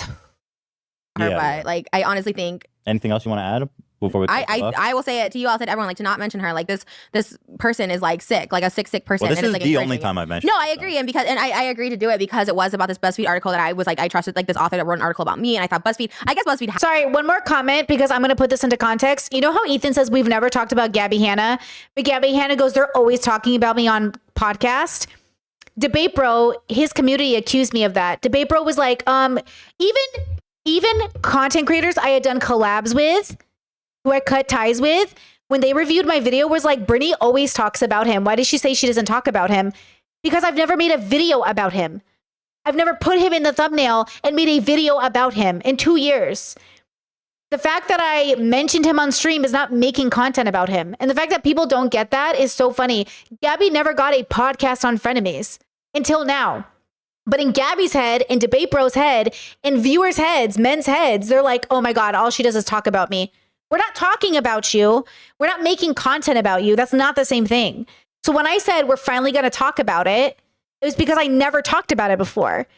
But that's why I cut ties with that YouTuber, because when I saw him review my video, I was like, and then he downplayed it. He was like, not a big deal. Nothing she said in the video is a big deal. Everything he did, like, and then he defended Debate Bro even after the scandal came out. Bye. Even after the reason he's in court right now, people defended him. That's what I'm saying, bro. People think like people are watching you. Crazy, bro. Has a bad reputation already, which I didn't know. Everyone's like they're kind of trash anyways. I guess they steal content from people and stuff. So they've always had a really trash reputation, and then they started writing like real articles. Oh, Ian's over there secretly eating pizza. What are you doing? Domino's Bring arrived. that shit over here. I didn't know that. I would have said but no. then they like, I don't know. They like keep flip flopping, but yeah, they have a really trashy reputation. Yeah, and I had no idea. They a few years ago opened a news division that's sort of separate from their like clickbait articles and stuff. Right. And we're trying to get a more legit reputation, but I don't think it was very successful, and it seems like they've slid back into just kind of clickbaity bullshit. Yeah. It's really, really bad. And I don't want any association. I'll say it again. BuzzFeed, I want no association. Please don't promote my article. That author is trash. Like she did zero research. Like her writing skills are. I should have done more research. I shouldn't have done it. I will take the photos though. I had a really good. Her name was Rosette Rago. She photographs photos. She photographs for New York Times, and I was like, oh, she was like, I just do these randomly, and she's so good. She photographed like Natalie Portman. I'll take the photos. I have some behind the scenes. I'll take the photos, but not the article. You can bring, you can bring them here. Thanks. Is there phone numbers on You guys it? get slices? Put the phone numbers this way so you can't see God, it. it's going so well right now. So you guys know about my pizza thing? People judge me for. Oh, I opened yours. Damn. Oh, I bet that smells so good. The fact yeah, what's your pizza thing? Is the pizza thing that if somebody mentions pizza around you, you flip out until you get some pizza? That is a pizza thing. No, I got black olives, pineapple, and jalapeno. And Want to it's eat insane. that? So good. I like all those ingredients, but together it's just weird. Try I don't it. know. I've tried it. You don't like it? No. It's not good. I feel like we're like, because Hila's pregnant, like we're all eating like we're pregnant. That's what I said. We all do sympathy eating with her. She's not here, but like here's to you, Hila. That's why I need to start exercising more because I'm gonna get massive. Oh yeah. You want to do advice column? Sure. Yeah. Do we not want to talk about Drake Bell or Logan Paul? Drake Bell literally got arrested How for much time do we have, Dan? About 40 minutes. Yeah, what was the deal with Drake Paul? I didn't. Drake Bell. Those are different people. Logan Paul. What happened with Drake Bell? He got arrested, I guess. For child endangerment, but what did he do? Child endangerment was one thing. I don't really understand that one completely, but there was another charge he got, and it was basically just him being inappropriate, like saying inappropriate messages with a 15-year-old back in like 2017. Oh, he was DMing? Same thing, James Charles. Like, Where's James Charles That's what I'm arrested? saying. Oh my God. How does Drake Bell get arrested for one incident, but there's been multiple ones where James Charles admits Well, hold on. He got arrested now for DMs back when? in 2017. So that's what I'm saying. It takes time. Right, that is These true. investigations And it was take time. Ohio. Ohio has different laws, so I guess like Ohio's like a little bit different. But like it's insane to me that James Charles is just like celebrating birthdays It and could like happen that just in a year or two, the police Right. come knocking. it's well, you know, and I hope like there are certain people that like should get canceled forever, and like James Charles is one of those people. Drake Bell doesn't surprise me though. Right, I guess he moved to Mexico and became Drake Campania and doing Spanish music or Campania? something. Yeah. Don't trust the companion. So isn't that crazy though, from 2017? But I mean that's good. I'm glad that they're able to do that from like after a long time. Because so many people will be like, why aren't you saying anything sooner or whatever? But the girl was like 15 at the time. You know what was she gonna like say? Well, you know, these cops like to make sure that their arrests and convictions hold. So they take the time to get all Yeah. the evidence they need. I thought that was so crazy. I was just like, oh, how come more people aren't talking about that? I guess because he's just not popular like James Charles. Exactly. Chad said this is not the energy I thought would be leading up to the final fight. Guys, we are seconds away. We are seconds away. This is human beings. This is the most humans gonna human thing that I can't believe it. Charles or whatever. You but- wanted to talk about the fight? Yeah, did you watch it? Mm-hmm. I didn't watch it. I just want to talk about it because I don't know, because it's trending. I don't know what's happening in it. I watched the whole thing. Was it good? Paid for it too. Maybe we should box. You brought up boxing earlier. Maybe we should box. You know what? Hmm. I'm a proud supporter of Showtime. They are amazing. I spent $50 on that show proudly. Oh my God, are you okay? Drink some water. It's just spicy. I'm a proud supporter of Showtime, and I'll tell you what. What a great show. What a great experience it was to watch Showtime Sports. Is this a sponsor? No, they're just not Triller. Triller's awful. Like, compared to, because Triller put on the Jake Paul fight, those are the guys that are suing me. Oh, is that still happening or no? It's done. Oh, they're still suing me, yeah. Mm. And so their event was just horrible. Like, just such regret watching that. At least the Showtime one, they put on like a real event where the undercards were interesting fights, were good fights, experienced boxers. Because Triller was like trying so hard. They got brought out like all these popular performers and stuff. Spent like a fortune, which is why they're going to be going out of business pretty soon. But it was just a horrible event. Your Just lawsuit so will get not dropped. worth. If they do bankruptcy, Oh, yeah. it'll get dropped. Mhm. That's what I was saying. I don't know what's going to come first, their defeat in court or their bankruptcy. I It's a mean- toss up. But anyway, Wow. it was just the Triller boxing event was just so horrible. It's no surprise that Jake Paul left Triller and joined Showtime. And I think Jake Paul left? yeah. What? Yeah, he Since left when? Triller because he realized it's just a horrible train wreck. It's like Titanic. Oh. And Jason Nash is still there. well, exactly. It's Titanic, and it's sinking with him. And you know, it's not. And I think he did the right thing because the Showtime really puts on a good experience, a good fight, and it's definitely worth the $50. It was a great experience, unlike Triller, a horrible experience, terrible fight, terrible company. But no, I watched the whole fight, and I will say, You like it? I do not understand. But like, I guess what is the entertainment value in it? I can see wrestling because there's like a show, there's characters, they're in costume. Is boxing like a show? He came out to Greatest Showman. Everyone's like, I think of Trisha Paytas when I think of the song, the From Now On. Dun, dun, dun. I was like, oh, that's kind of cool. It's a trend. obviously the boxing match itself was such a ridiculous mismatch. I mean, Floyd is 44. He's like 5'8". Okay. Oh. And then Logan is like, what, 25? He's 6'2". So when they were in the ring together, the actual weight class is insane. Like, these people should never in any reasonable world fight. So the fact that Floyd didn't knock out Logan or anything doesn't surprise me because he's not known for being a striker. But he fought well, and Logan was able to go the distance. There was one clip where people saying Floyd knocked him out momentarily, and then he held Logan up so he didn't fall to the Is that why ground. they? Okay, so I just saw all the jokes about hugging. They hug because someone's almost about to faint or something, so they're holding. No, them up. Logan kept hugging him because he was exhausted. Oh, is that why to break? Yeah. Oh, I love that. I'm gonna start using that when I'm like winded tomorrow when we do our vlog. I'm gonna hold on to Moses. I'm like, I'm gonna give you a hug. Wait, Discord just shared a screenshot. Just Trish podcast. We got into a fight that nearly ended the podcast. Oh my God, the energy. Okay, I'm going to try to pause it very infrequently so we can just get the whole feeling. So here we go. Yeah, that's what they do. And so Mayweather was getting annoyed, though. He's like, get the F off me, dude. Oh, he's like, you're a little baby bitch. Basically, yeah. I mean, that's what I would think he's saying. I'm not saying that about Logan. He's not baby bitch. He probably- Obviously, Floyd kicked his ass in terms of like the boxing experience. Like, the stats of amount of punches hit and accuracy was insane. But like when you watch it, I guess what's the entertainment? Like when someone hits someone, you're like, whoa, or like what's the exciting part of it? Like it's the hitting or it's the what? Well, it's a game of strategy. I mean, it's not just about knocking them out. It's about landing punches. It's about dodging punches. So it's a sport. Mm. Just watching two athletes compete. Did you see that Floyd Mayweather was sponsored by Fashion Nova on his trunks? Oh, wait. Nova Men. He was wearing an OnlyFans hat. Really? Yeah. All the I was sponsors. like, what the hell? Yeah, his trunks had Nova Men on it. So Fashion Nova's men division was So sponsoring. he works for anyone. That guy's just there to make That money. made me think though I need to ask for more money because Fashion Nova would be lowballing me. But if you're sponsoring Floyd Mayweather, Oh, yeah. I think I sell more clothes than Floyd Mayweather. You know what I mean? When it Probably. comes to Fashion Nova, I should probably get a little And more. you know that Mayweather don't wear no Fashion Nova. No, he's got his Rolex. They're like, Yeah. I do wear fashion. Like, it's not sponsored, but I do wear it every day. Like, I love Fashion Nova. But Okay, can you stop talking I about all know. your sponsors? I haven't talked about them in a long time, but. Well, I thought it was good. So you want to give advice while we eat pizza? Yeah. Can I say one more thing? Did you ever see Brokeback Mountain? I watched that last night. I actually never watched it, but I know the plot. Oh, Did it break your heart? oh my God. It Those was poor like, cowboys just wanted to be. They just wanted love to be loved. Love is love. but it wasn't even that. Like, the one, like, could not be with him because he's like, because it takes place like the 60s, 70s, and 80s. It's like through the era and stuff like that. It's, I can't spoil it, can I? Because it's like 2004. But it is I like, can spoil it.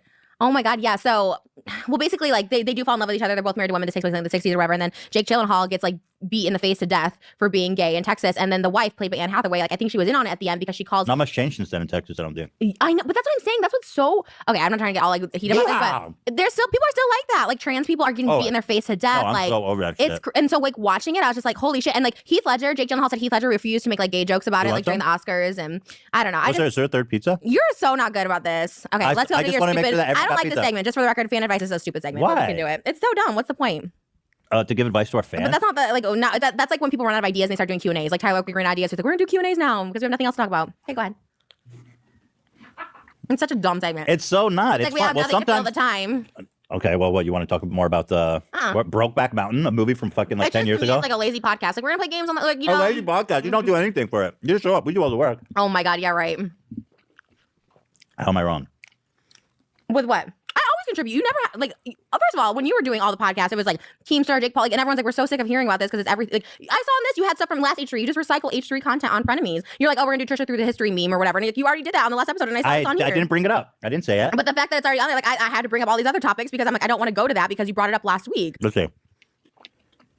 We put together this Gabby Hanna segment. I mean, I could. Okay, hold on. I'm gonna pause it once, or at least right now. Did we all catch it? She was telling a story about Brokeback. She listened a very long time to his segment. But in a normal conversation, this could be frustrating, but not world ending. So when she was talking about her thing, he interrupted to ask Dan or whoever, do you want some pizza? And she took that as like ignoring her. But I'm just going to say this right now.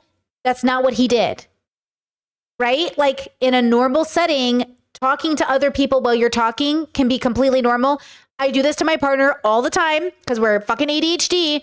And he'll be talking and I'll be listening. I'm like, do you want my pickle? Do you want me to do laundry? And yes, it can be a problem if I'm doing it too much. I'm like, sorry, go ahead. I'm listening.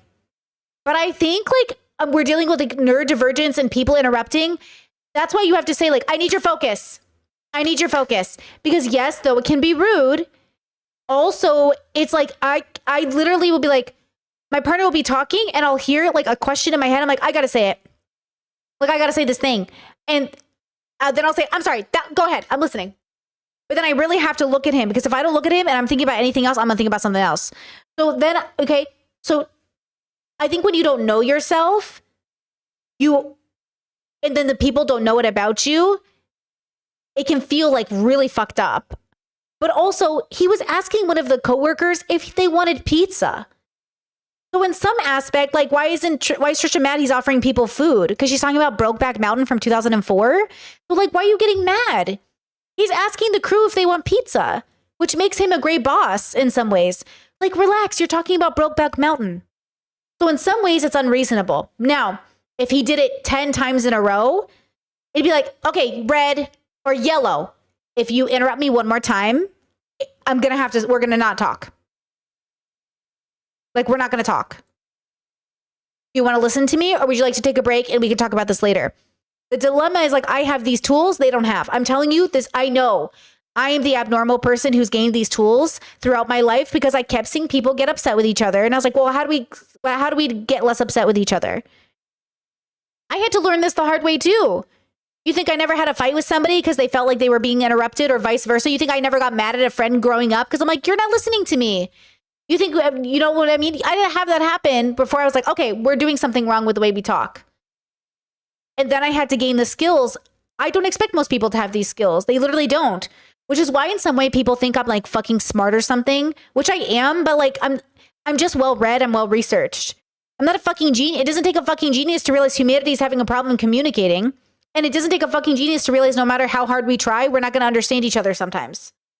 But I think in some ways it feels like you're a genius because no one else is doing it. It's just nobody's trying. You know? I just don't think people are trying. And I know why they're not trying. Nobody trains you to do this. You know? Okay, so that's what happened. So she's upset. Ethan interrupted to ask the crew if they wanted pizza, which I think is fine. I don't think he did anything wrong.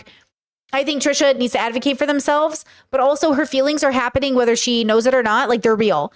Like, the feeling in Trisha's body is a real feeling, right? So can't fault her for that either. I literally, again, could have done that for my... Chad says, has anyone ever got angry at you for saying yellow or red as it means to stop? I mean, obviously they didn't know what it meant and then I had explained it to them. And some people thought it was silly. Like my brothers would be like, you're so silly, dude. You know, but at the end of the day, like, you either learn my language or not. Okay, I'm going to interrupt. I'm not going to interrupt. Ready? For my head, I always chime in with my topics. Like I always do because like I try and steer it. Okay, what did you bring on the Logan Paul fight? I brought it up, first of all, because it's trending. You're like, I don't even know what to say about it. I don't even know why people watch. I never pick the costumes. I never do the vlogs. I give so many ideas. I say dancing for the vlogs. I give all these ideas, and you don't. It's just what's wrong with that advice for you? I don't think it's a good segment. The people want to hear from us. Okay. Do it. I'm Okay. telling you my opinion. And all the vlogs we've done, I've suggested other vlogs, and like that never does. I Well, if suggest you don't other like it, things. then we shouldn't do it. Okay. Since it's a show about me and you. No, but you're saying I do all the work, but I'm telling you I don't like all the stuff you do. I'm just kind of go with it because I'm like, okay, I guess this is what you want to do, but I have to start saying no because some things are just not good ideas. I like it for the record. Okay. Oh, sometimes you got really interesting questions. They're not though. Brutal. Brutal.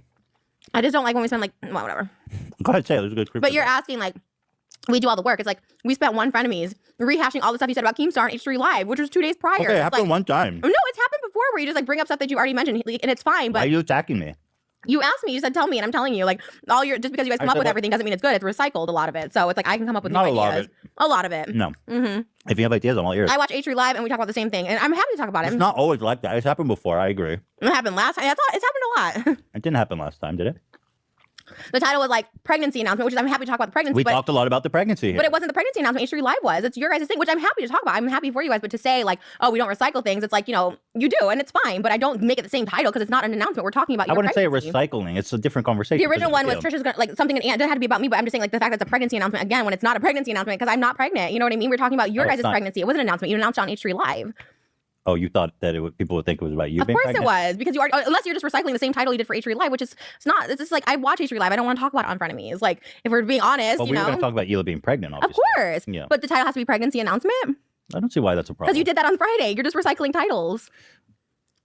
It's not an announcement. You weren't announcing it. Okay, so Hila's pregnant, and I'm talking about it with Trisha. Would you prefer that? Anything to be more creative. It's like the fact that you just talk about what you talked about the week prior is like Sorry, I gotta pause it. I think I would agree with my past self when I reviewed this the first time. I do think that she doesn't mean anything she's saying. I do think she's triggered. If she means any of this, you have to say it when you're more sober. Because none of this makes sense in relation to the Trisha that showed up for that podcast and had a great time. So that's the problem is like, I do deal with people who say things they don't mean when they're really upset. And like, that's the thing is like, I think Trisha really in this moment feels this way, but I don't think this is Trisha. Like, I think this is the Trisha that's like upset, and upset Trisha believes this, but not upset Trisha doesn't believe this. And that's why in DBT, I learned the difference between my feelings are real. They are actually happening. They're valid, but are they reasonable? Your feelings are valid. You're allowed to be upset. The question is, am I thinking reasonably while I'm upset? Because sometimes your feelings are incredibly logical and sometimes your feelings are not. And so it's your job to learn, okay, what's the difference? So you can say, Trisha can say, when they have the skills, yellow, I'm feeling very upset.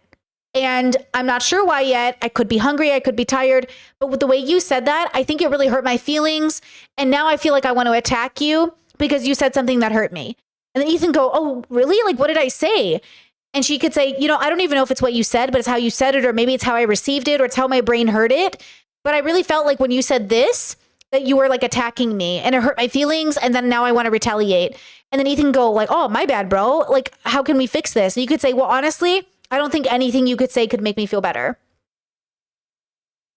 If I'm going to be honest, like nothing you say will make me feel better, but how we handle this situation can help me feel better faster. Because sometimes Brittany, like Brittany's me, sometimes I'm so upset and my body is so upset. It doesn't matter how well the conversation goes. It will take another 30 minutes for my body to calm down.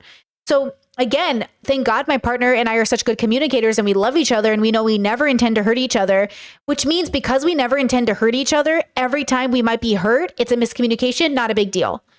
So when I say like, hey, I think this hurt my feelings and I know you didn't mean it, give me about 30 minutes for my body to calm down. But right now, like I'm very unhappy and I can't quite trick myself into being happy. And my partner will go, thank you for being honest. I totally get that. Can I get you anything? Would you like space? Do you want to cuddle and watch an anime? Are you okay? There's nothing wrong with being triggered. I'm not an unethical person because I'm having a biological experience. Like I can't catch my triggers. They happen faster than I can stop them, right? It's my responsibility to communicate, to love the people I'm around, and especially to love myself. I'm not a bad person because I got triggered. I certainly didn't hurt anybody because I got triggered. I'm just in a lot of pain. I'm in a lot of fucking pain. And there's nothing I can do to change it But I promise you, if you give me 30 minutes, I'm going to feel so much better. Trisha doesn't have that. Most people don't have it. The world is suffering because they are not learning that you can stay rational through a trigger by knowing what it is and calling it what it is. And Trisha and Ethan are having this moment. So Ethan doesn't know how to talk to her because if she's not triggered, like this conversation is kind of weird. But obviously, because the conversation is weird, we know she's triggered. That's how I know if people in my life are triggered. I'm like, hey, we're having a weird conversation. Are you okay? Hey, the conversation isn't like our normal everyday. Do we need to talk about this? The other day, my brother called me and I was like, hey, just so you know, like, you're bigoted. And he was like, are you triggered or are you just like passionate? And I was like, I'm passionate. I'm sick of you pretending like you're the cool brother who's cool with the gay kids, but you're willing to vote against our civil rights. And he's like, but I am the cool brother who's cool with the gay kids. I was like, no, you're only okay with the gay kids, but only in the sense that you invite us over, but like you're going to vote against our civil rights. I love you. He goes, okay, but you're not triggered. I was like, do I sound triggered or do I sound sure of myself? And he's like, okay, I get it. I get it. We're having a disagreement. You're not triggered. It's not offensive if somebody asks me if I'm triggered. It's important to know the difference between I'm triggered and I'm passionate. Okay? Triggered, I wouldn't be making much sense. Passionate, I'm making sense, but loudly. That says, I wonder if she even realizes she's triggered. I don't think she does. I'm not convinced Trisha Paytas in this moment has any idea she's triggered, and Ethan certainly doesn't. Like, they don't know what's happening because they don't know what it means. Okay, let's watch it. I'm going to try to not pause it. And I've seen other people call it out. It's not just me. Like, I mean, people have called it out before. Like, the whole Keem starts, I didn't even, like, didn't know. It was like the 30 minutes was exactly the 30 minutes you did on H3 Live. Yeah, I agree. That part was That's crazy. Sometimes I forget what I've talked about, honestly. But you're saying you have all this crew that does all this work for you and nobody could remember that you talked about that 2 days prior? I agree. Somebody should have said something. I was like, guys, why don't you tell me when I'm talking about the same shit over and over? Because I tell to them, I go, yo, make sure to include this. And they go, oh, okay. But I go, oh, shit, I talked about the same thing. But I feel like you're so angry about this. I'm literally not, but it's Yes, so you funny. are. I'm not. I'm angry when you say something. You need to admit when you're angry. Ethan, I promise you, this is really as gaslighting. I go to a lot of therapy right now. And this really No. I got to pause it again. See, Ethan is trying to say, like, you have to admit when you're angry. And Trisha's like, I'm not angry. You're gaslighting me, but you are angry, Trisha. And that's where that's the cognitive dissonance between ourselves. I've done this. I've had this conversation with people. I mean, you see it happen to me. You see it on panels. You'll see me being literally calm as fuck and the other person is upset. But see how it's different? Same thing. They don't know they're upset. They think they're saying that they're upset, but no one's treating them like they're upset. And they don't process it. I've had this conversation where I'm like, I'm not upset. I'm standing up for myself. You're not standing up for yourself. And she might not even have these real feelings. I have a person that's similar to Trisha that when they're upset, they say things they don't mean, but they say it with such conviction, you almost think they mean it. And then they really have to be like, I didn't mean that. Like, you're an animal on a planet. I'm telling you, you don't have as much control over things as you think, but you can learn to get better control. That's why we love a monk in the mountains. The monk in the mountains is a symbol for having control in your life. That's why we love it. That's why I love it. That's why I recommend it for people. That's why meditation, that's why Marsha Linehan did DBT with Buddhism in mind. Because we're not seeking magic enlightenment. We're seeking one with our nature. We're seeking one with our literal positive symbiosis, bros. Like, we're not seeking gods and magic. We're seeking stability and the reality of our nature. Humans are going to human. really is. When I say I'm not angry, I'm not. I'm like just trying to tell you that you're like, oh, we do everything for the show. And I'm saying it's not always good. I'm not angry. If I was angry, I would like leave or something, but I'm not. But you But telling you're me I'm upset angry. or something. You're not upset. not. Okay. All right. But it is like frustrating when you think you do all this work and like think, oh, we're doing all this great stuff. And it's like, it's not that great sometimes. A lot of it is. And I like appreciate all the work you do and stuff like that. But it's also like not that great. I don't get input on like people we hire, like all this stuff like that. I don't get, People I we don't. hire. Why would I ask you about people I hire?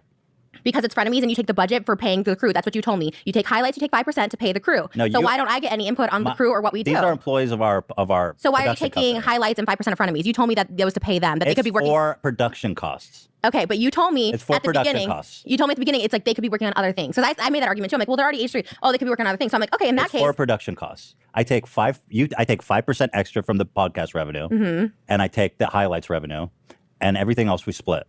right. So for production costs, Yeah. But again, you were about to move us all to downtown LA, and I was just like, but the production cost should be included. Yeah. Like, you were going to share the cameras because Dan said, oh, we have to get new computers and new cameras. Well, I'm like, And I has the obliged budget. you. I said, okay, fine. But you fought me because, on it. Because we bought a studio downtown. That was always the plan, by the way, that we were going to move downtown. And then all of a sudden, I was For like, yo, H3, and I I was had no like, yo, we're consent to moving. I told you ahead of time, but it's fine because You didn't tell me downtown we're still LA. at my house now. But I said, okay, so I was like, yo, by the way, we moved into our new office. We're going to be there next week. It's good. And then you're like, oh, I don't want to go down there. And but we had made all these plans to move the set and everything and to do everything. So you're like, I don't want to go down there. And then we talked about it for a little bit, and I said, okay, fine. And so we had to buy. But that was the first time we ever spent money on production costs. It's not about that, dude. It's literally about we are producing the show and I'm taking a cut. I feel like that's beyond reasonable.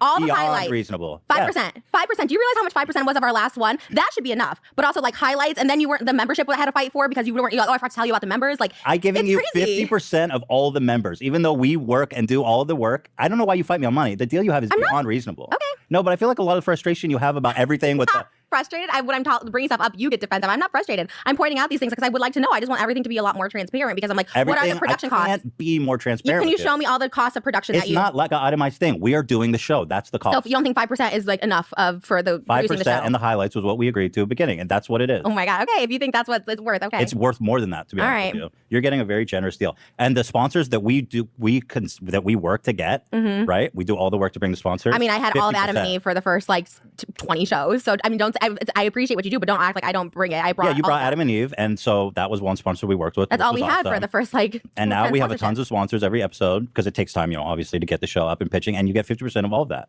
I feel like the deal you get is super fair, and I feel like you're gaslighting me, to be honest, saying that you're not like frustrated about. But that. I'm not. because it really is a source of like every time something comes up where it's like I hired somebody or this that, and like oh you don't do that much on the show. I'm bringing attention It's to it. I'm not literally upset. always- I would text it you. I would tell literally you if I always was. comes down to you get this extra 5%, and so Because you're it's saying, not why fair. should I get an input on the employees? That's what you said. And Because you brought up to me they that. don't just work on frenemies; they're my employees. Okay, but when I said that to you originally, you said, oh, we pay the employees. They could be working on other things. So why don't we have frenemies employees and I get input if we're spending 5% of the budget towards them? I think that's not what it is. That's If what I you said. So then that's But I don't okay, remember, to say but that's not gaslighting what is it telling someone how they feel, and you're telling me how I feel, and I'm telling you I don't feel frustrated or upset. So I don't know what else that could be. How am I gaslighting you by telling you I'm not feeling this way? How is that gaslighting you? I'm not feeling this way. Okay, hold on. She might not know she's upset. This can happen. This happens to everybody. You don't think you're upset, like you're not processing it as upsettedness. And that's why it takes a lot of self-awareness to be like, I am upset. You're right. I'm upset. I've had this conversation plenty in my life where you don't feel upset. You really don't feel it. And then somebody says it and takes you a second to actually process and ask yourself, am I upset? Because I don't feel it. I don't feel the way I feel when I'm normally upset.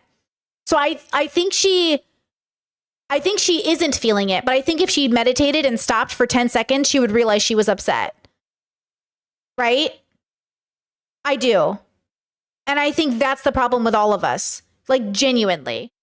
Like, you know what I mean? I think that's why, again, you go to DBT. It's why you go to therapy, because they teach you the skills to know your fucking brain. So you know what's happening before it's happening. Think about all the parents who say, oh, sometimes your kids they make you want to beat your children because they make you so angry, and then parents do. What's that about? And then if you say, hey, you beat me when you were angry, they'll say, I was disciplining you. I was not angry. It hurt me more than it hurt you. Humans do this. They just do it. They are little fucking animals, and they get all adrenalized, and they don't know better, and they can't know the difference. So the skill it takes to know the difference is the skill that I really want to give everybody. The skill I got from therapy and philosophy.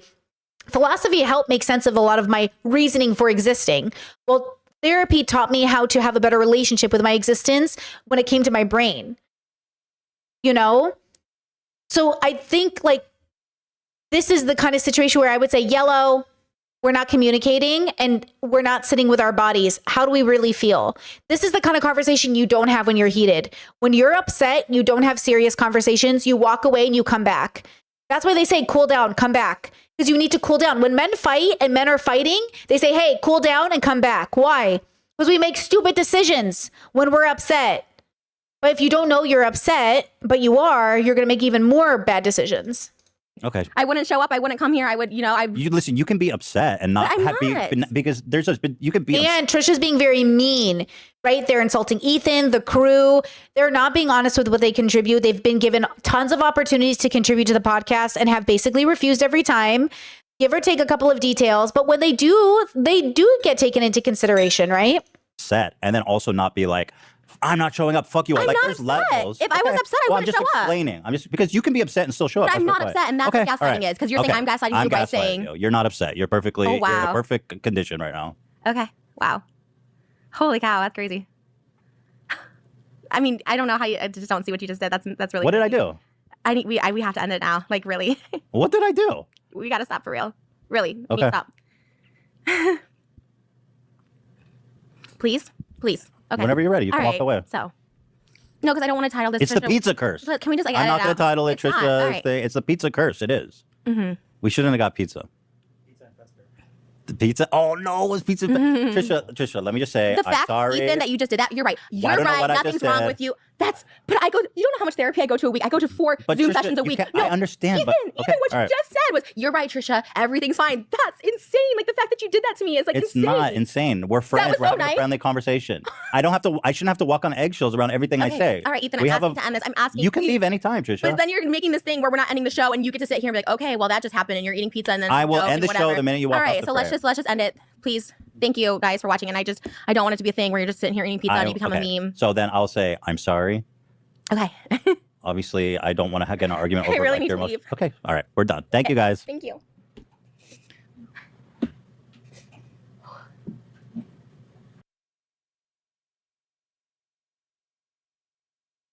Okay, there it was. We did it. We're going to watch one more video. This isn't the end. We're going to watch Ethan respond after. And no, we're not going to go deeper into this. Like, the whole point of this was to watch Frenemies. And we have one more video. We're not technically done. There's technically one more episode. So we're going to take a break, go get a snack so we don't come back hangry. And we're going to talk about how do we feel? You know, it's not as bad as I remember. I agree with you, chat. Not as bad as I remember.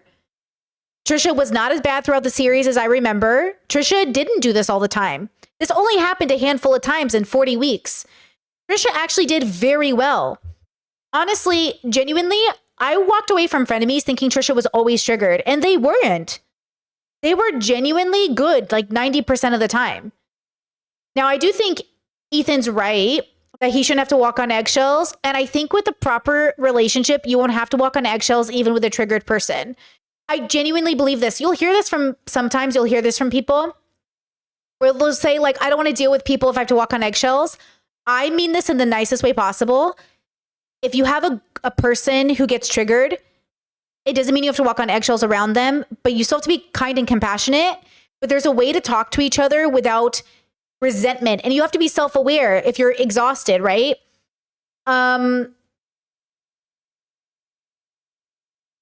Yeah, I don't know. Chat says that condescending tone really got to her. I just don't think Ethan was condescending. I think Trisha was just triggered and it had nothing to do with Ethan. I'm going to say that right now. This wasn't about Ethan. This was about the fact that they woke up and their makeup artist wasn't available. They had to go to the store. They didn't eat all day. They didn't take care of themselves all day. They had a biological experience. I don't think it was Ethan. I don't think Ethan could have done anything to avoid that trigger. The trigger was going to happen. It was a time bomb and it just went off. Because your biological experience, like I'm talking about food, water, your body, whether you like it or not, is going to get fucked up if you don't fuel it. It was a ticking time bomb. If it wasn't Ethan, it would have been Moses later. If it wasn't Moses, it would have been the person at the fast food restaurant. Trisha was going to get triggered that day, whether Ethan did it or not, because Trisha is having the biological experience. And she had already explained how the whole day leading up to this was going to happen. Like, truthfully, if they had eaten, if their makeup artist was there, if everything had gone accordingly, you know how many spoons it takes to get ready and to get into costume? They came to the pod with negative spoons, bro. This is what negative spoons does to you. That's why I say wake up every day and ask yourself, what can I do today? How much energy do I have? And then pick and choose the right places to put those spoons. I don't think this was Ethan's fault. I don't think it was Trisha's fault. I think it was the uneducated part of all of us that doesn't know how to take care of ourselves throughout the day. Think about your parents who snap at you because they're tired and they worked all day. What's that about? They didn't take care of themselves. We all have to take care of ourselves for the betterment of ourselves and our community. This is why I think introspection makes you a more compassionate person. Extrospection, it allows you to understand yourself and how you impact your community without blaming people. I don't want to blame you. I don't have to blame Ethan or Trisha to say, here's how you prevent this in the future. Because I guarantee you, if they were well fed and well slept and they had their makeup artist show up, it wouldn't have happened. You know? And also, more than that, the friendship probably would have ended not over medical triggers, but over the fact that honestly, they have bad boundaries. They're bad at creating good boundaries, which all of us are, myself included. It's a very confusing social situation where building boundaries sounds confusing. Like, it sounds weird to have to ask another adult, like, hey, we understand where we stand as friends, right? And then you think you're on the same page and then you're not, right? Yeah. Yeah, hey, it wasn't as bad as I remember, was it? Yeah.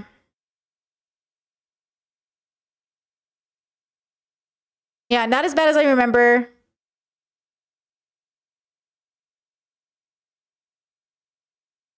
But it is amazing. Aren't humans so amazing? Like, I am fascinated at how our brains work.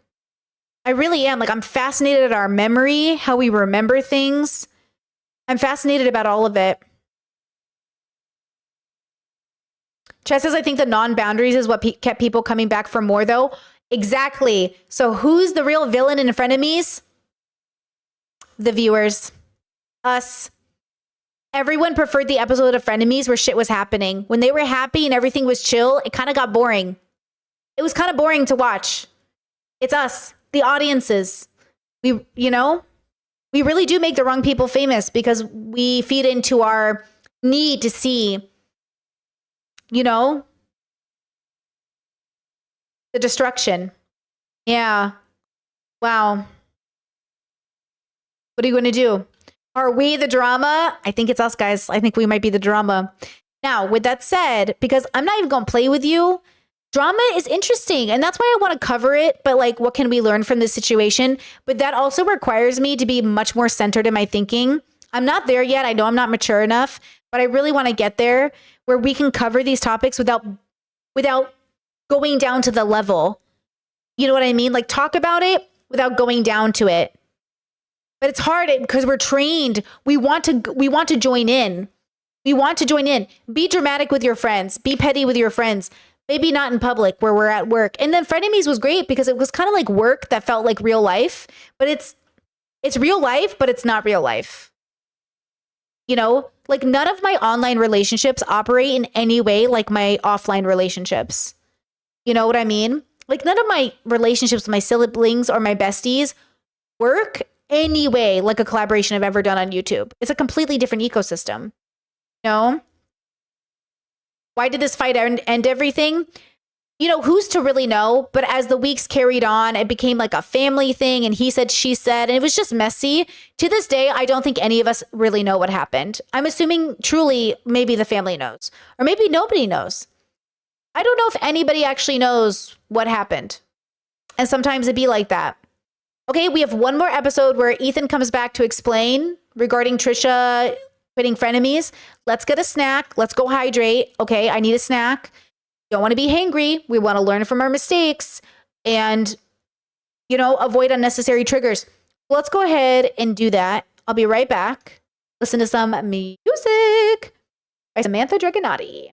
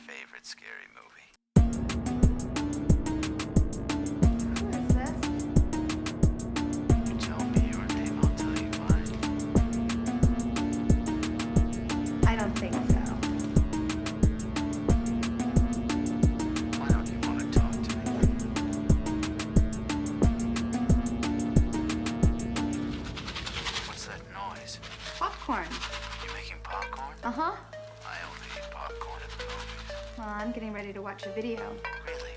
What? Oh, just some scary movie.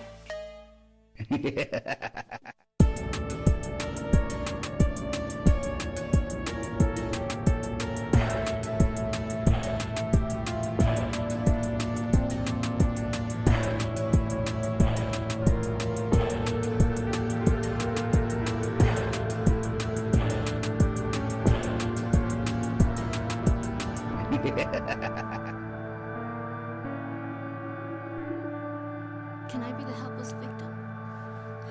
Okay, let's see. No, please don't kill me, Mr. Ghostface. I want to be in the sequel.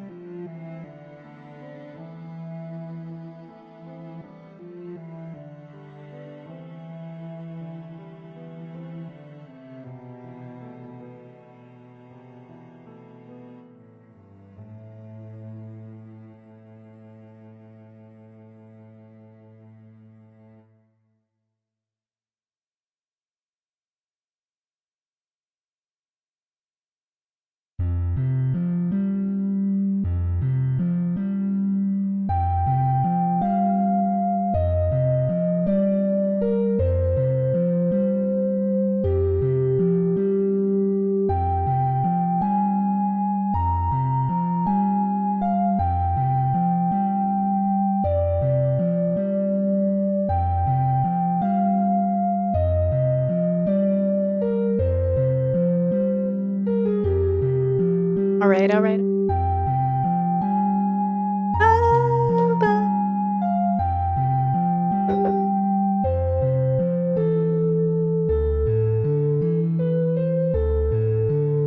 Bum, bum, bum.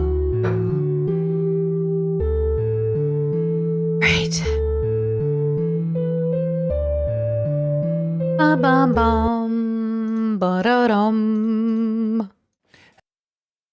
Please wait, Ethan. Please wait. Okay. So this is regarding Trisha quitting Frenemies. It is Ethan alone talking about it, dated June 10th. So this would have been 2 days after the fallout. Let's do this. Let's do this. Hello, everybody. Not a typical episode, obviously. I just wanted to come out here and kind of address everything going on with the Frenemies. Obviously, you know, there's a lot I want to say about it, and a point where I'm just gonna start from the top. Like, first of all, I'm gonna say about Trish, like the whole breakup is that, like, Trish has been saying a lot of things publicly, which has put me in a tough spot. Because on one hand, obviously I want to respect her, you know, well-being. But at the same time, it's like she's kind of tied my arms because she's saying a lot of things publicly that I feel I need to make some corrections on and just, you know, to speak up for myself. And I want to do this in a way that's respectful to her because my intention is not to like burn the bridge or to blast her or anything like that. I just want to give people what I think is a fair account of everything that's happened. And so I say with peace and love that, you know. Ugh, hold on. Hey guys, it's really early in the morning on Tuesday. I just want to make this video because I had just a lot of anxiety yesterday and a lot of anxiety this morning. And I like slept on it, and even before sleeping on it, like I had this feeling in my heart that I need to step away from frenemies, and it's really, really with a heavy heart that I say that, because it is kind of like it's been my stability, my regular thing once a week that I like absolutely look forward to, and I really love doing the show. But having said that, I was reading the comments, the members only one went up, and a lot of people were upset by my little episode yesterday, and I usually wake up the next morning feeling like regret for the way I acted.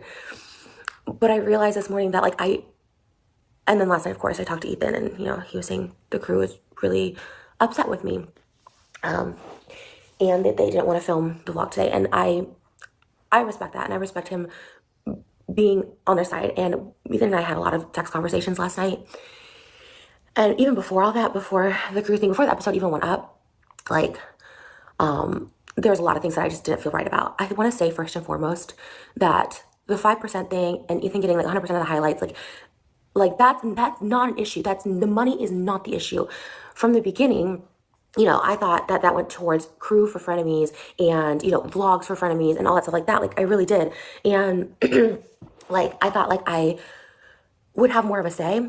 And last night, and again, there's literally no blame in this on my end. Last night, Ethan's H3 produces it, you are the talent. And that's when I realized, it's different than what I thought it was. I thought we were 50-50 building the show. I'm not, leaving frenemies sucks.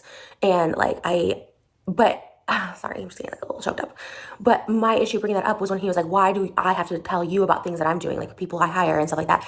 Because he hired someone new, which I have no issue with. It's a lovely person. I don't have an issue with them. But I was I thought I would get to have a say. And we did, before the episode went live, we did have a discussion saying I had a producer in mind that I think would be really, really great for the show, and we would get to do more things, because there was a couple triggers for me, and Ethan says we shouldn't have to walk on eggshells, and so many people agreed with him. And maybe that is true, right? That probably is true. I'm probably seeing something that obviously, or I'm not seeing something everyone else is seeing. So I don't also want to put him in the position where he has to walk on eggshells, because that's not fair to anyone. That's not fair to anyone in my life. That's not fair to some people I work with.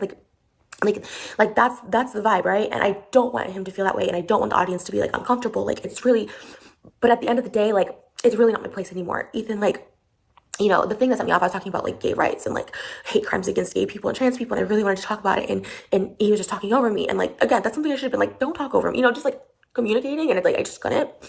So then we went to the segment part of the show, and apparently that was this new hire's idea, which I truly didn't know that this new hire did this, and he's well, that's rude. And then I was well, and then I said something that it was lazy or something like that. And he's well, you don't do anything. But I put out so many ideas for the show, and okay, let's pause it there, because chat's making a good point. How could she think they were 50-50 when she did not contribute to production? So how much did Ethan have to put up to start the podcast? I think $50K, right? Trisha didn't put any of that money forward. Ethan started it, paid for the crew. All she had to do was show up. It's their podcast, but she's not putting in as much work and effort as everybody involved. Everybody involved makes the show work. Trisha does less work because she made it clear in the beginning that she didn't really understand what was happening. But she also when Ethan said, "Do you want to do a podcast with me? I'll put up the money, I'll help start it." I think she maybe felt hands off, but then stayed hands off instead of getting more involved or having more conversations about it. But I think Ethan yeah, you are 50% of this, but you didn't even, you know what I mean? I feel it makes sense to my brain that yeah, you're 50% of this, but also you didn't put up 50% of the revenue. So, but you're dignified, your value is but you're not literally running a business with Ethan, but you have a podcast with him. I feel that makes sense to me. Listen to aerial gymnastics, Dancing with the Stars, clay pottery and the thing, and it just got really frustrating. I did get frustrated, and I guess everyone's you're gaslighting, saying you're not. At the beginning, I really thought I was just being assertive, right? Just saying how I feel, and then it did get into frustration because I was oh God, I could feel it just all crashing, right? So then when he's why should I tell you who I should hire? And I was well, I thought that's what the 5% went towards. I don't want the 5%. I even said that to Ethan so many times yesterday. I don't want it. I don't want, and the membership thing, just to clarify, is like when like I didn't know about the membership until like maybe like 3 months into Frenemies or whatever. So starting from that time that I asked about it is when I was getting 50%. And a lot of people like thought that was, I'm not getting 50% of the whole channel, whatever it was up until like February, like that kept there, and then I got 50%. And like, you know, if people think that's unfair, like, you know, I guess it is. I don't know what to say. Like, I thought it was fair. You know, I don't know. I just never had an issue with money, and I was thankful that he did give me some of the membership, because I kept seeing everybody on Reddit on the things. Like, I signed up early and I became a member just to see Frenemies early. And my solution at the time was to just not include Frenemies on the H3 thing, because I'm sure he thought it was, I know he thought it was unfair too, because he was like, well, I'll give you like a third or whatever. And I was just like, okay, but if like, for me, I was like, half the views, like I do feel like I contributed half to Frenemies, building the H3 channel. Like, I would have loved to have Frenemies on my channel and like build up my channel. I could have built sets, like I'm capable of this stuff, you know? See, but she's not. Because Trisha even said prior she had a podcast and they canceled it because it didn't have views. She didn't even have her own podcast before. She had to go to their studio to run the podcast. Only this podcast now that she has, after working with Ethan, did she figure out how to make a podcast at home. Do you know what I mean? This Trisha isn't business minded. This Trisha, before this, said Ethan saved me. I had no idea what I was doing. OnlyFans saved me. But like, I tried to have a podcast. It didn't work. Like, nothing. You know what I'm saying? Like, Ethan is a businessman. You say all you want about Ethan, but he runs a business. Maybe not always great. Don't get me wrong. I have a lot of opinions about his unprofessionalism. But, you know, Chad says her podcast was at her house. It looked bad, though. You mean the one she has now? Because the one she has now is at her house, and I think it looks great. Do you mean the podcast she had before? I thought she said she went to a studio for that, or like people hosted her. Maybe I'm misremembering, but she didn't do it on her own, right? Her first one was in her living room. But is that the one she told Ethan about on Frenemies, where she said like, oh, this production company had my pod, but they dropped me? Is that it? Is that the same podcast I'm thinking of? Either way, the one she has now looks amazing. You know, they were on her network. Oh, Moses built her sets. Oh, that's why it looks great. Like, it looks great, right? So I think something's missing in Trisha's understanding here. But I mean, isn't that just like an education problem? Like, isn't she just uneducated about business? I think that's kind of like, yeah. I think the studio refers to her podcast with Colleen, ? Oh, maybe it does. Yeah. That says a lot of the things she suggested were blown off, like the ribbon dancing. However, also her ideas were more expensive and she didn't have to pay for them. Ideas are clean. Yeah, I agree. I mean, it's not like she didn't try to bring ideas, but I wonder if she really brainstormed with the crew or if she just started rattling things off she thought would be fun because she thought money was flying from the air. Right? Yeah. I don't know. But I was like, well, it'd be nice to get like, because memberships is a huge thing, whatever. And I'm sure he thought it was unfair too. And I get it. Like, I get it. Like, and I get now he's saying that H3 produces and he deserves that as a producer. But it's like, I would have loved the opportunity to pitch in half for the set to, because I really do feel like I built this show. Then why wouldn't you? Why didn't you? That's what I mean. Is she not business minded? Like, you could have. Why didn't you do it? Ethan always said he's the one who put up the 50K. If you wanted to chip in, why didn't you? Why did you let Ethan pay for it? You know what I mean? Like, then why didn't you? Oh, like, with them, like at 50-50. Like, I don't think I'm the main reason because God knows my channel and my podcast doesn't do like what Frenemies does. You know what I mean? But at the same time, like, H3, I have like, it wasn't doing what it's doing now either. And I feel like I helped build that. And I know this sounds like I'm just being an absolute crybaby about the situation. And like, I guess all that to say, like, I really am just, well, Trisha obviously made Frenemies. Because without it, it would have just been Ethan-nese. It wouldn't have made sense. I don't know if she built it so much as she showed up and built the Frenemies brand by being Trisha. I think the biggest thing for me is it is the crew issue. And I am so sorry if I came across rude, but like, it's so weird because like, I don't feel sorry for talking about this and saying it because I've been kind of like saying it since the beginning. Like, they're all so nice. The crew is so nice. I have no issue with them as people. It's just like, I don't feel comfortable walking in to something Ethan's built. Like, I thought Frenemies we were building together, like from the beginning was like 5%. I guess I do understand, Trisha, because they were bragging on Frenemies that they make $200,000 passive income in OnlyFans. Selling old stuff. Why didn't you just do it on your own? You know what I mean? Like, if you wanted a talk show like Wendy Williams, which she always wanted to replace Wendy, why didn't she just do it? Which I guess she does now. But I feel like without working with H3H3, she would never have known how to do it. Otherwise, she would have done it before. And also, her hating the crew, I don't think that's real. I think that's kind of crazy.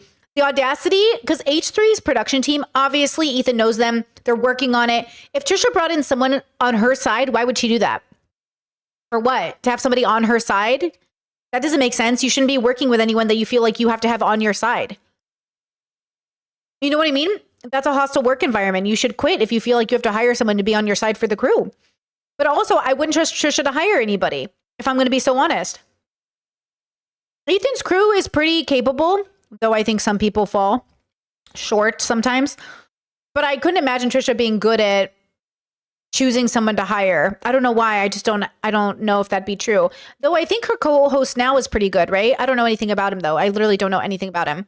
But this Trisha here, do we think this Trisha here has a skill to hire the right person to work with H3H3 and their crew?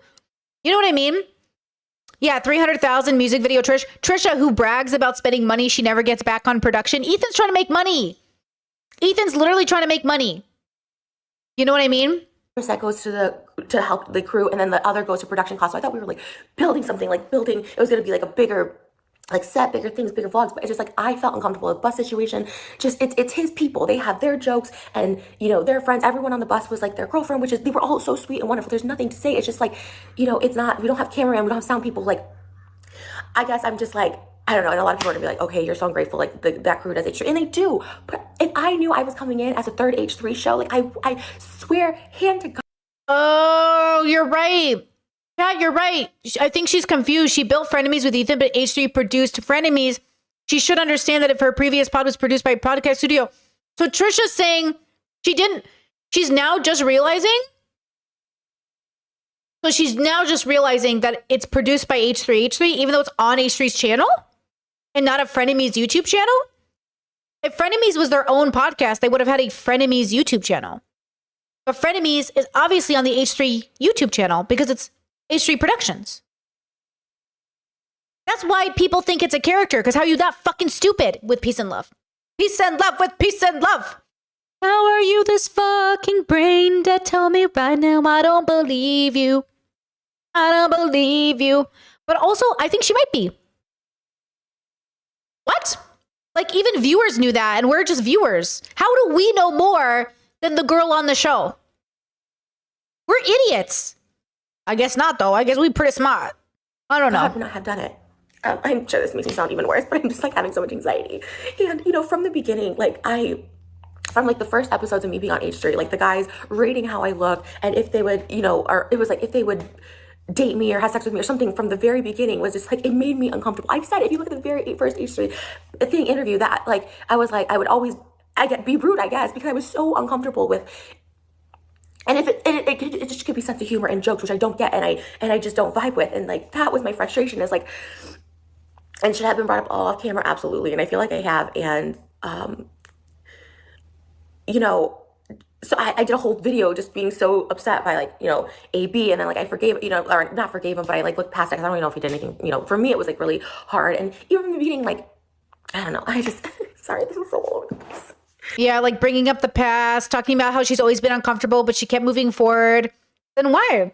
Yeah, chat says she was constantly telling Ethan he wanted to fuck her. Yeah, fuck. Peace and love, peace and love, peace and love. It's an audacity of her pretending she was uncomfortable with people wanting to fuck her, while literally pressuring Ethan. She'd be like, you want to fuck me? Everyone wants to fuck me. Ethan, Ethan saying, I'm uncomfortable. I think this is still her in her feelings. This isn't, nothing about this makes sense, right? She might not be triggered in this moment, but she's still not processing information correctly. Yeah, it's she's allowed to do it, but other people aren't. It's very confusing. I don't know. It's just all confusing. But hey, it is what it is, right? Chad says she only cares what she cares about, Yeah, I think so too. Chad says Ethan wants to make money and Trisha just wants to have fun. And that's how she's led her whole life. And it's worked out for her in a way. Yeah, I agree. It's different philosophical takes. Ethan is running a business. Actually, Ethan's pretty good with money. From my understanding of Ethan over the years, I don't know if current Ethan's this way, but Ethan's always been pretty good with money. Pays his people more than a living wage. Takes care of the people in his life. And as far as I know, has always been really good about not overspending. which was a contention, right, between the two, because he'd be like, how can you guys afford a third house? How can you afford a second house? You can't afford that. Trisha's like, I make a lot of money. Ethan's like, I make a lot of money and I can't afford that. Because Ethan, again, when you're good with money, you don't spend all your money. It's not like you don't have the money to spend, but you don't spend it. That's how you have money. That's why rich people can be cheap sometimes, because they don't spend their money. That's how they stay rich. Because then he's like, basically the crew doesn't want to film tomorrow. And I get that, but then again, that's why I just wanted it to be separate. I just wanted it to be separate, you know, because now it is personal feelings attached. Like he's like, the person that made the segment was upset, and the person that person's dating also works there. So like he's upset for her and doesn't want to like work. And it's like, but it just sucks. It just sucks. And I just realized that like, it's not a place for me. Like they do have their system and it runs smoothly. And of course they've been having a podcast for a long time, and like they should and even Frenemies, it's like he said it himself, like it's H3 production, like I'm the talent, like it should continue because it's such a good format. And I think Ethan would do like great with another host. I just know for me, like I don't know, like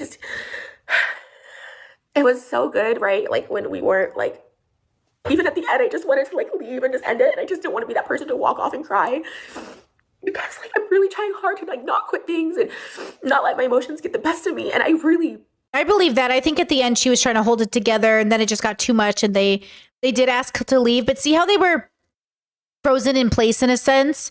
Like I think they did try to not. I think they left really calmly, to tell you the truth. It was a very calm leave. They didn't storm off. It wasn't like before. I do see an improvement.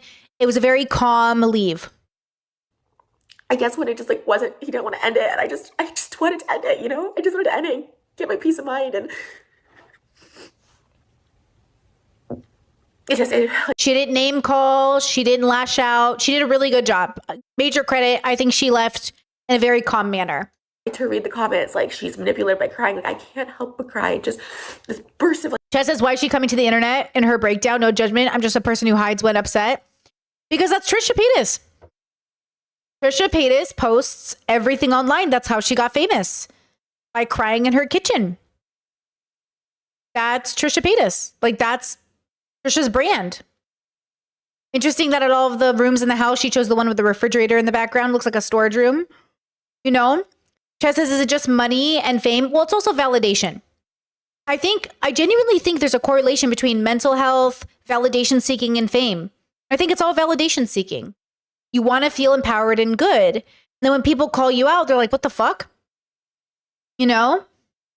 Yeah, I just think I think she's seeking validation from the audience. She wants to say her piece.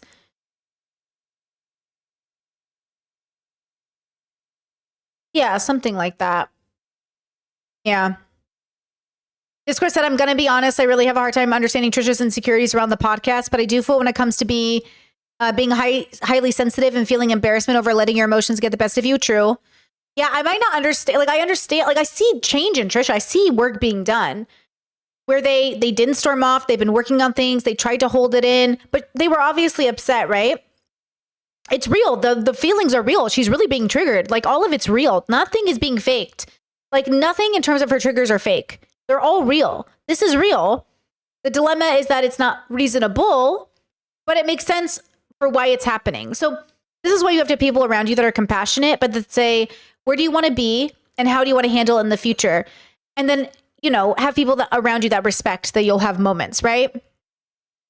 Discourse said, this Trisha doesn't seem to know how or why she feels in the moment. So even if she brought things up off camera, it would probably be confusing and require a lot of patience. 100% agree. Even if she tried to have this conversation in private, she would have the same conversation and it just wouldn't make sense. You know?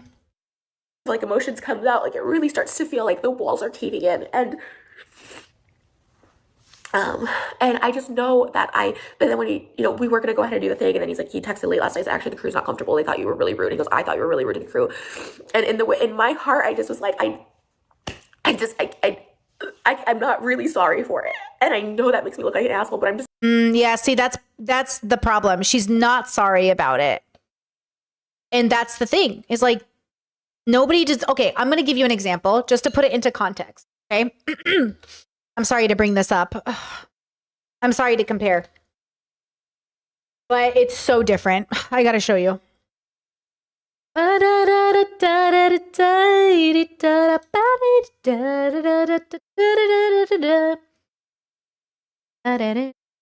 extra This is Red Link. They made this video 2 days ago. Okay. I want you to pay attention to the differences for just a couple minutes, right?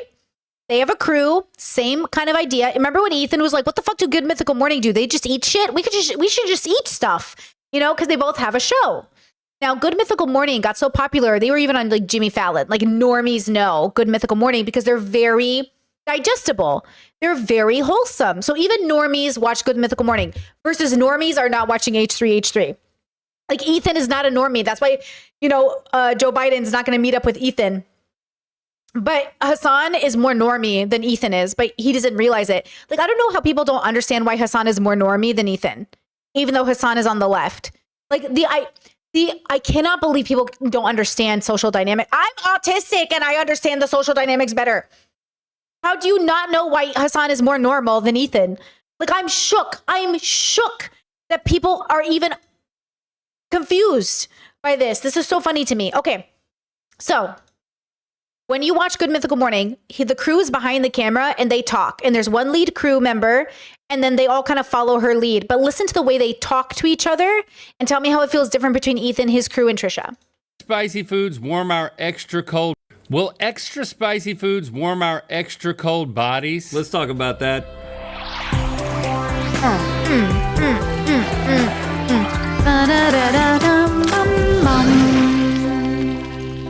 Good Mythical Morning. When the crew told me about this idea, I misheard them and thought that Ice Spice was coming on the show. That is the only reason I agreed to this. But that is not the case, because instead we are eating spicy foods in an ice bath to answer the question that has been plaguing scientists for centuries. Does spicy food warm you up even when you're in an ice bath? Ice Spice, who's not here, and scientific. Chess says this is so scripted. Yes, they're doing a show and they're reading from a teleprompter. Only this part of the show is scripted. The rest of the show is not scripted, but it is a show, right? I want you to watch the way they have the relationship with their employees. We're talking about social dynamics, right? So Good Mythical Morning, if you don't know, is a 15 to 30 minute show every morning where they have different themes. There's different, like, it depends on which one you're watching. It's a whole thing. Okay. It usually revolves around food or in games. Like, it's like not game video games, but like games they have to do. I'll show you. You'll see. The whole point is like, just watch for the first like 2 minutes. Scientific research call for us to investigate. And when they call, we can't ignore it, right? Or can we? I mean, can we? Well, we could have, but we didn't. It's time for a soak of ice and fire. Welcome to the spicy, icy zone. Now, spicy foods, they're a bit of a scientific wonder because, yeah. So they have a set, they set up a thing. Ethan kind of has similar ways that H3 and them do their productions. Like they have a whole thing. Okay. They can make you all red and sweaty. It's Okay, not that hold you're on. over and I just ask because I'm your going to body's forward like, it a you bit. I just want you to see this part. And you stay exactly the same temperature. Listen to the This is why we're way doing that listen to the way the crew, though they're working under them, control the show. So it's sort of like the girl who's talking is kind of like their Dan. They we don't know what's going to happen. Okay, boys, the time for talk is over. But before you get into these ice cold baths, we need to check your baseline temperature. So, okay. Chase, KG, let's. Okay, see how they have a crew and everything, and the crew becomes a part of the show. Okay, so again, they have to follow what the crew says. Like, but at the same time, it's collaborative. But the fun part about the show is that they aren't always in on the joke, so they suffer for our benefit. Do you get what I'm saying? H3, though, it's kind of like Ethan yells at his crew. Guys, when Ethan yells at Olivia or yells at the crew, I would be shook to my core if Rhett and Link ever yelled at their crew. Like, I would be shocked to my core. It would be so inappropriate. It would be like, oh my God, because they're professionals. You can't be yelling at the crew. So when Ethan yells at his crew, it's like, what are you doing? You know what I mean? Like, you're being unprofessional. This is literally unprofessional. But Ethan does this whole like, we're friends, we're cool, we're like the same. And then Trisha comes on. She's like, what am I? Am I a professional? I'm not a professional. And this show gets celebrities. You know how Trisha wished Frenemies would get celebrities? Good Mythical Morning gets real celebrities. Like famous people come on this show. Yeah. Like famous people come on this show. Is Stevie a lesbian? We love Stevie. Yes, Stevie, the voice of the Rhett and Link. Yeah, so this show is actually big. So the problem with Ethan, he's like, I guess I'm unprofessional. Sponsors don't want to work with me. Yeah, because dude, you yell at your crew. You yell at people. You cause battles. You burn bridges. You call everyone a pedophile. You know what I'm saying? Of course not. And of course, Rhett and Link have to listen to them. That's why it's funnier. Okay, I think I showed you enough to get the point. I'm just trying to show you dynamic differences and stuff. Like, it really changes. So let's go back to Trisha and Ethan. And remember, this has never happened in Good Mythical Morning history. Because they want to run a professional show. Just not, because I haven't been to these frustrations before. You know, I just wish I had one person on my side there. You know, Moses, he doesn't count. He's not contributing. Even when we were filming, one of the crew members was like, I'm shaky before we even started. And I said, oh, why don't you hand the camera to Moses? And he's like, no, he's got it. And it's just a small thing, but it's just something where I just feel like, okay, like it really, and then yesterday just, you know, hearing that, like, you know, he's the producer and he does everything when I really tried hard to contribute and I really tried hard to like bring my own stuff every week. And I feel like I did. I feel like I had topics and stuff and it just, like it hurt me. And I'm not playing the victim. I can't watch it back because, obviously popular opinion is that, you know, I was being rude, but like in my heart when I left that day, I just was like, I don't feel like this is for me, you know?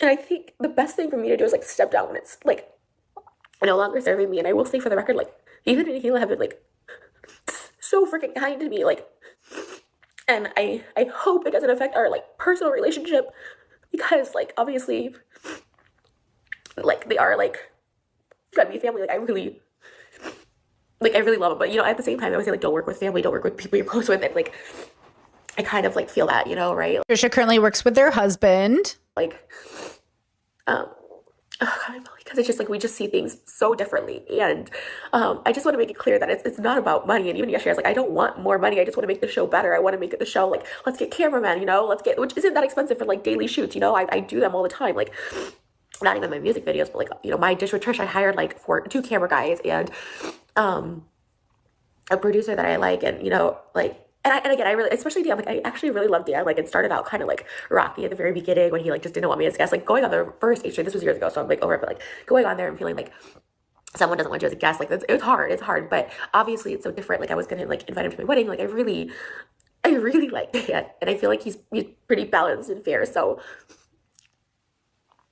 I just know like I would be uncomfortable to go back. Like it's just, you know what I mean? I don't want to be that person that everyone is on eggshells for. Like that's not it, you know. And I think.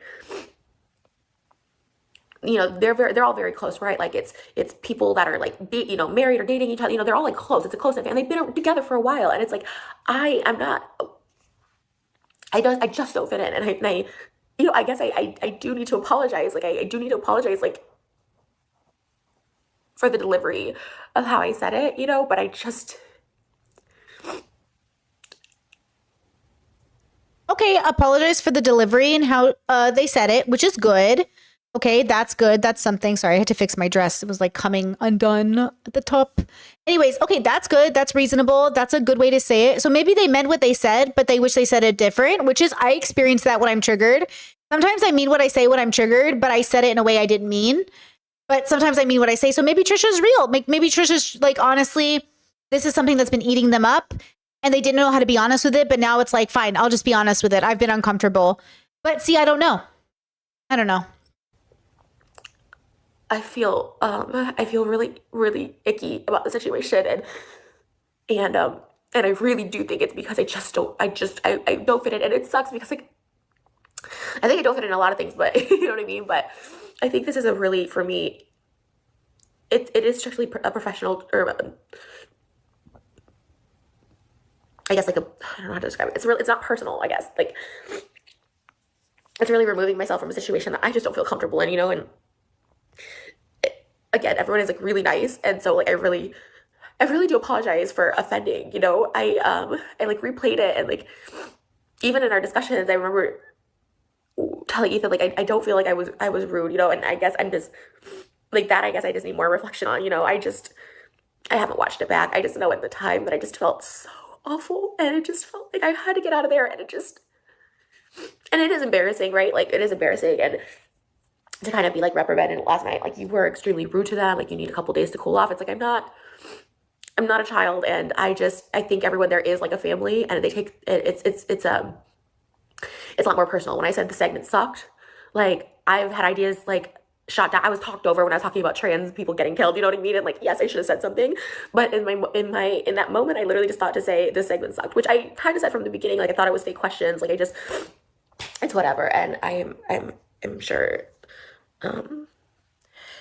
It just sucks. It just sucks because Frenemies was like really fun for me until it wasn't, right? Like it was. I love dressing up. I love looking for. Oh, the costumes. I just want to address this because so many people were like, Trisha's crazy. Like she does pick the costume. I don't know who is in chat right now. But you said, I feel like y'all don't watch H3. I feel like you can get out of my comments if you're a big H3 fan and you think no one can ever do anything wrong, because we literally all have been hugely H3 fans.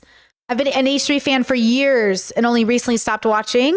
So I don't know everything because I'm not obsessed and I have a job, but I've seen enough, you know? Okay, chat? Okay, chat says they didn't say that. Okay, girl. Okay, girl. Okay, girl. Don't make me get defensive. I'll try not to get defensive. I just watched 40 episodes of Ethan, and I've watched a lot of Ethan in my life. It feels really fucking exhausting, okay? I'm so over Ethan Klein, Jesus. I'm so over him. I'm so over it. I'm never, you know what I mean? You didn't read the comments I said before. You're right. I didn't read them, girl. You know what? My bad. I didn't read them. I was busy fixing my fucking dress. It keeps coming off. Oh, free show? Anyways, I feel like Trisha, like this Trisha, like this wouldn't have been, this video, by the way, is taken down. Trisha did take this video down.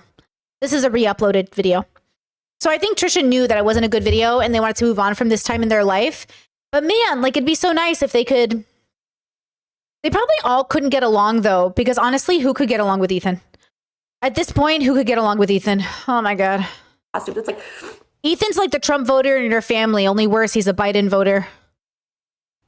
I was always for them, like I always do, but I think most of the costume ideas either came from top comments or Reddit. Even the Beetlejuice one, like of course I'm down to do them. Like I got all the costumes, like every week from the Justin Brittany went on, like I had my guy make all of the costumes and I was happy to do it. Like I didn't, even the first time he was like, oh, like, should I give you money? I was like, don't even worry about it, because I genuinely was happy to provide costumes. Like, because I love that part of the show, but I'm really like trying to like think, like, I really don't think I've ever suggested one of the costumes because they were, you know, they were like.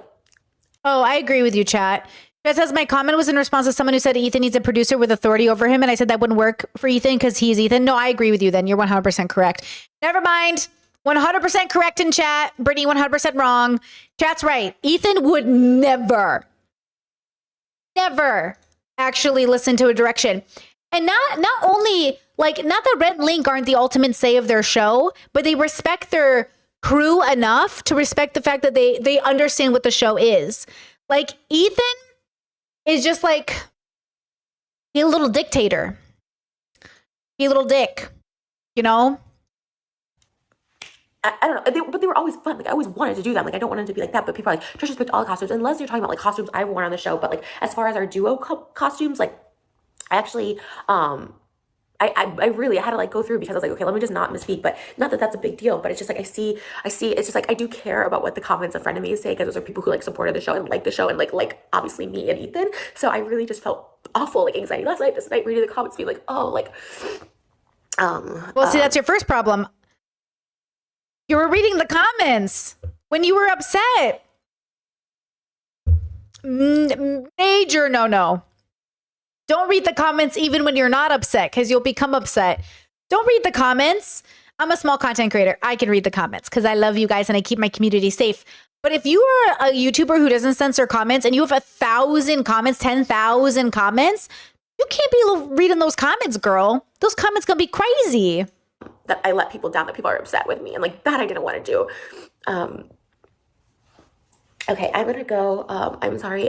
So I think it's best that I stepped out. I did say that. I just feel like all these years on YouTube and Trisha, like, I don't know if can anyone tell me, do you currently watch Trisha? Are they better at not reading the comments? Like 10 years on YouTube, you haven't figured out not to read the comments? You know? Don't read the comments or heavily censor your comment section.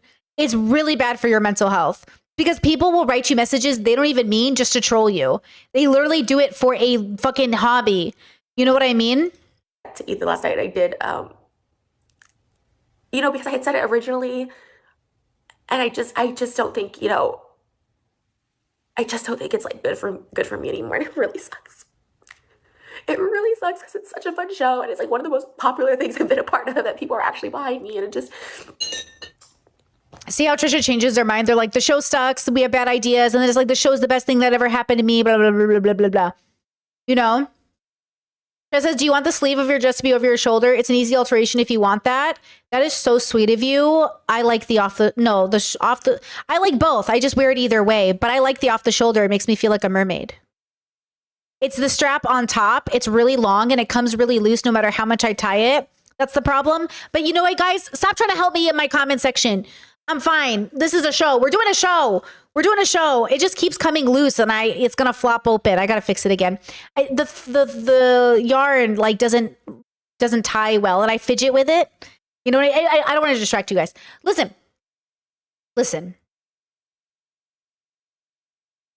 Hold on. Don't say that's an easy fix when I have to pump myself up to brush my teeth, okay? Nothing's an easy fix in Brittany's life when I have to pump myself up to brush my teeth, okay?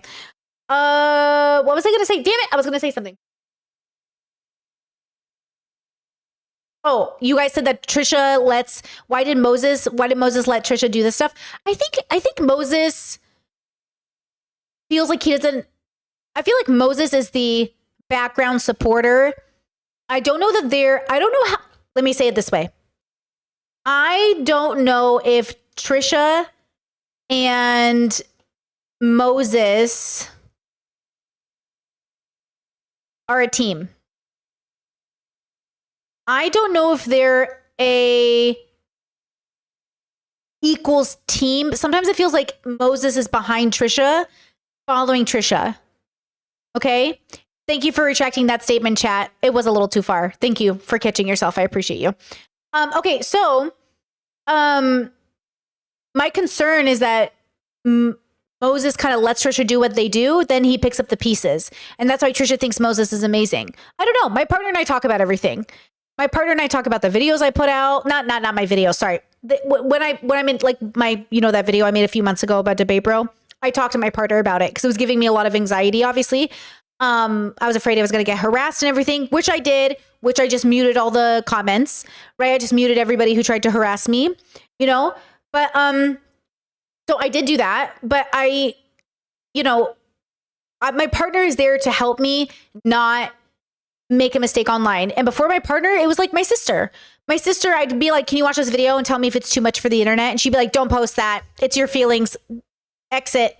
Like my sister would tell me like, nah, girl, you're venting. It's your feelings. Vent to me. Don't vent to the internet. And I was like, okay, thank you. And like, I would I wouldn't post the video. I don't think Trisha does that. I think Trisha's brand is posting to the internet. Okay. Thank you. It is what it is. And I hope they continue it for real. Like, I think because Ethan, he did have the idea. He's like, I've always wanted to do another podcast. He had said in like the first episode with a female comedian, but I went with you or whatever, obviously as a joke. And I think he would, I think the show could be as equally successful because I don't think I can do a podcast with someone else and have it be the same. I do believe he can. I do think he carries a lot of the sense of humor of the show. Like, I really do believe that. And I loved it because it was so different than like the H3. Like, I was never a fan of the H3. Like, I watched the After Dark, but like just the H3 with like the people chiming. I just never was a fan of that. Just personal preference. I just like other people. Like, it was just too much like going on, and I just didn't vibe with that show. And I feel like I've always been vocal about that or whatever. So like, it was such a different Ethan. He wasn't political. He wasn't. Which again is like, I know so many people love him for that, and his H3s kill it and stuff like that. So I just liked being like this person that like has the same issues with food and like gossips. Like. Yeah, she wanted a gossip best friend to have fun with, but they didn't have enough in common. So a lot of the show was them teaching things to each other, which probably over time made Trisha feel bad about themselves. I feel like Trisha probably would have done great, even though their energy was amazing. I think it probably built up over time, like death by a thousand cuts. You know what I mean? Like, Trisha ended up the butt of the joke more than Ethan did. But it's also how Trisha contributes to the conversations that's hard not to make her the butt of the joke. Like, even in this video, how did you not know the podcast was produced by H3H3? How did you not know if it was on their channel? If it was a real 50-50% podcast, you guys would have done it on a Frenemies YouTube channel. Like, how did you not know that? And then a part of me is like, why didn't Moses know that? Moses works for Ethan. He worked on the show, right? Why wasn't it obvious that this was an H3 production podcast? You know? I don't know.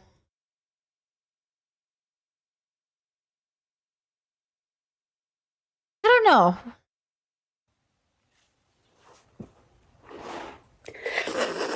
It kind of just always had my back. Like, you know what I mean? Like, he really did have my back with, like, every situation. And, like, he's the one who brought light to, like, the David Dobrik stuff and, like, got other people to trust in him and share their stories. And he really did do a lot.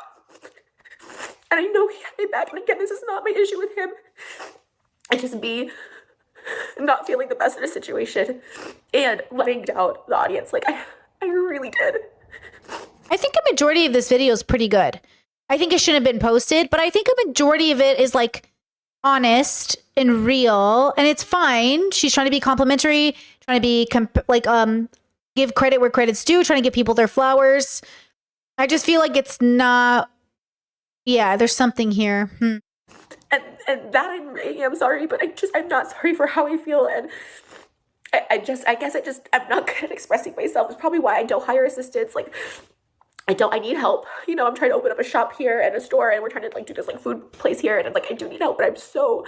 You're bad at business. What do you mean a food shop? Most restaurants don't make enough money. I feel like Trisha needs help but doesn't know who to hire, but also you're opening the wrong businesses.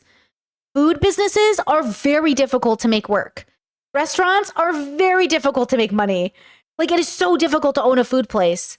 That's why, like, this is so funny to me. Like, what do you mean you're trying to open up shops and do all these things? Like, that's what I'm saying. With peace and love, you could make so much money just taking the money you make off the things you do already and investing them and living off the interest. You make enough money, you have a $4 million home. Why is Trisha trying to be a businesswoman and make more businesses and more businesses when she also brags about spending all her money? I don't get it. Like, I don't get it. There is a difference. Even between what I do and what like running a business is like Good Mythical Morning. I don't want to run a business like that. I don't want to run a Patreon. I have a very small one-woman shop and I like it that way. I'm not trying to run a corporation. It feels like sometimes people don't know what game they're playing. Like, do you know what game you're playing, Trisha Paytas? You know, like, sometimes I feel like people don't know what game they're playing, so they think, oh, I'm going to open up all these businesses. You know, like, merch was fun while I did it, but it was obviously not going to be my business, you know, and then now that's done. You know, it's like, girl. I'm so scared because I know how I am around just other people. Like, I get high stress, high anxiety. Anyways.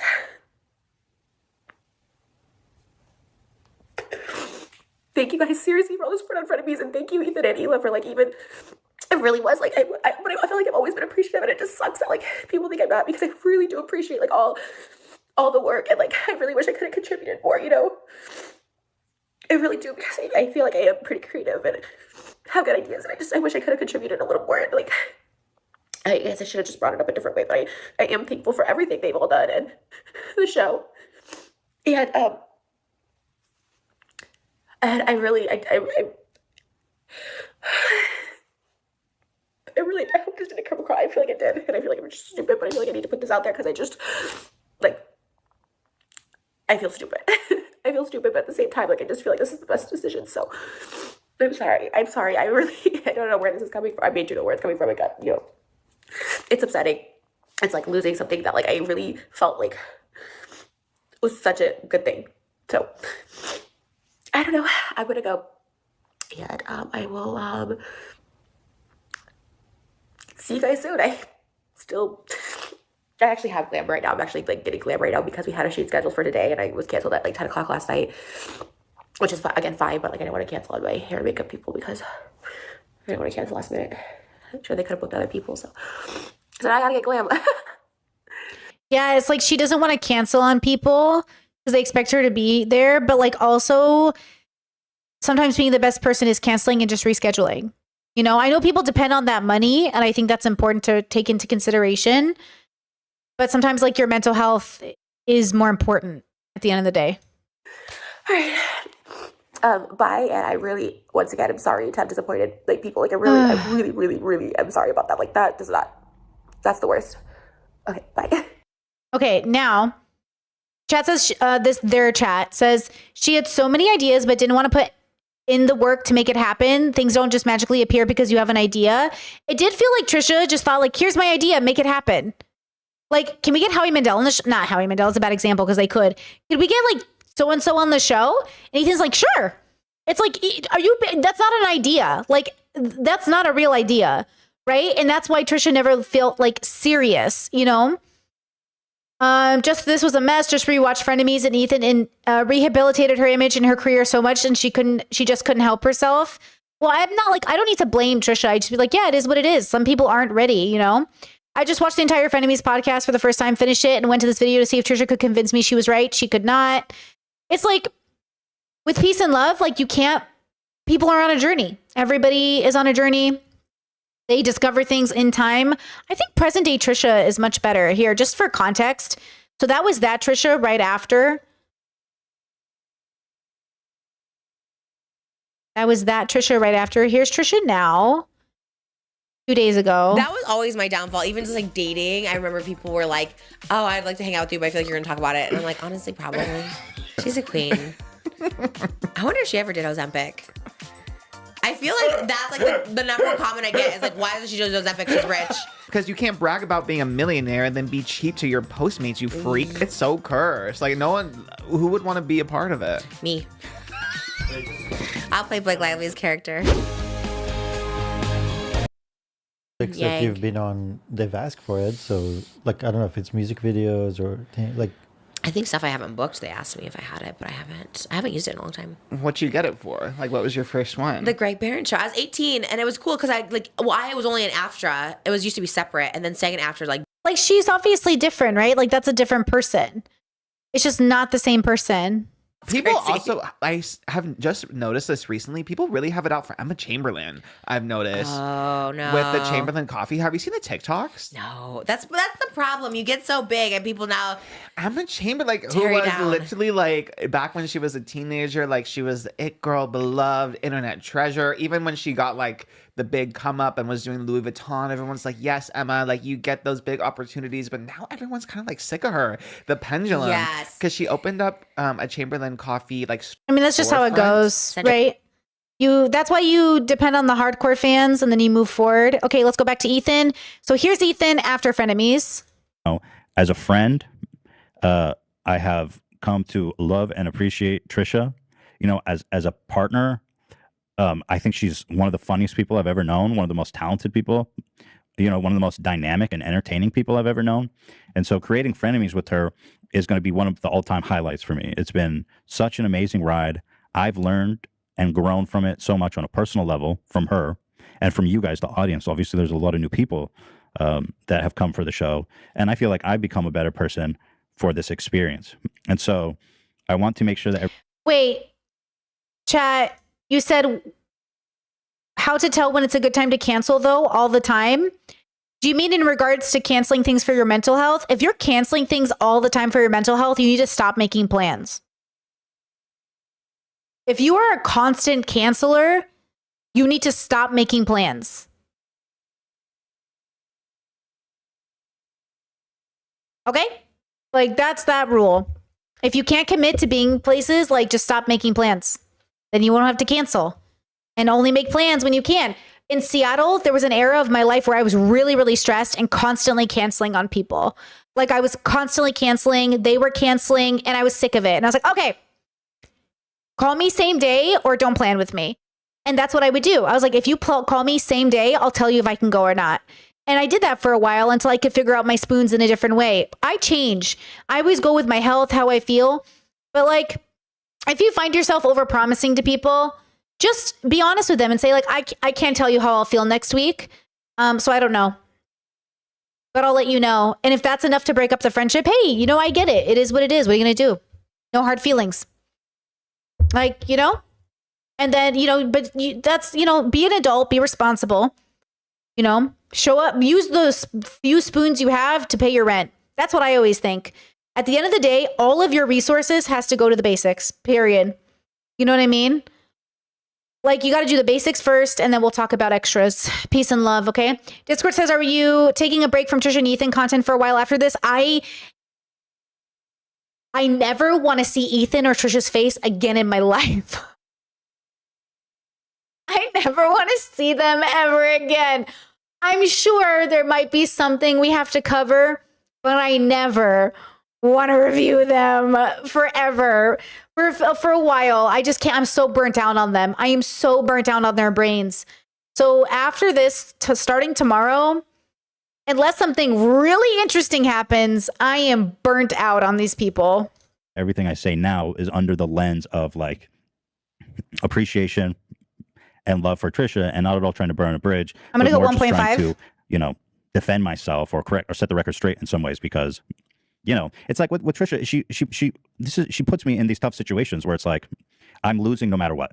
She can say whatever she wants, you know, which she puts out publicly, and then, you know, if I just sit and take it, everything's distorted. And if I say anything, then I'm the bad guy for, you know, coming after or something, which is not my intention at all. This, just for the record, is not, you know.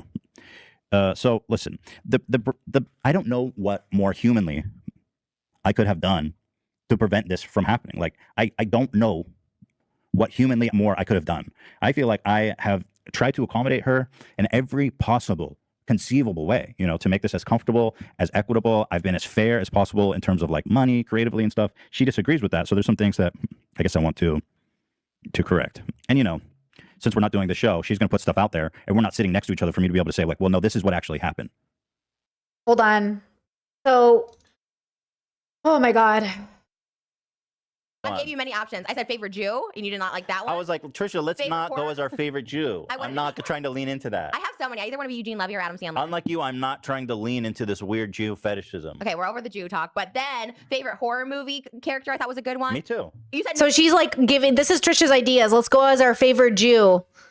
So we did this a month ago, January 14th. It took us 6 weeks to watch all of Frenemies. no to all three except the one Hila said, which is a good idea. Hila had a great idea. And I like love that idea, and I'm excited to do that. Totally, I'll sacrifice one of my costumes. But I've been preparing for this since August. I'm in. And I'm like down. throw my costume. That's why I was like trying to figure out overall genres that I can still wear the costumes I had prepared. All right, let me read the conversation. No. Because I think I'm doing it. I'm going to diagnose Trisha as an autistic theater kid.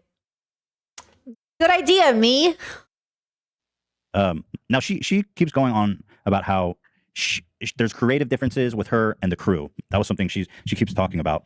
And so the day after we shot, after we had like broken up, we had a conversation for the first time ever. Guys, like the stream. We did it. We finally did it. About her wanting to hire new staff that she would look for and hire to work on Frenemies. That was the first time we had ever discussed that. And after talking it out with her, I agreed. I said, okay, we can, you know what? Again, because I just want to make everything smooth and manageable. We had this big blowout. We talked the evening afterwards. I said, you know what? Let's hire a producer. You tell me who you want to hire, and I'll hire him. And he can work on some of the more complex ideas that you have, because she has ideas like, oh, let's do ribbon dancing. And it's like, okay, well, that's a fun idea. I agree. It's a cool idea. But like actually executing it, finding the spot, filming it, the logistics of getting all the equipment there, everything, you know, is the hard part that we do. So it's like, yeah, I have an idea to go to the moon. Okay. I mean, yeah, it's a cool idea, but like you have to figure it out. You know, that's the hard part. So she said, okay, I want a producer. I said, you know what? It's a good, I don't even hate the idea. Let's get a producer who's going to work with you to produce your ideas. I love it. So I agreed, you know, and I said, let's just chill out for a few days, let things cool. I'm down to hire this producer. And then, you know, the next day, without telling me, she drops this video. She's quitting Frenemies, which took me completely by surprise. Oh, so Ethan didn't know the video we just watched, I'm assuming? Oh, so Ethan didn't know. Surprise. And I was just, you know, I was honestly,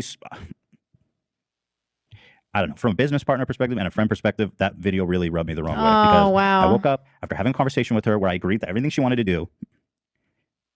Damn, like oh, that's cool. That's, wow. See, that's mental health. What part of mentally sane is talking to your business partner and friend and then waking up the next day and posting a video they don't even know about? Damn. That's crazy, bro. That says, do you think some people just thrive in conflict and there was bound to happen sooner or later? Or is that all too simplistic a view? I don't think people thrive in conflict. I think people think they thrive in conflict. I don't know if people thrive in conflict so much as some people are built in a healthy way to deal with high conflict. Think journalists, military soldiers, work aides, like food aid, Red Cross, Doctors Without Borders. Like these are people who are able to be good people, well, hopefully, well in high stress situations. So that's like a form of conflict that people thrive in. But they don't, when people say, when you ask the question, I'm assuming you mean Trisha. And no, like I don't think Debate Bros, Ethan, Trisha, if their whole life is conflict in that way, no, I don't think people thrive. Like, I don't think that's thriving. I think that's like dopamine seeking. I think it's like a drug for them and it's killing them. That's why they all look awful, like they don't sleep or shower or brush their teeth.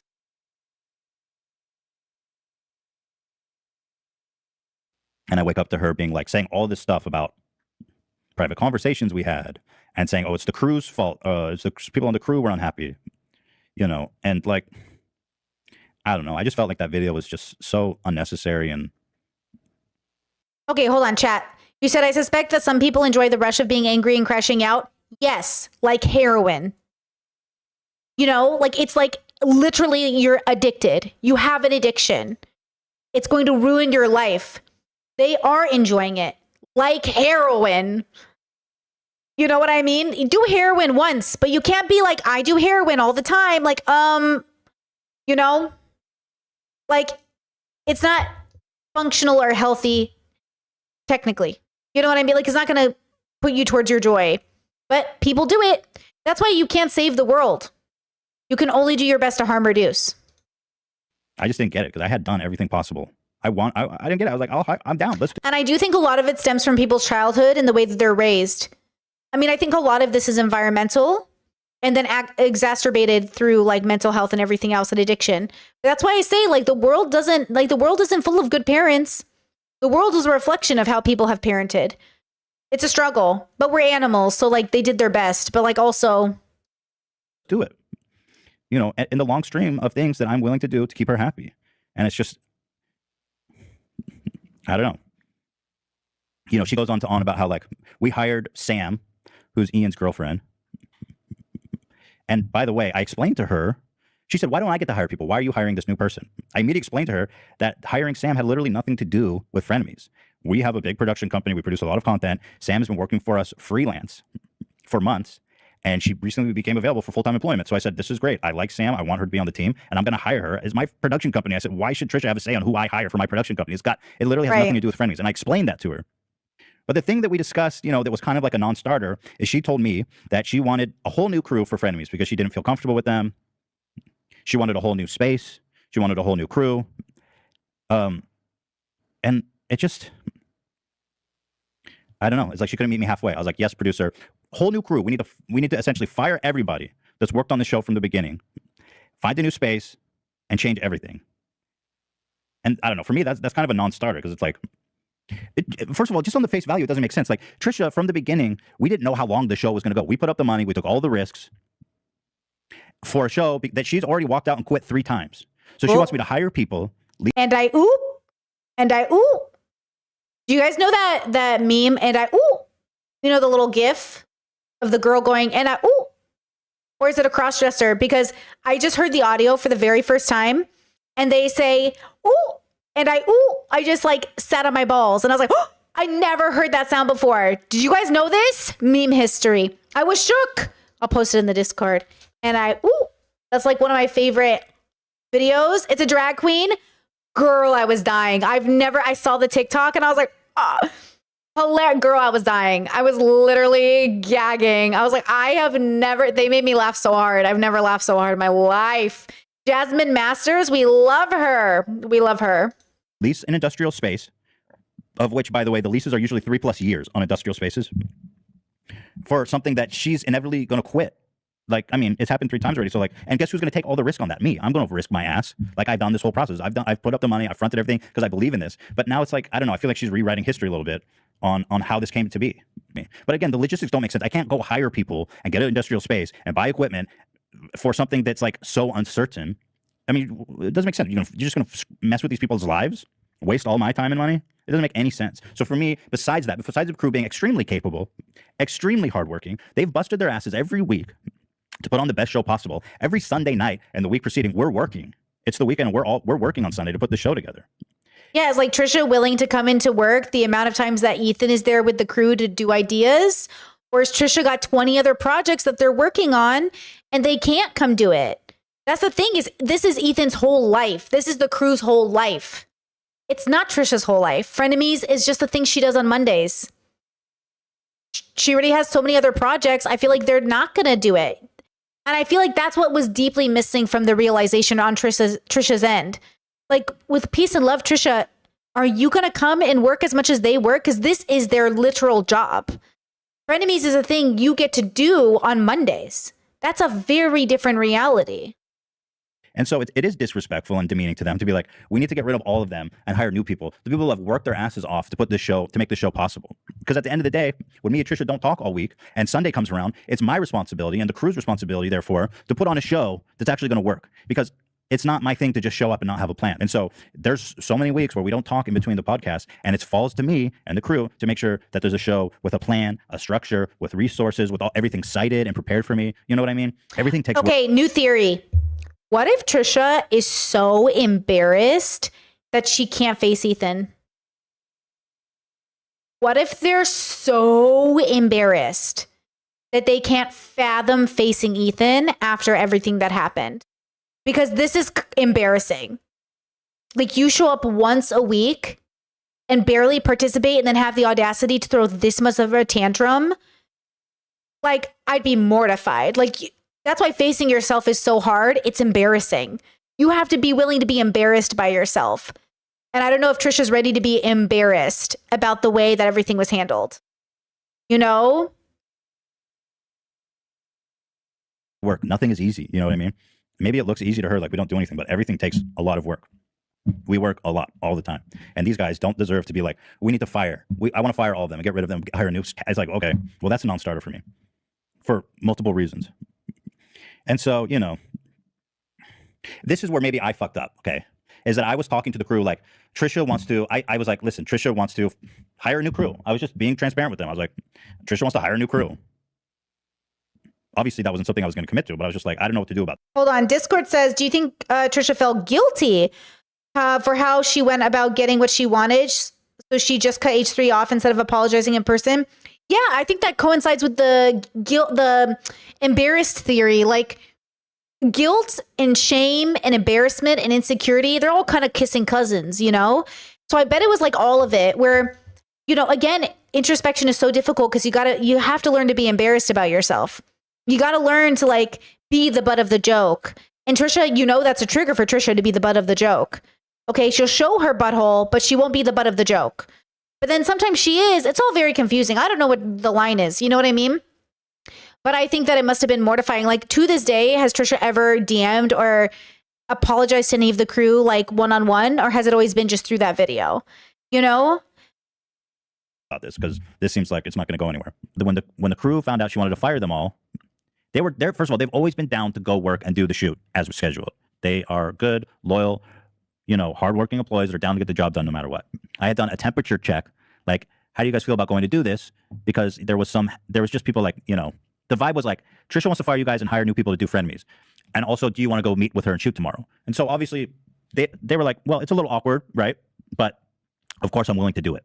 And so I made the executive decision as their boss, trying to foster a healthy work environment, that let's just not do the shoot tomorrow, bearing everything that's happened, and take a few days to chill off. Okay, good idea. And so in the context of that conversation, I think Trisha understandably came to take the meaning like, oh, they're on strike. That wasn't the case. They were always down to shoot it. And I made the decision to not shoot immediately after taking a temp check and after everything that happened. So, you know, and then another thing that's like really unfair is that she keeps saying things like, one of the employees' girlfriends, you know, who was hired without my consent, again, had nothing to do with you, nothing to do with frenemies, hired for my business, is the reason why, you know, this is all like falling apart, is because she was offended that Trisha didn't like her the Q&A or the advice segment that we were planning. First of all, I thought it was Sam's idea. It was just an idea she pulled from a document, but she did the work preparing it. I don't think it really matters whose idea it was. The fact that Trisha was just going to sit there and trash their work was kind of unacceptable to me, because ultimately I have to create a safe work environment for my employees, and it's just kind of toxic to sit there and shit on their work, whoever did it. It doesn't matter who did it. It's a bit ironic now, isn't it? It's a bit ironic. This Ethan was so much better. Oh, this Ethan was so much more based than now Ethan. But I do want to say for the record that that's not what happened. Sam was not upset that she didn't like the work. If anyone was upset, it's because she said that she wanted to fire everybody and get a new staff. That made people uncomfortable. Like, okay, well, she doesn't even want to be around me. Okay. But the thing is, she keeps harping that in all of her videos to the point where not only is Sam now getting shit on her like social medias, people have gone out of their way and been like, you're the reason Frenemies is over. People are going to like AB's wife. People are going to Dan's girlfriend and just like random spit firing shit at them with the chance that that's the person Trisha was talking about. And it's just not acceptable, you know. And this was part of a private conversation. Wait, it is kind of weird that to this day, Trisha fans still take her side during this whole situation. That feels so weird. I still think Trisha was more in the wrong than Ethan. Do you know what I mean? I still think I hold the same opinions I had initially. I have less like for both Ethan and Trisha after this, but I still think Trisha was more in the wrong. Right? Not that like, I think, yeah, like I don't know what part of this would be Ethan's fault. Do you know what I mean? Like, I don't even know if any of this would have happened. But it's not like Trisha's like, I don't want to blame Trisha. I just want to say like, yeah, this is what happens when you're unhealthy, you don't have good boundaries, and you're lacking in values, and there's a miscommunication, and then your family doesn't talk to you anymore. Why do you think like families don't talk to each other? Because nobody's going to therapy. No one's getting any work done. No one's having real conversations. There's a difference between not talking to your family because you genuinely just don't have anything in common, and not talking to your family because there's a stupid fight that doesn't make any sense, and not talking to your family because they're toxic and you're ready to break up. You know? Conversation that she made public to try to justify why she wanted to leave the show. And that to me is just, I don't know. It's just not cool to do that. I really don't like seeing the crew get shit on for no reason. I have some responsibility to take good care, like to, you know, create a healthy work environment for my employees, and that kind of stuff where she's just taking. Oh, it's almost hard to listen to. But hey, if his crew says they enjoy their work environment, that's none of my business. I just couldn't be me. But then, you know, I'm a YouTuber. I was trying to think how many YouTubers would be offered a role by one of these production companies and leave their job to do it. Like AB's kind of a YouTuber, but you notice how AB didn't decide to be a YouTuber. He just works for Ethan, but he's kind of a YouTuber. Like he makes content. Like I couldn't imagine like if TMG or H3 Productions was like, hey, Brittany, do you want to come work on our crew? It'd be like, I'm a YouTuber. Why are you asking me if I want to work on your fucking crew? Like that'd be so offensive. Like, what do you fucking mean? I'm literally a YouTuber. Do you know what I mean? Like, why would I work for you? Like, that feels so fucking weird. AB streams on Twitch, and so does Olivia. Yeah, like, I just, like, my brain sees myself as a YouTuber first. Like, why would I work for another YouTuber's company? Unless we were doing a project together. Like, do you know what I'm saying? Like, my brain's like, I don't understand that. But then I wondered, like, I wondered if the dynamic, maybe AB and them don't see themselves as content creators first. Do they see themselves as H3 people first? It feels like when you work for a company, you're the company first. You know, audience exposure, maybe. I couldn't imagine wanting audience. I feel like because it feels like one of those companies you stay out for 20 years, maybe they decided to do both, like 2 jobs. Like, I can't imagine, maybe they do just streaming part-time. So it's just kind of fun, you know? I don't know. Yeah, maybe they're just like, I don't know. Like, it all makes sense from their perspective, I'm sure. Yeah. Yeah, just like 2 jobs. That's so funny. Yeah. Yeah, I don't know. I would find out, maybe because I've always been a YouTuber first, it would feel weird for me to work for a YouTuber.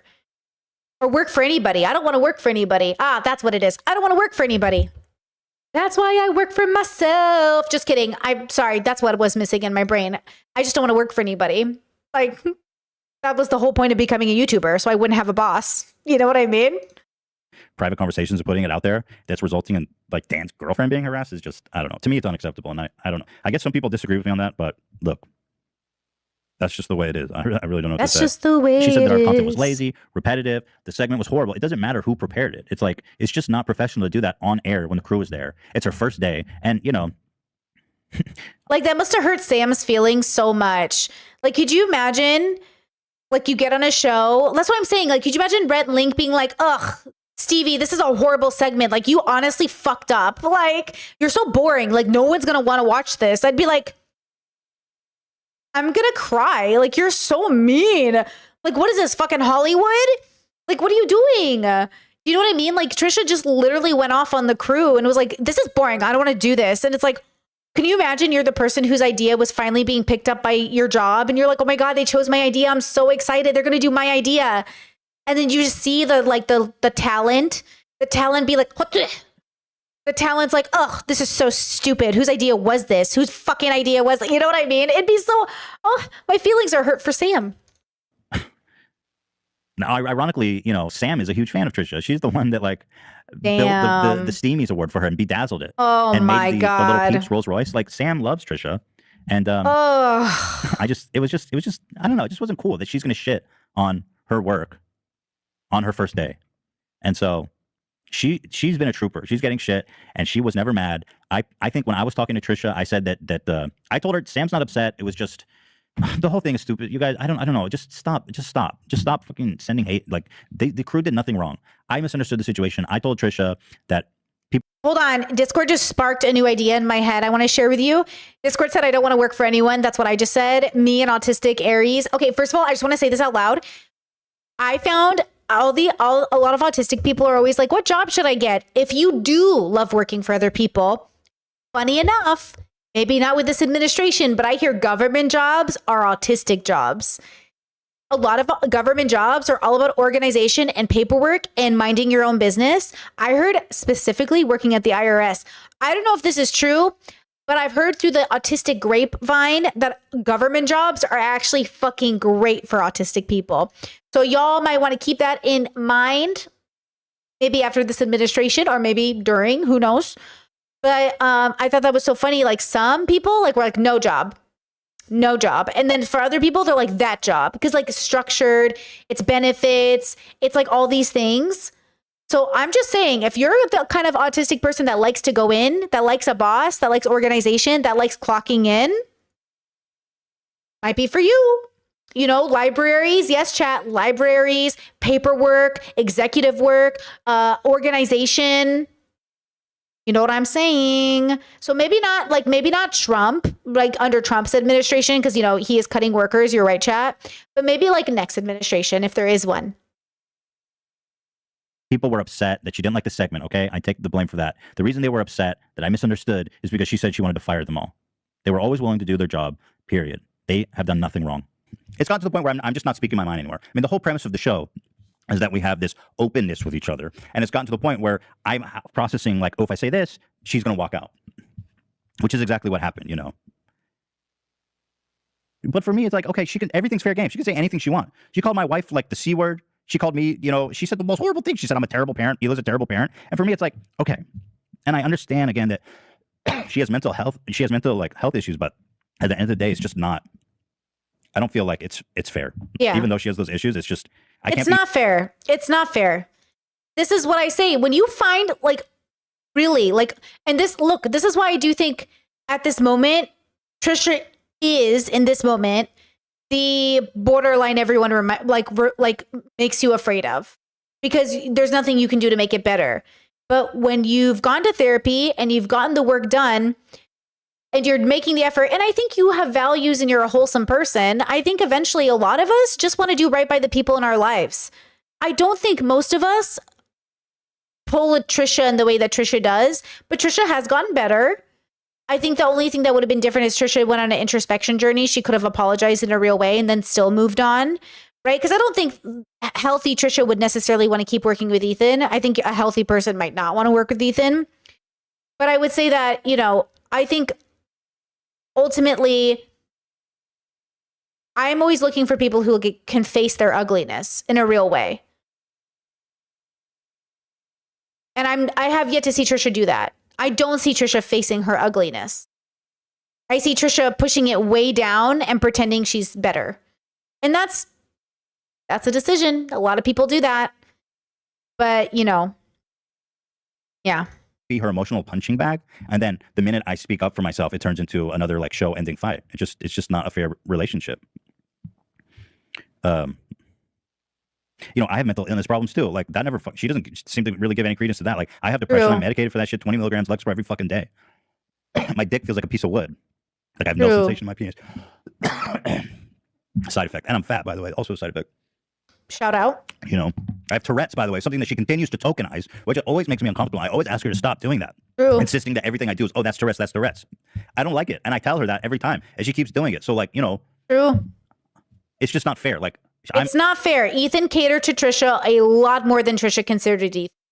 Trisha only considered Ethan because Ethan was considering Trisha. Trisha considered Ethan because he cared about her. I don't think Trisha cared about Ethan as much as Ethan cared about Trisha. Not that it's a competition, but I don't. I don't think Trisha can. I don't think she knows how to. I think you have to learn how to love. I think people learn how to love and they have a relationship with how they love themselves. And yeah, I don't know if Trisha ever learned how to like make space for someone really. Like she loves Moses. She said on a recent podcast like a year ago or something, she loves Moses and she relies so much on him for getting better. Like she really thinks he's the one who made her better.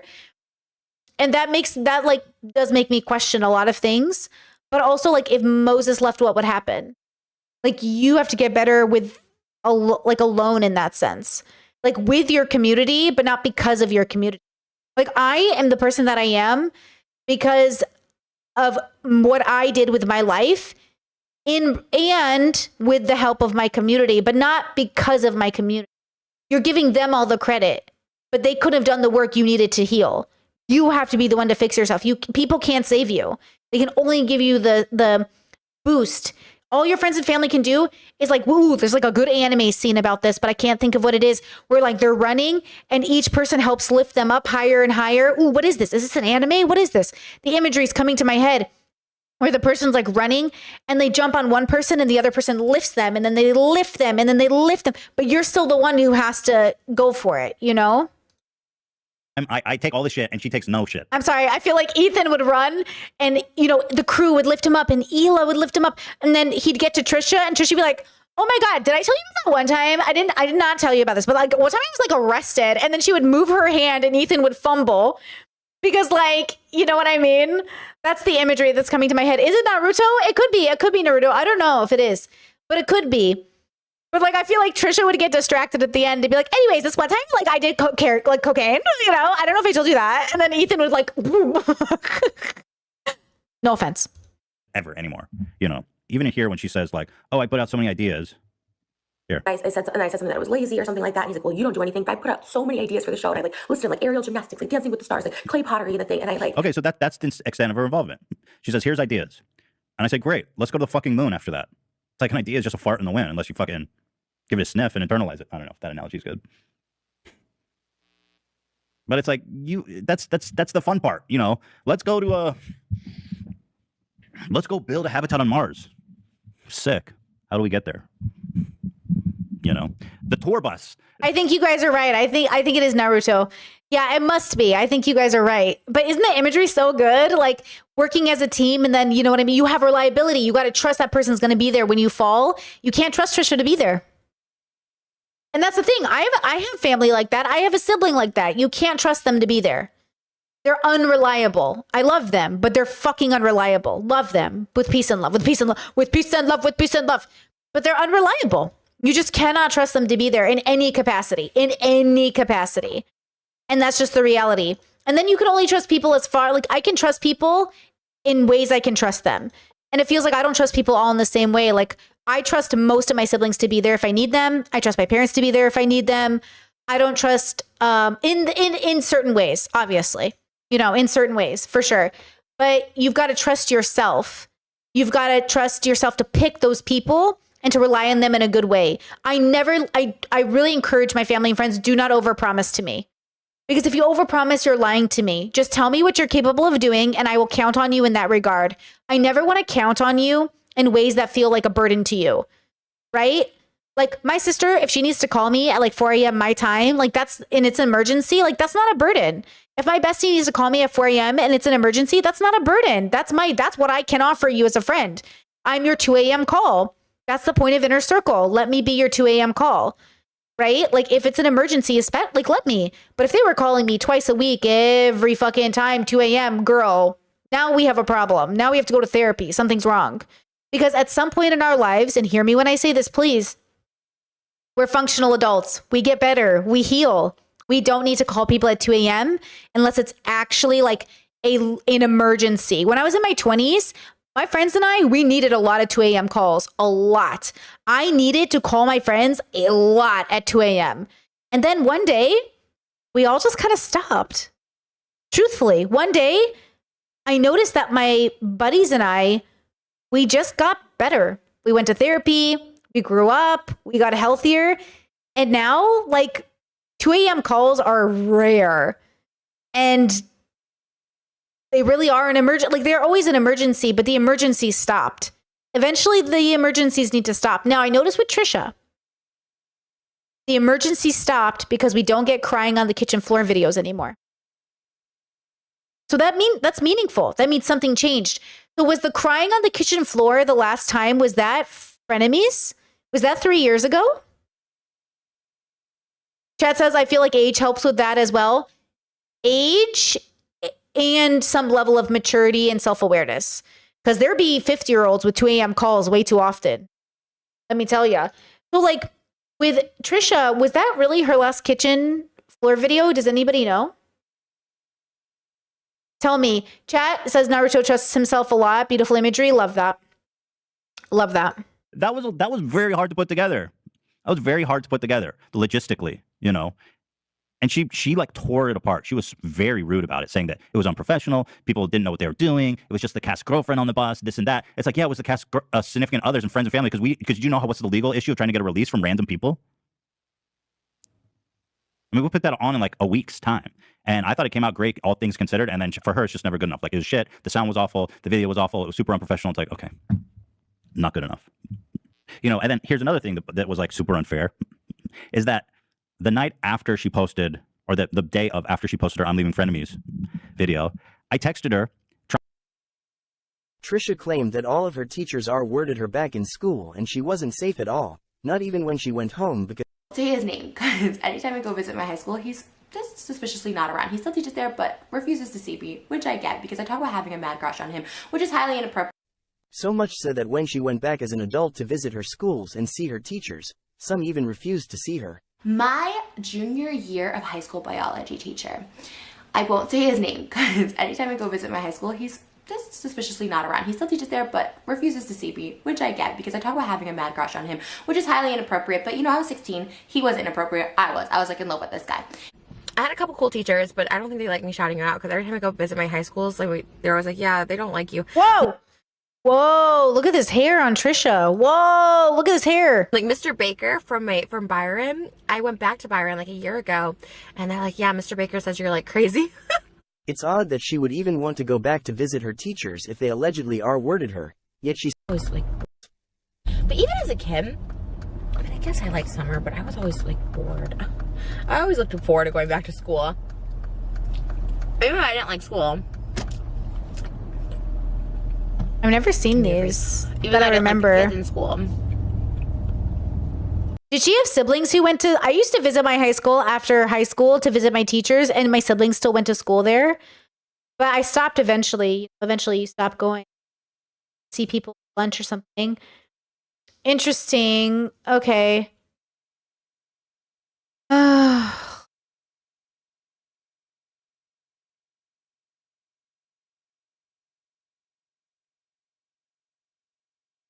Really crushing on my teachers early on. I know this is like a weird, like sensitive topic. Like people got like weird about it when I talked about it before, that I had crushes on my teachers and I would like hang out, like go to their classrooms to like try and hang out with them and stuff like that. Like it wasn't anything like the teachers did. It wasn't like teachers were like leading me on or anything, you know what I mean? Like, or coming on to me or something. I just was like, I mean, to be fair, like, this is difficult because, it's not exactly proof. Because like when I was assaulted, I didn't tell anybody for years. And when people would ask, I would say like, obviously I wasn't. I'm cool, bro, chill. And even when I was like dating people, they would ask me like, hey, you kind of act like somebody who's been assaulted. I was like, first of all, offensive. And also like, that's crazy. And then I finally was able to admit it out loud. And then I was able to go to therapy and stuff. But like, if you go back and watched my videos, I would say that I wasn't. Right. But then obviously I just didn't tell anybody. So it kind of feels like people could be like, oh my God, so you're lying. But like, that's not what happens. It's just like, sometimes you don't want to tell your story. So maybe Trisha in the past said that nothing happened with their teachers, but then finally was able to talk about it. Or maybe, I don't know. Like, I don't know if that's proof that they lied because they said before nothing happened. Like, I don't know that. Because that's, you know, it just happens that way sometimes. Like sometimes people aren't ready to talk about it. You know, I'm not sure. It's hard to say, but the reason I looked that up is chat was saying that the last time she might have had a outburst was when they talked about their teachers. And like, did the H3 crew accuse Trisha of lying about it, or just people in general? Because obviously it's a big accusation because she named the person. And so people wanted to know if it was true. And, you know, it's one of those things. I don't know if it's true. I don't know. Right? But I'm not, you know, I don't know. I don't know. Trying to be mature and handle it personally, like off the internet. I said, you know, I just want to be honest with you and say I felt it was really unfair how you put that video out, you know, after we worked to try to resolve this. And she ignores my text and she posts another 20-minute video 30 minutes later that was in response to my text that was more like, oh, the crew's the reason why this happened, and sending even more hate to their fucking Instagrams. It's just like, it's like, dude, I'm a patient man, but I'm not like superhuman. I just was like, I'm reaching out to you to try to resolve this. And your response is to put out another 20-minute video about the situation. And once again, I'm in this impossible position. Yeah, like Trisha uses the internet to communicate instead of like calling Ethan. That's also like not taking accountability. Not taking accountability is going to the internet with your problems instead of talking to your friend who's been contacting you privately. Like that's really interesting. What an interesting psychological perspective. Whoa. Instead of like, she feels safer telling millions of people rather than facing one person, Ethan Klein. Whoa, hey. It'd be like that though. It'd be like that. Oh, that's crazy. Where it's like, she can say and do everything. Crazy interesting. Put out all these videos, tweet, DMs, or private message and shit, and I'm just supposed to sit here like a fucking, like Gandhi. Or Siddhartha, the great Buddha. I'm not the great Buddha. I am fat though. Well, the Buddha was skinny, so I don't even know where that comes from. You know? The Buddha is many things. There's many Buddhas. I don't know, dude. It's like she kept pushing me. It's like, I'm sitting here trying to be an adult and salvage the situation. And she keeps like pushing the situation into this possible unsalvageable situation to the point where, and it's like, not only that, but now I'm being forced to sit here and make a video that I never wanted to make in response to all the stuff she put out there. And it's like, imagine how confusing it is. Because she goes on the show and she says, oh, this questions is so dumb. It's lazy. It's crap. I hate it. I mean, the day before, she retweeted it unprompted. I did not even ask her. I told her about it. We went over the questions. She was happy about it.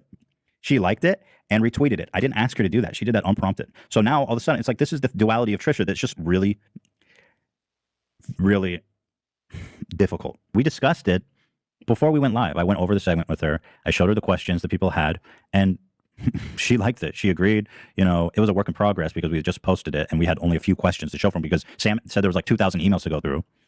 And it was something people were excited about. The fans were excited about it. I thought it would be fun. And again, we went over it before the episode and she liked it. So it's not like I blindsided her and she was against it the whole time. That's just not true. She hates the Uncle Fester costume idea that we pick all the costumes. And like, here's her message about it when I pitched it to her, you know, originally. And I'm not, look, I know this is like a DM, but I do think it's important to illustrate the realness of like how difficult it is to navigate the space with her. Because she putting out like how much she hated the costume. No. See, this is mental health. Costume idea. Oh my gosh, this is one of my favorite all-time movies. Can we? I love her. Damn, Trish. And then Trisha to say on the podcast, like, I don't even know this. Like, I don't even know this character. Like, who is this character? Yeah, I'll be real. I don't have those, like, I don't have that relationship with the borderline. Like, I don't have that. I don't lose memory when I'm fucking triggered. Some people do, though. Seriously, some people do. And they don't remember it when they're in the moment. I don't know if Trisha remembers it, but for Trisha to be like, yeah, I don't remember. I don't even know this character. Who's this character? But then for her to be like, this is my favorite character. I love them. I think like, you know what I mean? Like, I don't have any memories of this. I would have to ask my family if they remember me doing something similar, but like I get upset and I can get like where I can't like settle myself down, but I don't forget things. You know what I mean? Like I don't forget the Holocaust exists. You know what I mean? It was my idea. She never wanted to do it. She doesn't even know the character. She says, I don't even know this character. I sent her this picture. I said, costume idea? She says, laugh my ass off. Oh my God. This is one of my all-time favorite movies. Can we? I love her. And we said, okay. And then Trisha went to her tailor, had the costumes made. And so how am I supposed to, how am I? It's like, I'm in this, she loves it. It's one of her favorite movies. And then she hates it. She doesn't even know who the character is. And it's all my idea. And, you know, fuck me for even making her do this. It's like, I don't understand. What am I supposed to do? That's what I mean. It's like, I can't humanly do more. She expects superhuman care. She expects, I'm not a superhuman. You know what I mean? I don't have like psychic abilities. Unfortunately, I'm working in the constraints of a mortal mind. This is, and then she brings up this 5% cut thing where it's like, dude, it doesn't seem like that much to ask that I get a 5% cut to cover everything that I've spoken about. We pay for the set. We rent the space, we film it, we use our equipment, we employ the people, we edit it, we upload it, we post it, we get that. Sponsors, we develop the concepts, we work all week to prep the segments, we pay for the insurance, we do the accounting and the payroll. I send her a fully itemized report every month of literally everything and how the expenses break down and her cut. And the fact that she would even accuse me of not being transparent is honestly very hurtful because I've gone. Oh, man. Yep. I think Ethan was, you know, logically more right during the fallout. He's right. I agree with him. I just think Trisha was asking for too much, given how little she does. I'm sorry. Gone so far out of my way to be as transparent as possible. I show her literally everything. I have our CPA preparing a monthly report, itemizing literally everything. We pay for all of that. We do all of that. We work on Sundays to prep the show. And she's complaining that 5%, she's apparently like, I want to say how that 5% is spent. The 5% is already spent on everything I just said. There's no production company in the world that would do all that for 5%. More like 50% or even more. The 5% is a family rate. It's literally nothing. It might not even be covering our costs, to be honest with you. You know what, chat? You make a great point. You said, I think Ethan would act the same regardless of body size. The war just didn't happen yet. Something about October 7th melted people's brains. It really fucked with people a lot, which is very interesting since Palestine has been at the mercy of Israel for so many years now, considering that like so many people have died, considering that there's been issues between the two of them forever, considering so many things. But for some reason, something about October 7th really just like melted people's brains. And I am curious about that. I mean, on the Israeli side, like Palestinian people, obviously, but on the Israeli side, something about it, like where they became scared in a way they never had been before. And I'm thinking like, was this it? Was this just the moment of your life where you had 1 ounce of relationship with what Palestinians deal with all the time? And it like scared you that bad, which is fair, right? Like it's real. It's horrible what happened. But I wonder about that. Like if that was like, because Ethan knew about how the Palestinians were being targeted by Israel. He talked about it. But I think the fear is Israelis get the luxury of being afraid of Palestinians and Hamas without actually having to deal with the genocidal behavior that Palestinians do. You know what I mean? So I wonder if that's what it is. Like, I wonder if that's what it is. Yeah, like where, you know, they were really just like concert goers, like truly like basically innocent people, right? Like a lot of them were innocent. I know there were some soldiers, but like they were innocent. And they were like in a safe space. And now the shatter of like, you're safe is like truly gone in a sense. Because, you know, when the dome shows all those videos of the rockets showing up in Israel and the dome catches it, like where's Palestine's dome? You know what I'm saying? That says, could be wrong, but I suspect there's a very powerful Israeli propaganda within Israel. Oh, definitely. I've seen videos. And in America too, right? And people were like unnecessarily very uncompassionate to every situation. Look, I'm not a bitter person. And I'm not angry enough at the world to not see that it's sad for everybody. October 7th was devastating. And I have no problem saying that. I think some people do. It was devastating. It was so sad. What a waste of human life. What an unnecessary form of violence in a lot of ways. And I feel the same way about the way Israel is genociding Palestinians. What a waste of human life. Innocent people dying every day. because you've got it in your head that you got to genocide them first before they genocide you. Men and their desire for violence, bro.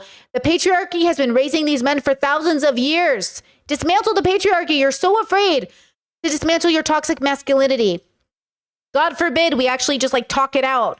I love human beings. We all think we're so smart and so capable. You can't manage to stop killing people so unnecessarily. Shame. It's as close to nothing as humanly possible. And one of the great efforts I've always made to be as fair and transparent and accommodating to Trisha as possible. But it's like she always keep going back. Like, I have a say to say what the 5%. How did you hire Sam without consulting me? It's like, I'm sorry. This is our business. She's not just working on frenemies. Why do I need to consult you who I hire for my business? It seems outrageous. And then she starts going, I want an itemized breakdown of how that 5% is spent. And I'm like, dude, it's not like that. It's a fee. It's a production fee. I'm not giving you itemized deduction of the entire business. It's like these absolutely unreasonable, unimaginable bars that I can never reach. Someone who has done everything possible to reach every bar she set. And that's one, she keeps setting it higher and higher to the point where it's like, that is unhumanly possible to reach. And then she has the audacity. And I'm just going to be honest. She starts tweeting out our DMs, and this is just not acceptable behavior. And listen, I know she's like, I appreciate the mental health concerns that she has, but like, there's only so much that I can tolerate as a result of that. And she starts tweeting out our private messages talking about the show. This was a message before the show ever was made. We had not even made one episode. It was all theoretical. I said, I think I need 55.45 to cover the cost of production. And she showed a screenshot of her saying, I'm being Jewy, by the way. Ooh. I hate that she says, I don't care. That's fine. Like, do you care about the money or don't you care? Do you care or don't you care? I hate when people say that, by the way. Do you know that's a huge red flag for me? If someone says, I don't care, I don't care, I don't care, I go, okay, I will talk to you when you've decided to care. Because I'm not talking to somebody who doesn't care. It's very fucking annoying. I don't like that. I don't like it. Either I'm going to make the decision and you're going to be happy with it and I don't want to hear you fucking complain, or you will chime in and advocate for yourself. Period. You know. Why did she post this? Why did she post this? She posted a screenshot of herself calling me Jewy for wanting 5% to cover the massiveness of this production. And again, it's like, she can say whatever she wants about my being Jewish. She can make all the stereotypes, do everything she wants, and I can't ever fucking say shit. The minute I say anything to her, then it's like, show's canceled. You know, it's just not an equitable relationship. And then here's another thing, you know. We bought a whole new studio that we're in right now. She says on one hand, she doesn't want to come to my house, and she feels uncomfortable. So we bought the studio. She said she doesn't. They bought a studio literally because Trisha said she feels uncomfortable coming to the house. I'm going to kill myself. What? How accommodate? That's crazy accommodation. There's no way. Did they really buy the studio because of Trisha? They didn't just buy it because they wanted it? No way. Are they so for real right now? That's crazy. I'm sorry. What? That's the craziest thing I've heard this whole time. 40 episodes and I think my mind is blown. Chat says, no, they already had plans to move into the studio. Okay. Did they rush that process? Did they move it faster? Why did he say that? She doesn't want to do that work. And then, because they were working out of the house. So did they rush that plan for Trisha? Because that feels like, okay, you took her into consideration. And then here's another thing, you know. We bought a whole new studio that we're in right now. She says on one hand, she doesn't want to come to my house, and she feels uncomfortable. So we bought this studio. She says she doesn't want to come all the way to downtown LA, or she says she has trauma about downtown LA. She doesn't want to be here. So now she doesn't want to be, I get it. He's not saying they bought it for her. They're saying that regardless of what they do, Trisha always makes it a problem. I got it. I'll be honest with you guys. She knew from, okay, whatever. Without getting into he said, she said, I was under the impression that this was understood, that we were going to be moving to LA eventually. I mean, when we started the podcast, it was in the basement. The basement was always temporary. We owned this building by the time, what? Yeah, it was just because of COVID. We were in the basement. We had already owned this building. Hold on. Chad says, let me just say I can absolutely understand the triggering feeling if I don't belong here, but it was definitely based in autistic trauma for me. Very valid. You know, you just made me remember. Do you remember when Trisha said, oh, I kind of hoped there'd be a girlfriend or a boyfriend at the family gathering because like when I'm there alone, I don't have anyone to talk to? Okay. This is why I've always loved, like I'm a very... Oh, okay, I'm getting it. Hold on, it's coming to me. Because look, the very autistic trait of me, very neurodivergent trait, is I relate it back to my own life to understand it from their life. And I know neurotypical people hate that because they think like, why did you make it all about yourself? It's because that's how neurodivergents problem solve a lot of their problems. So that's what I'm doing out loud for people in my audience who don't realize that's why I talk about myself all the time, because that's how we literally think. So I am introverted, but socially extroverted appearing. I am very warm. So when I socialize with people, including family dynamics, I put on my extroverted face and I'm very warm with people. And I'm not a people pleaser. But Trisha's a people pleaser who feels alone at family gatherings and doesn't always feel like she fits in. So this causes problems that make it hard for me to understand her perspective. But then I have to remember she's not operating with the same brain. So that's why... Yes, Chad, and the over-explaining is neurodivergent as well. It is. I repeat a lot. So yeah, like, so when we look at people and go, why'd you do that? You have to remember, why did they do that? And why would you have done something different? So I love family gatherings. I love meeting the in-laws. I love meeting family. I'm usually like, hi, how are you? Like, I get really excited. I want to be in your family. I've always wanted a family. I have my own family, but I've always wanted like my liberal family, which I married into. My partner is my family. I love my family. I love my conservative family, but I really feel like I have my husband and I are definitely like a family. I love that, right? And then I love his parents, but like I love that we're like a family. That is enough for me to feel very satisfied with my life. But also I'm lucky that I have friends and family and all these other extended people I can also talk to. And I wonder if Trisha, because she's part people pleaser, because I'm thinking about my people pleaser friends, and I do think that they struggle more in social situations, and they tend to be warm, but they always tend to feel like they get like left out, versus I think I bulldoze my way into being accepted. You will accept me. Hi, I am now a part of your family. I think I demand to be accepted, which is very interesting. Yeah, I think I do. I think my personality is I demand it. You invited me to my house, your house. I'm eating. I'm welcome. Thank you. I feel like that's it. You already invited me. I married your son. Boom. Family. I did it. You know what I mean? So maybe that's why there's a difference. Because you would assume Trisha's like bold and extroverted because she does all this stuff online, but nah. Yeah. Huh. Kat says, yep, that's me to a T, people pleaser, but didn't even know what the end goal was because I didn't understand myself well enough. I'm a lot better now. Let's fucking go. Her traumas can play a role into that, right? Absolutely. Like all of our traumas play a role. Like, absolutely. Yeah. I think, look, I haven't always been exactly this person. So it's hard for me to go back to all of my memories and remember when I was less healthy. And when I was less healthy, there were very different feelings. Like, obviously, I felt very alone. Like, there was a time in my life I would call my mother crying on the phone while I was renting a room. And I would just be like, I am so lonely. I am so lonely. And she'd be like, Betsy, I love you. We're here for you. And I'm like, no, it's not good enough. I'm lonely. I'm so lonely.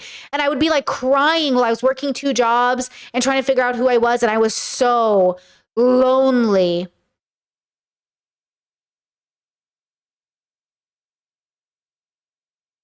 And I think I was probably 21 or 22 at that time. And it took me another 8 years to stop being lonely. Yeah, it took me another 8 years to stop feeling lonely. Because I was lonely for myself. I wasn't lonely for people. I was surrounded by people all the time. I was just alone in the crowd, but I also demanded to be a part of it, if that makes sense. Like, I always loved having in-laws. I always loved like people, like to this day, like some of my like ex-partners, like their families talk to me. Like to this day, like some people talk to me or think of like I know I'm good to people, right? I've gotten enough feedback to like the data makes sense. But I felt like so like myself. I was struggling with myself, you know? So once I had a relationship with myself, everything worked. Once I really like loved myself, loved hanging out with myself, loved being by myself, loved my life, loved my place in the universe, everything became easy. You know, Chet says, yeah, I was lonely and not realizing it was because I didn't know myself. Amen. Amen, girl. Yeah. I really like the people around me, but nobody was ever enough, not even my partner. Like, that's why when Trisha says, like, Moses has helped and without Moses, I don't know who I'd be. I knew who I was when I met my partner. My partner doesn't tell me who I am. My partner shares in who I am. We share with each other. He doesn't need me to tell him who he is. He's his own person. Always a plan to move down here. But then she says, I'm not moving. I'm not going doing the show downtown LA. So she starts to get like, okay, if you guys don't do it here, you guys need to stay at the house. And so I said, you know, we had a little back and forth, but ultimately I was, again, trying to appease and do everything humanly possible to make this work for Trisha. We spent $30,000 buying all new equipment, cameras, switching board, audio equipment, microphones, everything, so that we can continue to do it at the house for her. And she keeps bringing up this like, well, you get 5%, so you like, what is that for? You need to be paying. And I was like, okay, you know what? Let's keep the show going. Let's do it at the house. I'm going to spend another $30,000 on the already $50,000 I spent on the set. I don't complain about money. I don't give a fuck about it. I really don't. It's like, I don't know, dude. And so then we spend all that money on that shit, and then she's not comfortable going to the office, and now she's not comfortable going to the house because the crew's there. You know, the merch issue is another way that just is super, super sad for me in the same way of how she just like wants to cut the whole crew loose. Because first of all, we fronted the money, we produced, designed, and made in its totality. Hila did. Hila, despite Trisha saying the meanest and rudest things about her, knowing that there was a chance that the show might not work out, you know, made the risk, used her company's resources, and you know, for Trisha to just like walk out. I mean, we have this merch release. Every penny I've made from Frenemies, by the way, if she wants to talk about money, is tied up in this merch that doesn't come out for another month. I don't even know if we're going to sell. So it's like, for all the complaining she does for money, she's the only one, as far as I'm concerned, that's actually making money from this thing. Because I've spent pretty much every fucking penny I've made from Frenemies into the show, on merch, into the own resources, buying more equipment for the fucking studio, building the set. It's like, it's so easy for her to complain. She shows up, she gets a guaranteed check every fucking month. And I'm putting all my money on the line. And now I have hundreds of thousands of dollars tied up in merch that I'm probably not going to be able to fucking sell, that my wife worked super hard on, her staff worked super hard on. And now it's like, tough luck, dude. Trisha got paid. And she's complaining about 5%. It blows my mind. And I'm upset about it. I am. Yeah, that's fucked up. It's just not fair. That's fucked up. That's really fucked up. It's easy to think. That's what I'm saying. It's easy to think everything is so easy until you realize what goes into making it work. I will never not give credit where credit is due when it comes to Hassan streaming every day or Ethan putting on a show for his people. Like, I sometimes sit in my living room and think to my partner, like, Hassan streams every day. And he's like, yeah. And I was like, no, every day. Like, I run out of literal spoons. Like, my brain goes brain fog. Now, I understand Hassan probably doesn't have fibromyalgia and isn't chronically ill. I actually wonder if I started streaming every day before I got sick, would I have been able to do it? I will never know. Because I am papooed by the end of it, you know? Like, it's a big deal. My whole brain just goes, and whoop. No thoughts in my pretty head, just vibes. And I end up vibing and just sitting on the couch and being like, I'm out of spoons. I got no thoughts. I'm just vibing, snacking. I got nothing coherent to say. But some people, like, I'll never try to take away the credit from what they do. And that's why I think I do get frustrated when people are like, YouTube is so easy. I will never not give flowers where flowers are due. There's nothing easy about streaming every day. And there's nothing easy about what H3 does. It's a lot. You know what I mean? It's a lot. It's really not. You know, and the release of this is July 8th. We were planning to do a photo shoot this Thursday. Something she insisted on doing. And we put it together with our resources. We were paying a photographer, someone to produce it. This is all money that we were paying upfront out of our pockets and never even thought to ask her for money because I don't give a shit, right? In 1 month's time. And she drops the I'm quitting Frenemies video after me doing everything possible to resolve this with her privately. Ugh. So, like, I got the nerve of her to complain about 5% when I'm literally not making a fucking penny at this point. It's just so disrespectful. It disregards all the hard work we do, not only on the crew, but now on my wife and all the people that worked on the merch. And it's like, okay, well, you know, fuck you. Also true. Discord says chronic illness is so variable. Mr. Beast has an autoimmune disorder. He has Crohn's, I think. I think it's Crohn's. I don't know how he does it. What drugs does he take? Because then I know some streamers do keep going because they're caffeinated all day. I couldn't though. You know, if I caffeinate myself too much, I throw up. I start to like, I literally can't handle it. I don't know how people caffeinate all day. Guys, tea. If I just drink too much tea, I'm dead. My whole life is over. You know? But fascinating. I think humans are great, but that's why I'm saying you got to play to your strength. Obviously, Ethan's playing to his strength. Hassan is playing to his strength. I'm playing to my strength. I can work 6 days a week. Hell, I've been working 7, but I can't stream 7 days a week. Isn't that interesting? I've been working 7 days a week. I mean, I'm burning out. But, you know, I've been doing it. But streaming? Whoo. Play to your strengths, kids. Play to your strengths. Let's say you're a painter and you can't get anyone to buy your art. I bet you can get people to watch your videos of your art. You know what I'm saying? If you want to paint for a living, maybe you should paint for a living. I have a friend who's in the arts and I'm always like, you should put your stuff on socials and make money. And they're like, no, my art is traditional and I want it to be traditional. Okay, girl, we get it. You play classical music. You do classical things. Fine. But if you want to keep doing this art, sometimes you don't get to do it by doing it. And sometimes you do, right? But sometimes you can make money showing people how you do it. And that's something, you know, that's good too. You know, it's just so ironic how she keeps bringing up money. It's like I'm the one that put my ass on the line every day. I never bring up money. I never complain about money. I never ask her to pay for anything. I'm so open-handed with her. I'm so transparent about everything. And now I'm the one that gets fucking stiffed with like an ungodly amount of merch that I have no idea how I'm going to sell. You're going to sell it, bro. You know, she gets her paycheck every month. On time. Clockwork. Reports. Everything. And listen, I'm just going to say this. I fully support her skincare products and everything she brings to the show. I am her #1 hype man. I love when she makes money. True. I support her. I want her to do well financially all the time. That's why I'm always hyping up her OnlyFans, her skincare, you know, her merch, everything, because I'm happy. I want her to do well. But it's like, you know, she promoted her, you know, skincare, which again, it's a great product. I saw it. It works on her. So I'm like, yeah, go buy it. It's top of the link now. Even on our last episode of Frenemies, it's at the top link there. You can go buy her shit and God bless her for it. You know. Oh, hold on. So today I want to talk about something. This is where Trisha gets upset. Wait. We have to watch this. Hold on. It's Frenemies related, it's Ethan related.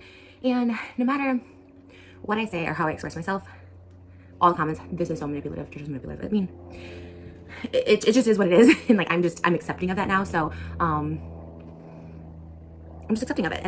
But I really do need to say this because I haven't said it. I put up with Ethan purposely trying to trigger me on multiple occasions. He likes having that thumbnail of me leaving, right? That's the meme. Even up until the last one, I said, I don't want to walk off. I don't want to end the show because then the meme is you sitting alone and I'm walked off. You see Trisha leaving, whatever. And even up until the last one, they didn't cut after we ended the show. They cut seconds after when I walked off, which is not what I wanted. But, you know, I always put up with the triggers and I allowed myself to be triggered.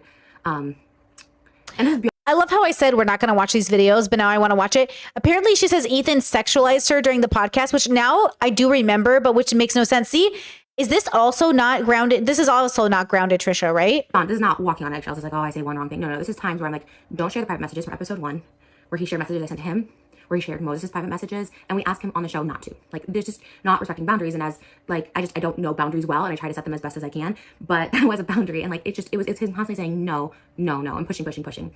And I allowed it because I thought that was, you know, the entertainment of the show. Ethan has since expressed his uncomfortability with stuff we said about Jewish people, about Tourette's. And I respect that. If, I truly did not know, obviously, the Jewish thing. He eventually told me one episode, like, you can't keep calling me cheap or something because it's offensive to put. And I stopped because, I think a lot of the show was banter back and forth. And I think even myself, I got confused what was banter back and forth and what was just straight up triggering me by bringing up my sexual assault, bring up my past as a prostitute and stuff like that. When I so clearly said, I don't want to talk about it. The first things that come to mind, obviously, are talking to my mom about my sexual assault on a trip from Disneyland. A trip that my mom, sister, and Moses had planned for my birthday. Yeah, but she made candle jokes multiple times. I did not realize that was an assault. I didn't process it as an assault because she joked about it so often. So now I'm like confused. Obviously now I know that, but I didn't know that. And then we did invite Ethan and Hila to come willingly and graciously because I enjoyed spending time with them. They're, family, Moses' family, all that stuff, and graciously and wanting to. And on the Disneyland trip, we vlogged for Frenemies again, graciously and wanting to. Moses was the camera guy for the vlog, and it was great until it wasn't great. So up until the bus, he asked my mom what she thought about my sexual assault regarding this thing that I become like hearted to and kind of numb to, because for me, I always thought there was power in talking about being assaulted as a prostitute and stuff like that. I always thought there was power in that, because I thought that can't hurt me anymore because I'm talking about it. No one can bring that skeleton up because I'm openly talking about it, as I do with most things when I overshare. I just think no one can bring it up against me if I bring it up first. So I think that's, anyways, taking accountability, overtaking accountability, whatever. And he said that to my mom on the bus, and then he brought it up again on the Frenemies. But after he said the thing on the bus, I got really sick. I can't remember if they showed it in the Disneyland vlog, but I laid down on the bus for a good half hour up until we got to their house. I was so nauseous and so sick because my mother and we had a strain in our relationship when I was younger, around that time, 17 to 19. We didn't talk a whole lot. We did, but obviously she didn't know the extent of stuff because I would always ask her for money. I would ask her friends for money back home, and my dad and I definitely didn't. So to talk about that time in my life with my parents it's not something that happens. When he asked her about it, it was something that he's like, well, you talk about it on the show, you talk about it in Frenemies, she watches Frenemies, but my mom fast forwards that stuff. She doesn't. It's something that I feel like everyone has to work through, but because I've just started treatment and therapy in 2019, consistently, it's not something that's even been brought up to work through with my family, and it's not even something that I'm comfortable with yet. Another thing that comes to mind is I talked about knowing Robin Williams, and this one really affected me. I think this is when I started to realize I can't keep getting triggered for entertainment purposes. I did go along with it, right? Obviously I get triggered, Dr. Drew. I get triggered, Dr. Drew.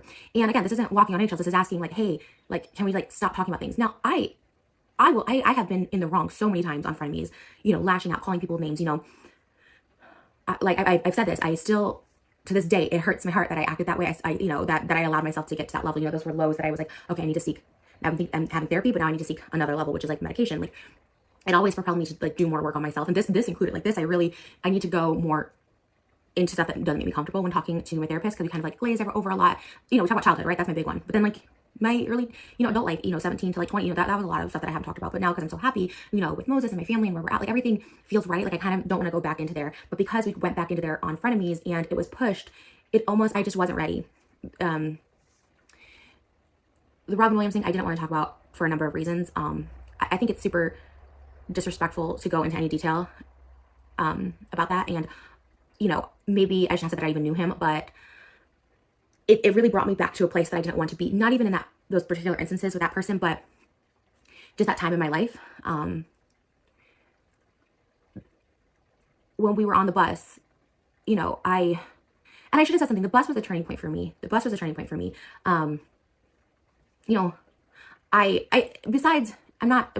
just not feeling a part of something, right? Whatever. Towards the end, Ethan was just screaming at people. And a lot of people think that's funny. And, a lot of people, and I'm not dictating what's funny, what's not. But for me, the last girl he's screaming at, it was a girl with green hair, and he's green hair. The girl was not having it. She was on her way to work, and she literally said something this is all you guys have to do is just, yell at me, scream at me, whatever, should talk to me.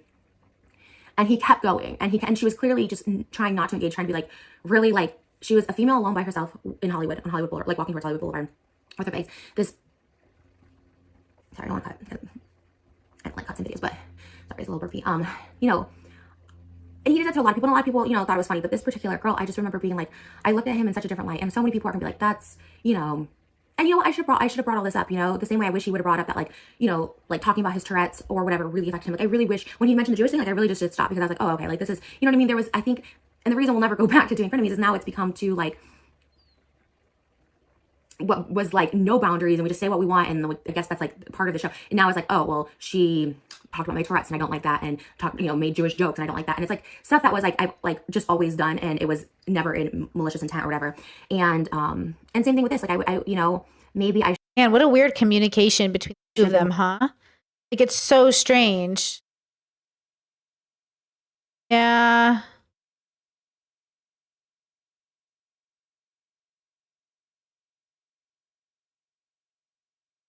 Yeah, I don't know. It's such a weird. It's hard. Their communication style sucks. There's no boundaries. They're really bad at setting down what is a serious conversation, what isn't. And I think a lot of people try to joke through serious moments because they don't want to have real conversations. You know what I mean? I don't know. All of this is just so. How can we prevent this in the future? This is what we mean when we say you're bad at communication. You're both bad. Ethan and Trish are both bad at communication. More clear, but to me I was surprised it was even left in, because I was that's clearly something that's not okay.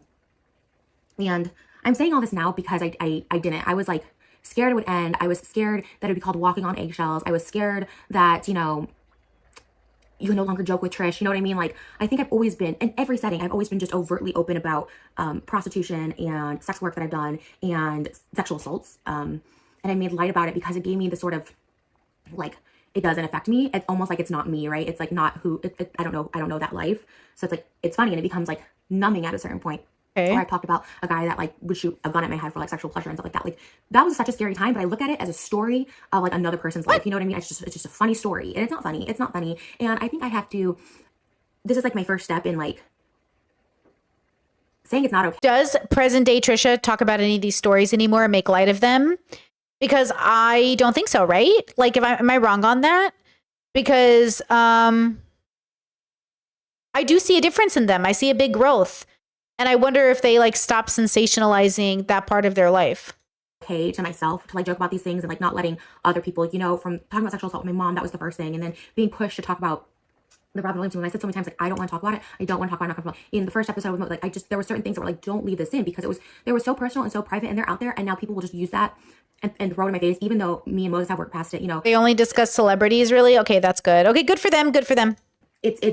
And I'm not hiding from it. I will talk about it now. It's just something I didn't want out there.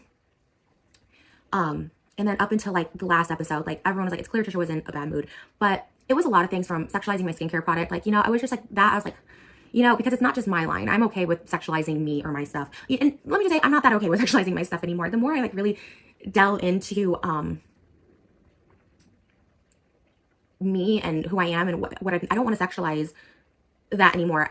All my music videos ever recently have been like covered up. I don't like, I used to like being sexualized because it meant like attention and it was something like edgy and oh, that's what, you know, all the girls that are sexualized get the attention and they get desire. And it's like, that was always my MO on social media. And I just don't, I don't want that anymore. Like, I really don't. If you guys watch my channel now, whatever, for years, I go out looking as disgusting as possible. Like I kind of don't put any effort unless I'm like doing a video, performing, you know, doing something. And even my music stuff has now shifted towards my more he, him side of me that I feel way more comfortable performing in. And then if I do the she, her, it's to perform or perpetuate this character that I don't think I'm really happy being anymore. Okay. Based. So Fair. I don't like, and it's also not it's not, I'm in partnership with somebody, right? And this person has worked so hard and they put a lot into it. They put, you know, this is their creation and stuff. And I worked with them and tried out stuff that works really well and stuff like that. But I didn't want it to be like sexualized and like, it was not my intention to put that in there. A lot of people were like, oh, that was on purpose. But I mean, to my knowledge, it wasn't on purpose. What? What? That whole sentence. And then up on that episode as well, you know, I'm like, okay, Trisha was triggered by Gabby. And not yes and no, but it was really when he really was like, well, do you have herpes? And I've always said from the beginning that if I did have herpes, that was between me and my boyfriend at the time. Like if I had AIDS, it's between me and my partner and us two know. So it had nothing to even do with that. So when he was asking those personal questions, like, you know, everyone would say, oh, he's so professional. He's so... Well, because before Trisha said they didn't have herpes and Ethan was giving them a chance to confirm, not that it mattered, but maybe she got herpes with Moses. And maybe they didn't want to say, yeah, no, they have herpes because that's lying. Like, because before they said no, they didn't have herpes. And maybe they got it from, like, maybe they got herpes since then. And Ethan asking again, which in the past was safe, so they could say no, wasn't safe anymore because maybe they had it. And they didn't want to lie. And he didn't realize it. You know what I'm saying? Maybe that was the problem. Because that question wasn't a big deal before. So patient with Trish, but it's like at the same time, like being asked those questions by a partner or now he's my employer. So many people think they know the contract when there wasn't even a contract in place, but now he's my employer and he's asking me these questions. But even as a partner, as a friend. Okay, so the contract, there was no contract. As family, like it was like, you know, and then I was like, I'm trying to think like, you know, I'm like racking my brain of what people could. Oh, the skincare phallic thing. I got you. Thank you. You know, bring up, like, did I ever have cold sores on my lips in videos? I don't think I've had cold sores since I was a kid. Someone will probably find a video that says that. I never took medication for it. And everyone's like, well, you did have herpes. And it's like, regardless, like I know my STD. She means like, they mean like genital herpes. Like, okay, I've had cold sores since I was a kid. Herpes on my lip since I was a kid. I've had like maybe eight outbreaks since I was a child. Very few, mostly in Seattle, fun fact. That's when I started using Aquaphor on my face and on my lips because it helped. I swear it helped. Anyways, I in all the time I've been with my now partner, they haven't seen me have an I'm pretty sure they haven't seen me have an outbreak on my lip. Like that's how infrequent it is. I don't even think about it, right? But I also have genital herpes, as you know, since Debate Bro decided to tell the internet, and I am confirming it. It's true. And that one depends. But it is one of those things where people think herpes is just genital, but herpes is just the strain. It's like the HSV 1 and 2. They're just strains of what people call herpes, and it comes in all shapes and sizes. You know what I mean? So it's like one of those things where I think people just like the stigma is so real, which is like it is what it is. What are you gonna do? But it also is like not that big of a deal. It's just like, you know, I think the stigma is so much worse than the reality of it. Before getting it, oh my God. The way I was like so afraid of it and stigmatized about it. And now I'm like, okay, it's inconvenient as fuck. I definitely don't recommend it. It's not the end of the world. You know, you can move around it. The medications are great, but also even no medication is great, you know? But Trisha, I think, is confused by what people are trying to say. Like, you do have herpes, you just don't have genital herpes, is what the internet's saying. But then Trisha's like, I don't have herpes, or Ethan's like, well, you don't have herpes. It's like everyone's using the wrong words and it's confusing everything, and it's just that stuff. STD health, and he's joked about that too, saying that I've had gonorrhea, because I've seen memes that's like, actually it wasn't gonorrhea, it was chlamydia, which is true, you know. But it's like, to me that was banter, and it was accepted because that was our thing where it says open. So for him to say Trisha can say whatever and I can't say anything is insane. Like, those are really, really personal questions and something that I wasn't comfortable with. And for me, it's talking about this stuff now, you know. It's like it's over, and I feel the sense of relief. It's horrible to keep saying on Instagram right now, say sorry to Ethan, say sorry to Ethan. It's like, I'm not sorry. He shut down my ideas so many. Well, there you go. Times for so many things. Yeah, damn, not sorry even a little bit? Damn. Like Fashion Nova, you know, it's not sponsored, but we were talking about it one episode, and he was just like, I'm against this and fashion. For me, like, I've always liked Fashion Nova because like it was affordable, it was stuff I could afford, and it was also in my size, and he was just so aggressive about that. And I think at the time, like, I don't think Chad says the stigma can be really life ruining. I've seen it just really just break people down. I'm really impressed at how strong you are. Listen, same. I've seen it really ruin people's lives because of the stigma. The stigma is what ruins people's lives. But I got to say this. I was a peer sex educator for many years. I think once I became a liberal, I really was like, fuck it.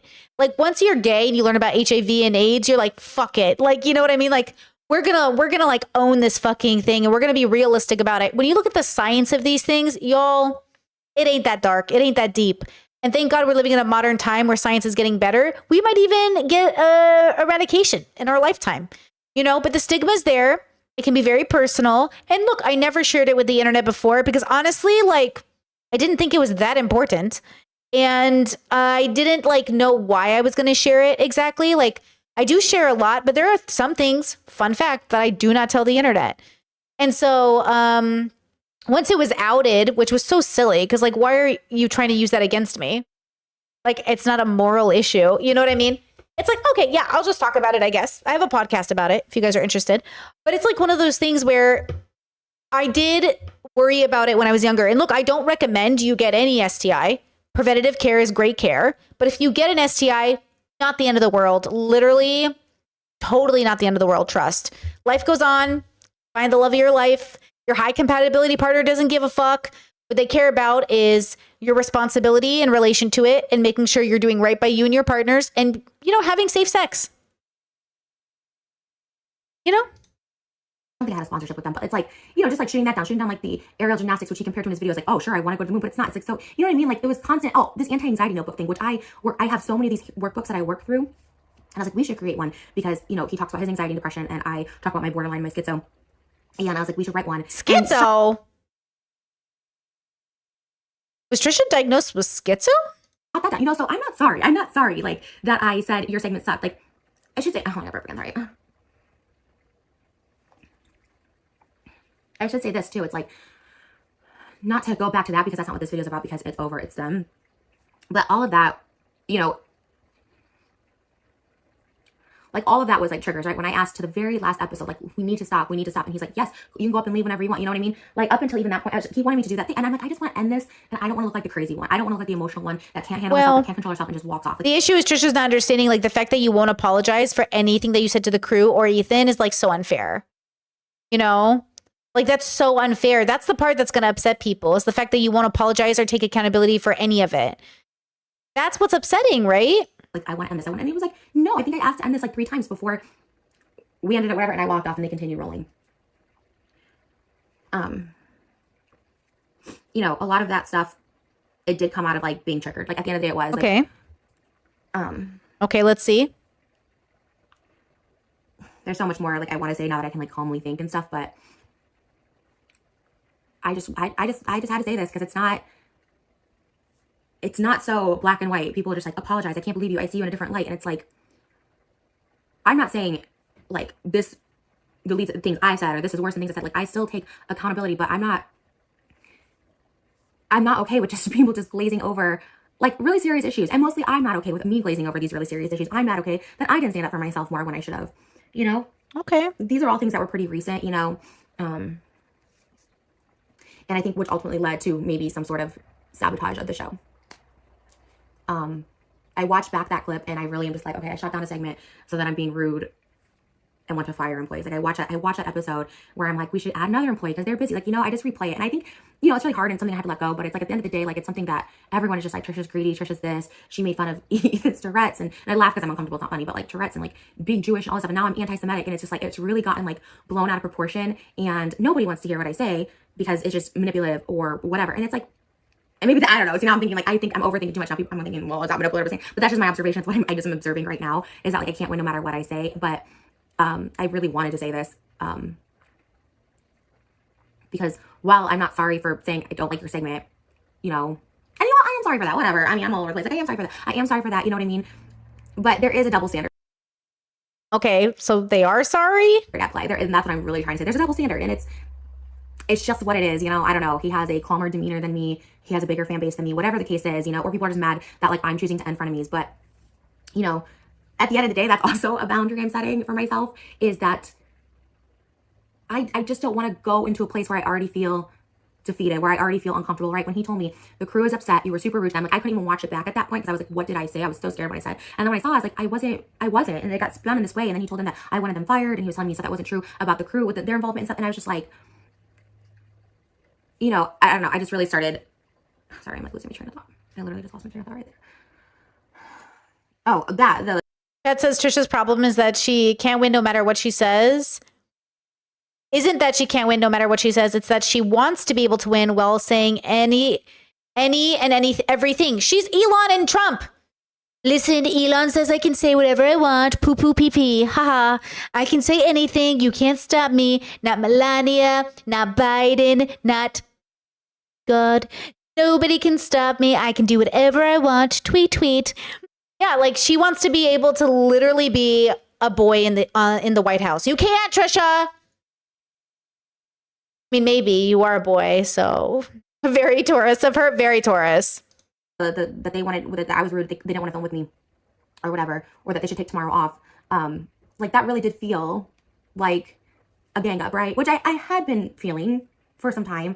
You know, I felt, you know, with the bus thing, it's something simple as like, oh, can I, you know, bring my mom and sister? They didn't, and they're like, well, we don't want anyone recognizable, but then people recognize everyone on the bus. Like, you know what I mean? Or even like bringing people off Instagram or something like that. I don't know. It just felt like I really, again, we're kind of going in circles with this. It's not the point. But then when I heard. Oh, I feel like Trisha's mom and sister could have come on the bus. What? We didn't want anyone recognizable. Most of the bus was recognizable. Most of the bus was the crew.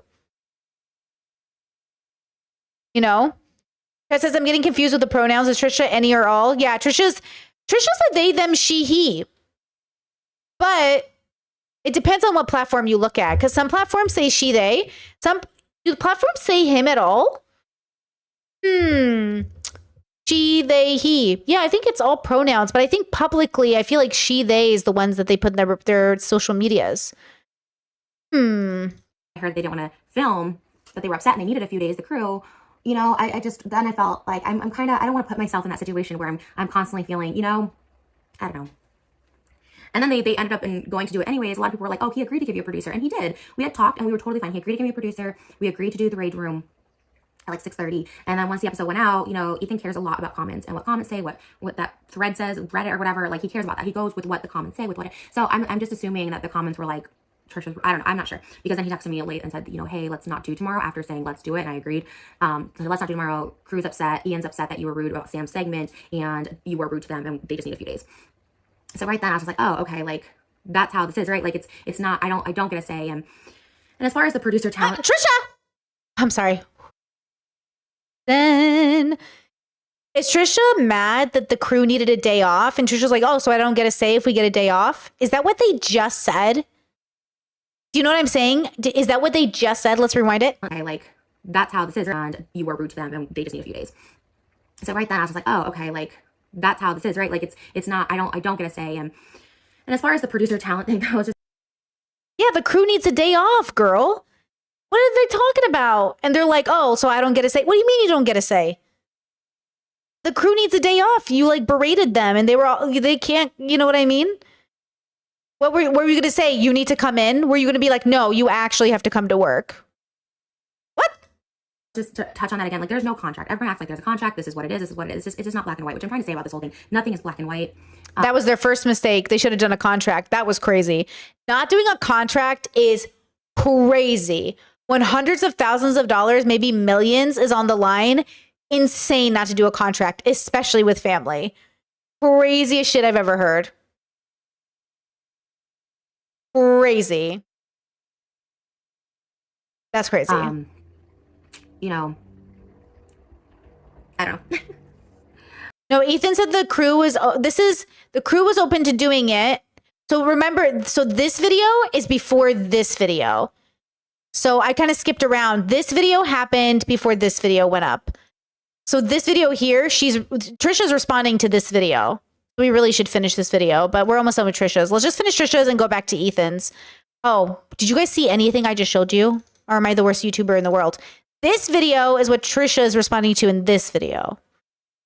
We're almost done. Let's just finish it. No, wait. Should we go back to Ethan and finish it? Wait. Which one? Because both of them, should we go back to Ethan's and hop back and then hop back to Trisha's? What do you guys think? The idea is like the fact that they don't even have a contract though is crazy. I am the worst YouTuber in the world, aren't I? Oh, yeah. Ethan! Don't trust Brittany Simon. Worst YouTuber in the world. She doesn't even do my voice correctly. I don't even sound like that. Okay, let's go back to Ethan really fast. Check out the vibe.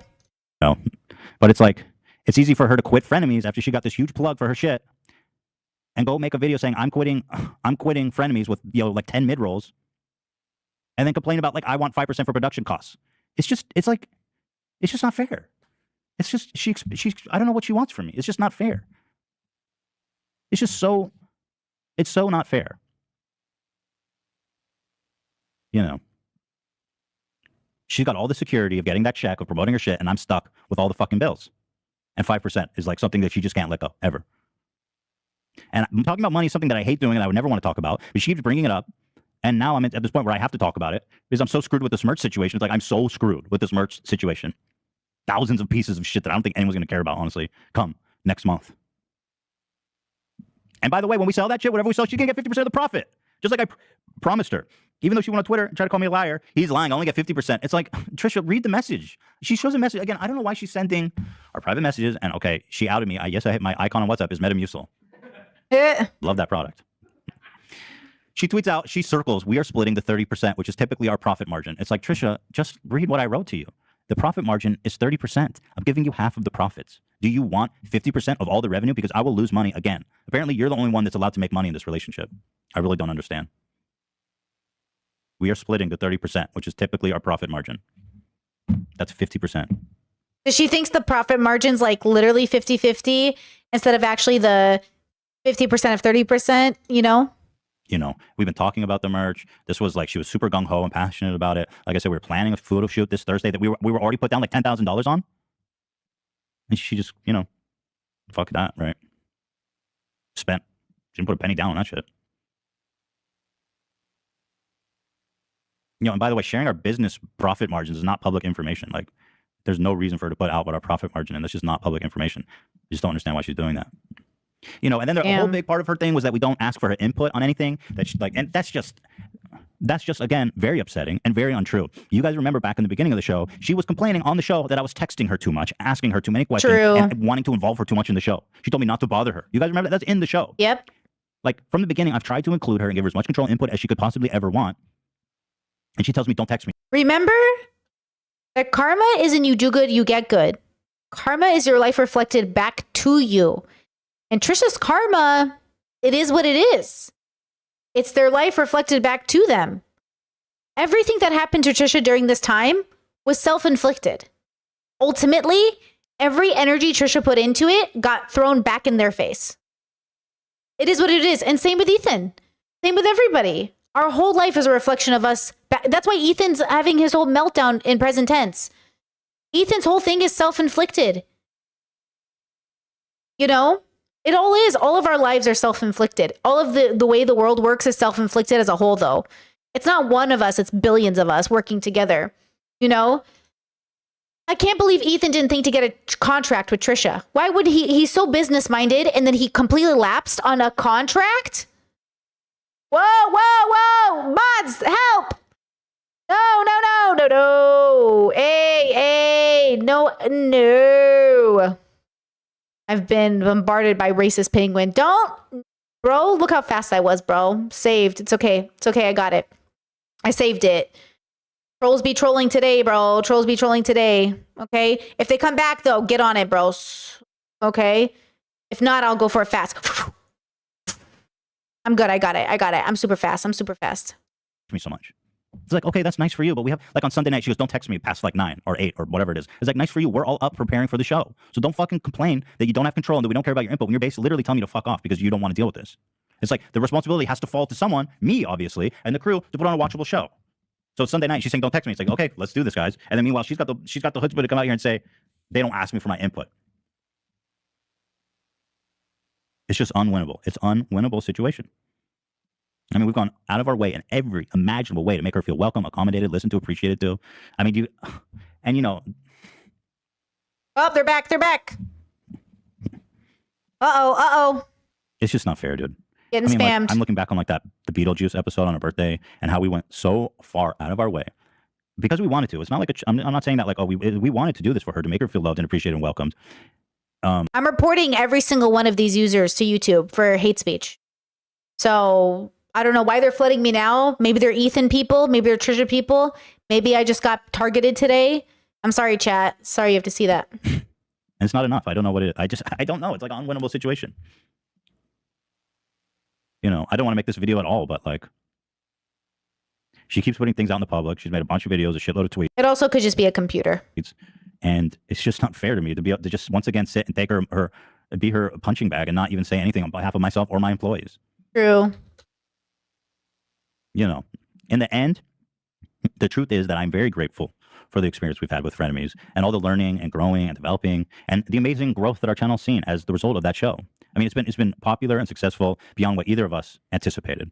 And I have so much to thank Trisha for. I mean, and this isn't like, I'm not trying to like cut her out of my life. This is not me trying to say, I'm not ending things on bad terms with Trisha. I mean, she's my family at this point. She's marrying my brother-in-law. This is not like, I'm not by any means trying to like cut her out of my life. Okay. I cherish her as a friend, as a talent, as an entertainer, as a comedian. I think, you know, the world of her in that regard. But, you know, as a partner, it's just, you know, after doing everything possible to make this work and then being shit on the crew and me and the Teddy Fresh and disrespected everybody like as a partner, as a business partner, and then putting out videos and tweets and stuff. It's like, I don't know. Yeah. I feel like I owe it to myself and to the crew to explain things as I see them, at least, because we're not sitting together to have this conversation. She put out her side. So, you know, it's just fair for me to put out my side. I owe it to myself now and to everybody, Teddy Fresh and to the crew who worked on all this stuff that's just getting like, you know, dropped. I do love Trisha as a friend and I do want the best for her. And I'm sure she's going to bounce back and do great. Wait, chat says Trisha never understood she was being paid to co-host, not co-produce, but she could have co-produced. He gave her opportunities and she didn't want them. She could have come in and said, I'll put down 50% too. She could have come in and said, I feel like Trisha was invited because in the beginning episode, she'd say like, I don't even know what I'm doing here. I feel like a guest. And he'd be like, you're a part of it. It's your show too. But like, she also never like attempted to be a part of it. Like when he would message her and she'd be like, don't message me. Or like they had so many opportunities to involve themselves, to be involved. And they didn't take it. And so it was like mixed signals, just mixed signals. I think that's what's so confusing about having a person who's giving mixed signals. It's like, what do you mean? We talked about this. And that's why I say like, be careful of people who don't know themselves, you know? Right. She's like a freaking, you know, phoenix, rise from the ashes, always will. And this is not me saying like cancel Trisha. This is not me saying anything like that. Because look, we're all. I'm not mad at her. I don't blame her. I mean, this has been a frustrating experience, but like ultimately, I understand who she is, and I'm willing to forgive and forget always when it comes to her. But there's certain things that are out in the public domain now that she put out there that I feel like, you know, I need to give my 2 cents on. So with that being said, that's really all I have to say about this. And don't be sad. What's the saying? Don't be sad it's over. Just be happy it happened. Is that a thing? Aw, That's the yeah. thing, right? Don't be sad. I think Shakespeare said that. Shout out to Amen. you, boy. I'm very grateful for the experience, for everybody that's been here. I know it's meant so much to you guys. And for me to have been a part of something so meaningful and such a kind of big, I felt like a kind of like a big, important thing we were a part of. And it was just like one of the great honors and memories that I'll always hold. But, you know, I guess all good things end. And maybe we just, you know, don't cry because it's over. Smile because it happened. I don't know. It is with a heavy heart, you know, that we end the show. And it sucks. It does suck. But you know what? Life goes on, right? But here's the thing. We're going to keep making the best content we can. We are going to keep working our asses off to keep, you know, you guys entertained. We're going to be keeping the content fun. We're going to keep doing our thing. And I hope that you're going to stick around and join us for the journey because we're not stopping. We're only getting started. And I'm sure that Trisha's got a lot of good stuff up her sleeve for you guys as well. So, and you know, Man, that was nice. This is not the end of Ethan and Trisha's friendship. You know, this is just me. I'm just rambling now. Thank you guys. And we'll see you on Friday for After Dark. Okay, hold on. First of all, congratulations to us for finishing Frenemies. We're amazing. Okay, let's go back to Trisha now. This is Trisha reacting to that video we just finished. Let me turn up the volume because our volume's really low. I'm just like, it's just been a lot. And I'm just trying to tell you where I've been, like, my process of all this is because it's a lot. And it's been a lot. Like this stuff, like the thing, like really it did start, the thing on the bus with my mom and my sexual assault and discussing it openly and then also talking about it on Frenemies. You know, the Robin Williams and my prostitution days when I said, I don't want to talk about it. Just not being respected in that. And up into the last one, just talking about my sexual health history openly. I don't know. None of it felt right. Being sexualized, my skincare being sexualized, you know, none of it felt right. And I admit to my wrongdoings and I was triggered. And I'm telling you this whole thing, it was completely blown out of proportion. But in a way, it is a relief that it was. It was a relief that it's ending. Because I did get triggered. I was okay to do the segment. I'm not seeing how much Hassan got paid for leftovers, but I feel like Hassan's a businessman, so it feels like he'd get paid something. At least 30%, gotta be, right? Does anybody know, have they ever talked about it publicly, how much they've gotten paid? I was triggered of being like talked over. I was triggered when he called me like talent and he's the producer and then talking about the money thing and how it's changed and all stuff like that. It's like, I never wanted more money. I never wanted the crew fired. The crew can't be fired because there's no contracts. Frenemies doesn't have employees. There's no contracts. They were H3 employees. Ethan told me that money from Frenemies would go in addition to what they were already getting. Then as they should. I hope they did. I don't know. I don't know if they got paid extra. I hope they got paid extra for Frenemies. I hope they know now that that was what he told me at the beginning was 100% of highlights and the 5% go like in addition for their extra hard work on Frenemies. So they couldn't be fired. Ethan's their employer. Frenemies has contracts with nobody. I don't have contracts. There's no contracts, you know, so it's not at the end of the day, everyone's like, Trisha's on the maybe that's the case, but you know, and I know people are like, stop talking about it, whatever, and he's over. But it's like, this is something that's, it does affect me. I feel now I've said my piece on it. I did all those videos, like reaction videos, and I maybe shouldn't have filmed my instant reaction because I can't collect myself, you know, and say my points properly because there was just so much false information and against me. And I just thought it was really unfair because I'm not spreading like lies about Ethan and I'm not trying to paint him as this villain. Like there's clips I can dig up from his old things talking about sexual assault very casually and, you know, all this stuff. I know, but the way he brought up my past with, you know, saying bad words towards his family or whatever. I have to go. My family's getting here, but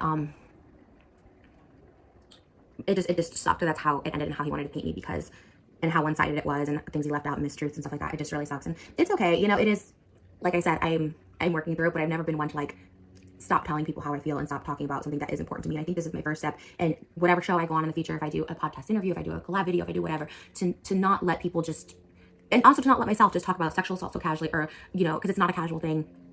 It's something that affected me whether I understand it or not right now because I can't go back to that right now. Like, it's something that I need to work through, and I also can't let anyone have that, like, power, because it's not funny, it's not jokes, this is a different era in 2021, like, it's just not okay to let other people talk about it, or like, or have, you know, and I don't think it should be considered walking on eggshells to not talk about that kind of stuff, I don't know, or walking on eggshells when someone asks you to stop talking about something. The Robin Williams thing really was just like, I don't want to talk about it, and, I don't know. It's a huge double standard. It's something that. Why do they keep saying it's a double standard? I'm probably screaming into the abyss where it will get misconstrued or whatever. But if someone does hear me and I you know, it helps in some way, like I don't know. For me, it's helping me. I don't know. I see people that can kind of understand, but I would say I wish it all didn't happen because the way it went down and the way it got twisted, like that sucks. But I do feel a sense of relief, and I do feel really sad that people are upset the show is ending. And I just wanted to say this because it was something that was weighing on me, and I should have said it. I should have said it to him, but it's also something that I need to say.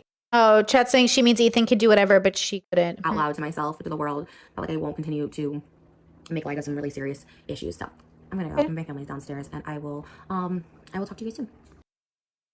Okay, now. So today I want to talk. You guys, in contrast.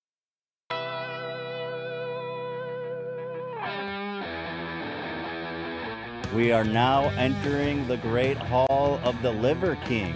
Animals fall before him. They cower in fear. That's the Liver King, baby. He's here with Hassan, of course. Yo, that is roided out, bitch. I love it. Okay, wait, look. Watch.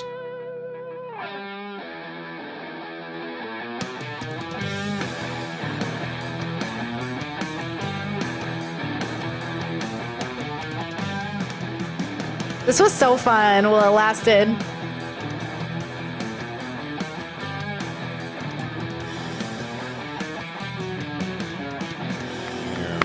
What? Yeah! Oh, yeah! That's right.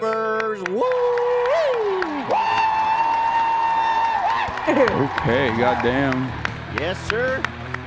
It's my favorite time of year when Jesus will come on back from the grave, boy. Or Bro. he's born on this day, apparently. Bro, your Jesus takes were so Wait, who is the villain of Leftovers? Israel. edgy, apparently, for like the weirdest people. Yes, sir. Because I'ma like spear him again. there's still hella people in like my TTS and my donos and my stream that come in. They're like, you don't co-sign this, right? I'm like, bro, You're fans? I'm like, bro, I'm Muslim. Leave me out of this. I don't care. Okay. Wait, people That's are a still you hitting you thing. up, demanding you make me apologize, or that Yeah, but it's like funny because it's not like it's never gonna gain momentum because like on its face, what you did is a good thing, right? Like that's how Christianity kind of Fearing started. Jesus. Yeah. So like, Okay, I just wanted to show you, like, it's so, I'm fascinated. What a time in, like, what a time in life, what a time. The studio cost millions. That's the meme. I love that. Ethan's like, the studio cost millions. Anyways, it's just like kind of fun to see what YouTubers really can create. I just want to remind everybody, right? This is how great it is to be a creative in this time. Because anything is possible. Like anything is possible. Like, okay, do you ever watch like last week with John last week tonight, John Oliver? You ever watch John Oliver? A YouTuber could do John Oliver easy. Not easy, it'd be hard. But like that's how cool it is right now to be a content creator. You could have a show. You could do anything you wanted. Like you think you're a creative and you've always wanted to make content, you've always wanted to do a TV show, let's go. You know what I mean? Like in many ways, let's go. Yeah, it's like CoffeeZilla's $20 million studio, exactly. This has been such an amazing experience with all of you. I think we've had so many good conversations. Excuse me. I think we've, been able to be empathetic and cynical and dissect so many different concepts. Do we have any last thoughts? This is it, girls. Do we have any last thoughts, ideas, concepts, anything we want to share, anything we want to talk about before we head out? I will say it's been a journey. I am burnt out on Ethan and Trisha. I wish them the best, but I hope I don't have to watch any of their content anytime soon. I am excited for tomorrow. Yes, chat says, did Ethan sell out of the Frenemies merch? He did. Your final stance on Frenemies? I think the audience was the enemy, and I think they amplified and added fuel to the fire. I think they made bigger deals out of everything that happened than needed. I also think I probably made some really fire content during this time. I think if I went back and watched my original Trisha videos, I'd still stand by a lot of those things, I think. Because even this time around, I feel like, oh yeah, I feel like this is familiar now. Except I think I would have thought of Trisha as less of the problem. I just think that ultimately Trisha's value system is the problem. I actually don't think it's the borderline. Like, borderline doesn't make you a bad person, your values do. And I just don't think Trisha knew themselves well enough at this time to have strong values. And that must have been hard. You know, I mean, honestly, you know what the irony of having strong values is? You become Ethan. Ethan and Hassan both have very strong values. That's why they're fighting. I have very strong values. Now, you know, against somebody who doesn't have strong values but is very stubborn, also an issue. You know, I agree. Yeah, Chad, I agree too. Like, communication skills in the toilet for both of them, you know. That is what brought you back to the series. I think it was, you guys suggested it, right? Weren't we watching something and we were like, oh my God, we should review Frenemies. And then we just came back and did it. It took us 6 weeks. We did it, you know. Chet says Ethan always goes back on his words. Well, okay, Ethan has strong values that might not be rooted in much, but he's strong sense of justice. Ethan has a strong sense of justice. How about that? Not always good, you know. A strong sense of justice can be beautiful or very bad because it makes you double down on bad ideas because you think like, I can't get over this, you know. Oh yeah, we did the Depp and Amber Heard. We reviewed Depp and Amber Heard, which was amazing. Came away with different, you know, thoughts about that for sure. Yeah. I think we learned a lot. I think we questioned our own, you know, ourselves. I think we, you know, Chez says, who is really the villain? Moses. Honestly, Moses was non-problematic the whole time in Frenemies. To be honest, Moses was zero problematic. What was up with that? Why do I remember him being so much worse? That's another thing. Why did I think Moses was so much worse during Frenemies? He didn't even talk. He wasn't even there. What was that? Why do we keep blaming Moses for everything? For Frenemies, at least. What was happening behind the scenes? You know, obviously something's happening. Everyone thinks something's happening. But what is happening? And are Moses and Trisha two autistic people that just really need to be alone and with themselves and have a struggle speaking out? I feel like he enables her. I definitely think Moses is doing something. You know? Something. Oh yeah, he seemed to be giving Trisha false info. Yeah, he did seem to be giving Trisha false info. It was very confusing. Oh, about the family. You know, Moses was the worst in the beginning. In the beginning of Frenemies, it felt like Moses was definitely like doing something. Yeah, and then the stealthing stories came out. Talking to minors came out. Though they deny it. Yeah, I'm confused about all those things. Did they happen? Did they not happen? I don't know. With peace and love, I swear if any of these people end up my DMs ever for whatever reason, not that they would, but I wouldn't answer it because it's not about me being serious. I'm just trying to, for those new to my audience, when we say don't answer the DM, we're not saying it's going to happen. We're saying it's an example of how to keep toxicity out of your life. So like, I'm not literally saying like, Ethan's going to DM me. I'm saying if an Ethan DMs you, you don't answer. If a Trisha DMs you, you don't answer. No matter how tempting it is, you don't answer. Okay? When certain people message you, you say peace and love. My peace is too important. With peace and love. No. You know? Oh, yeah. I'm trying to think if I have anything else to say. I think I said it all during that 6-week process. What a journey. Humans really gonna human, huh? Wishing everybody the best, truly, because how great would the world be if people healed? Right? I love that. It's a win-win for everybody. All those people that wish bad on people, just a reminder, the world would be better if we all healed.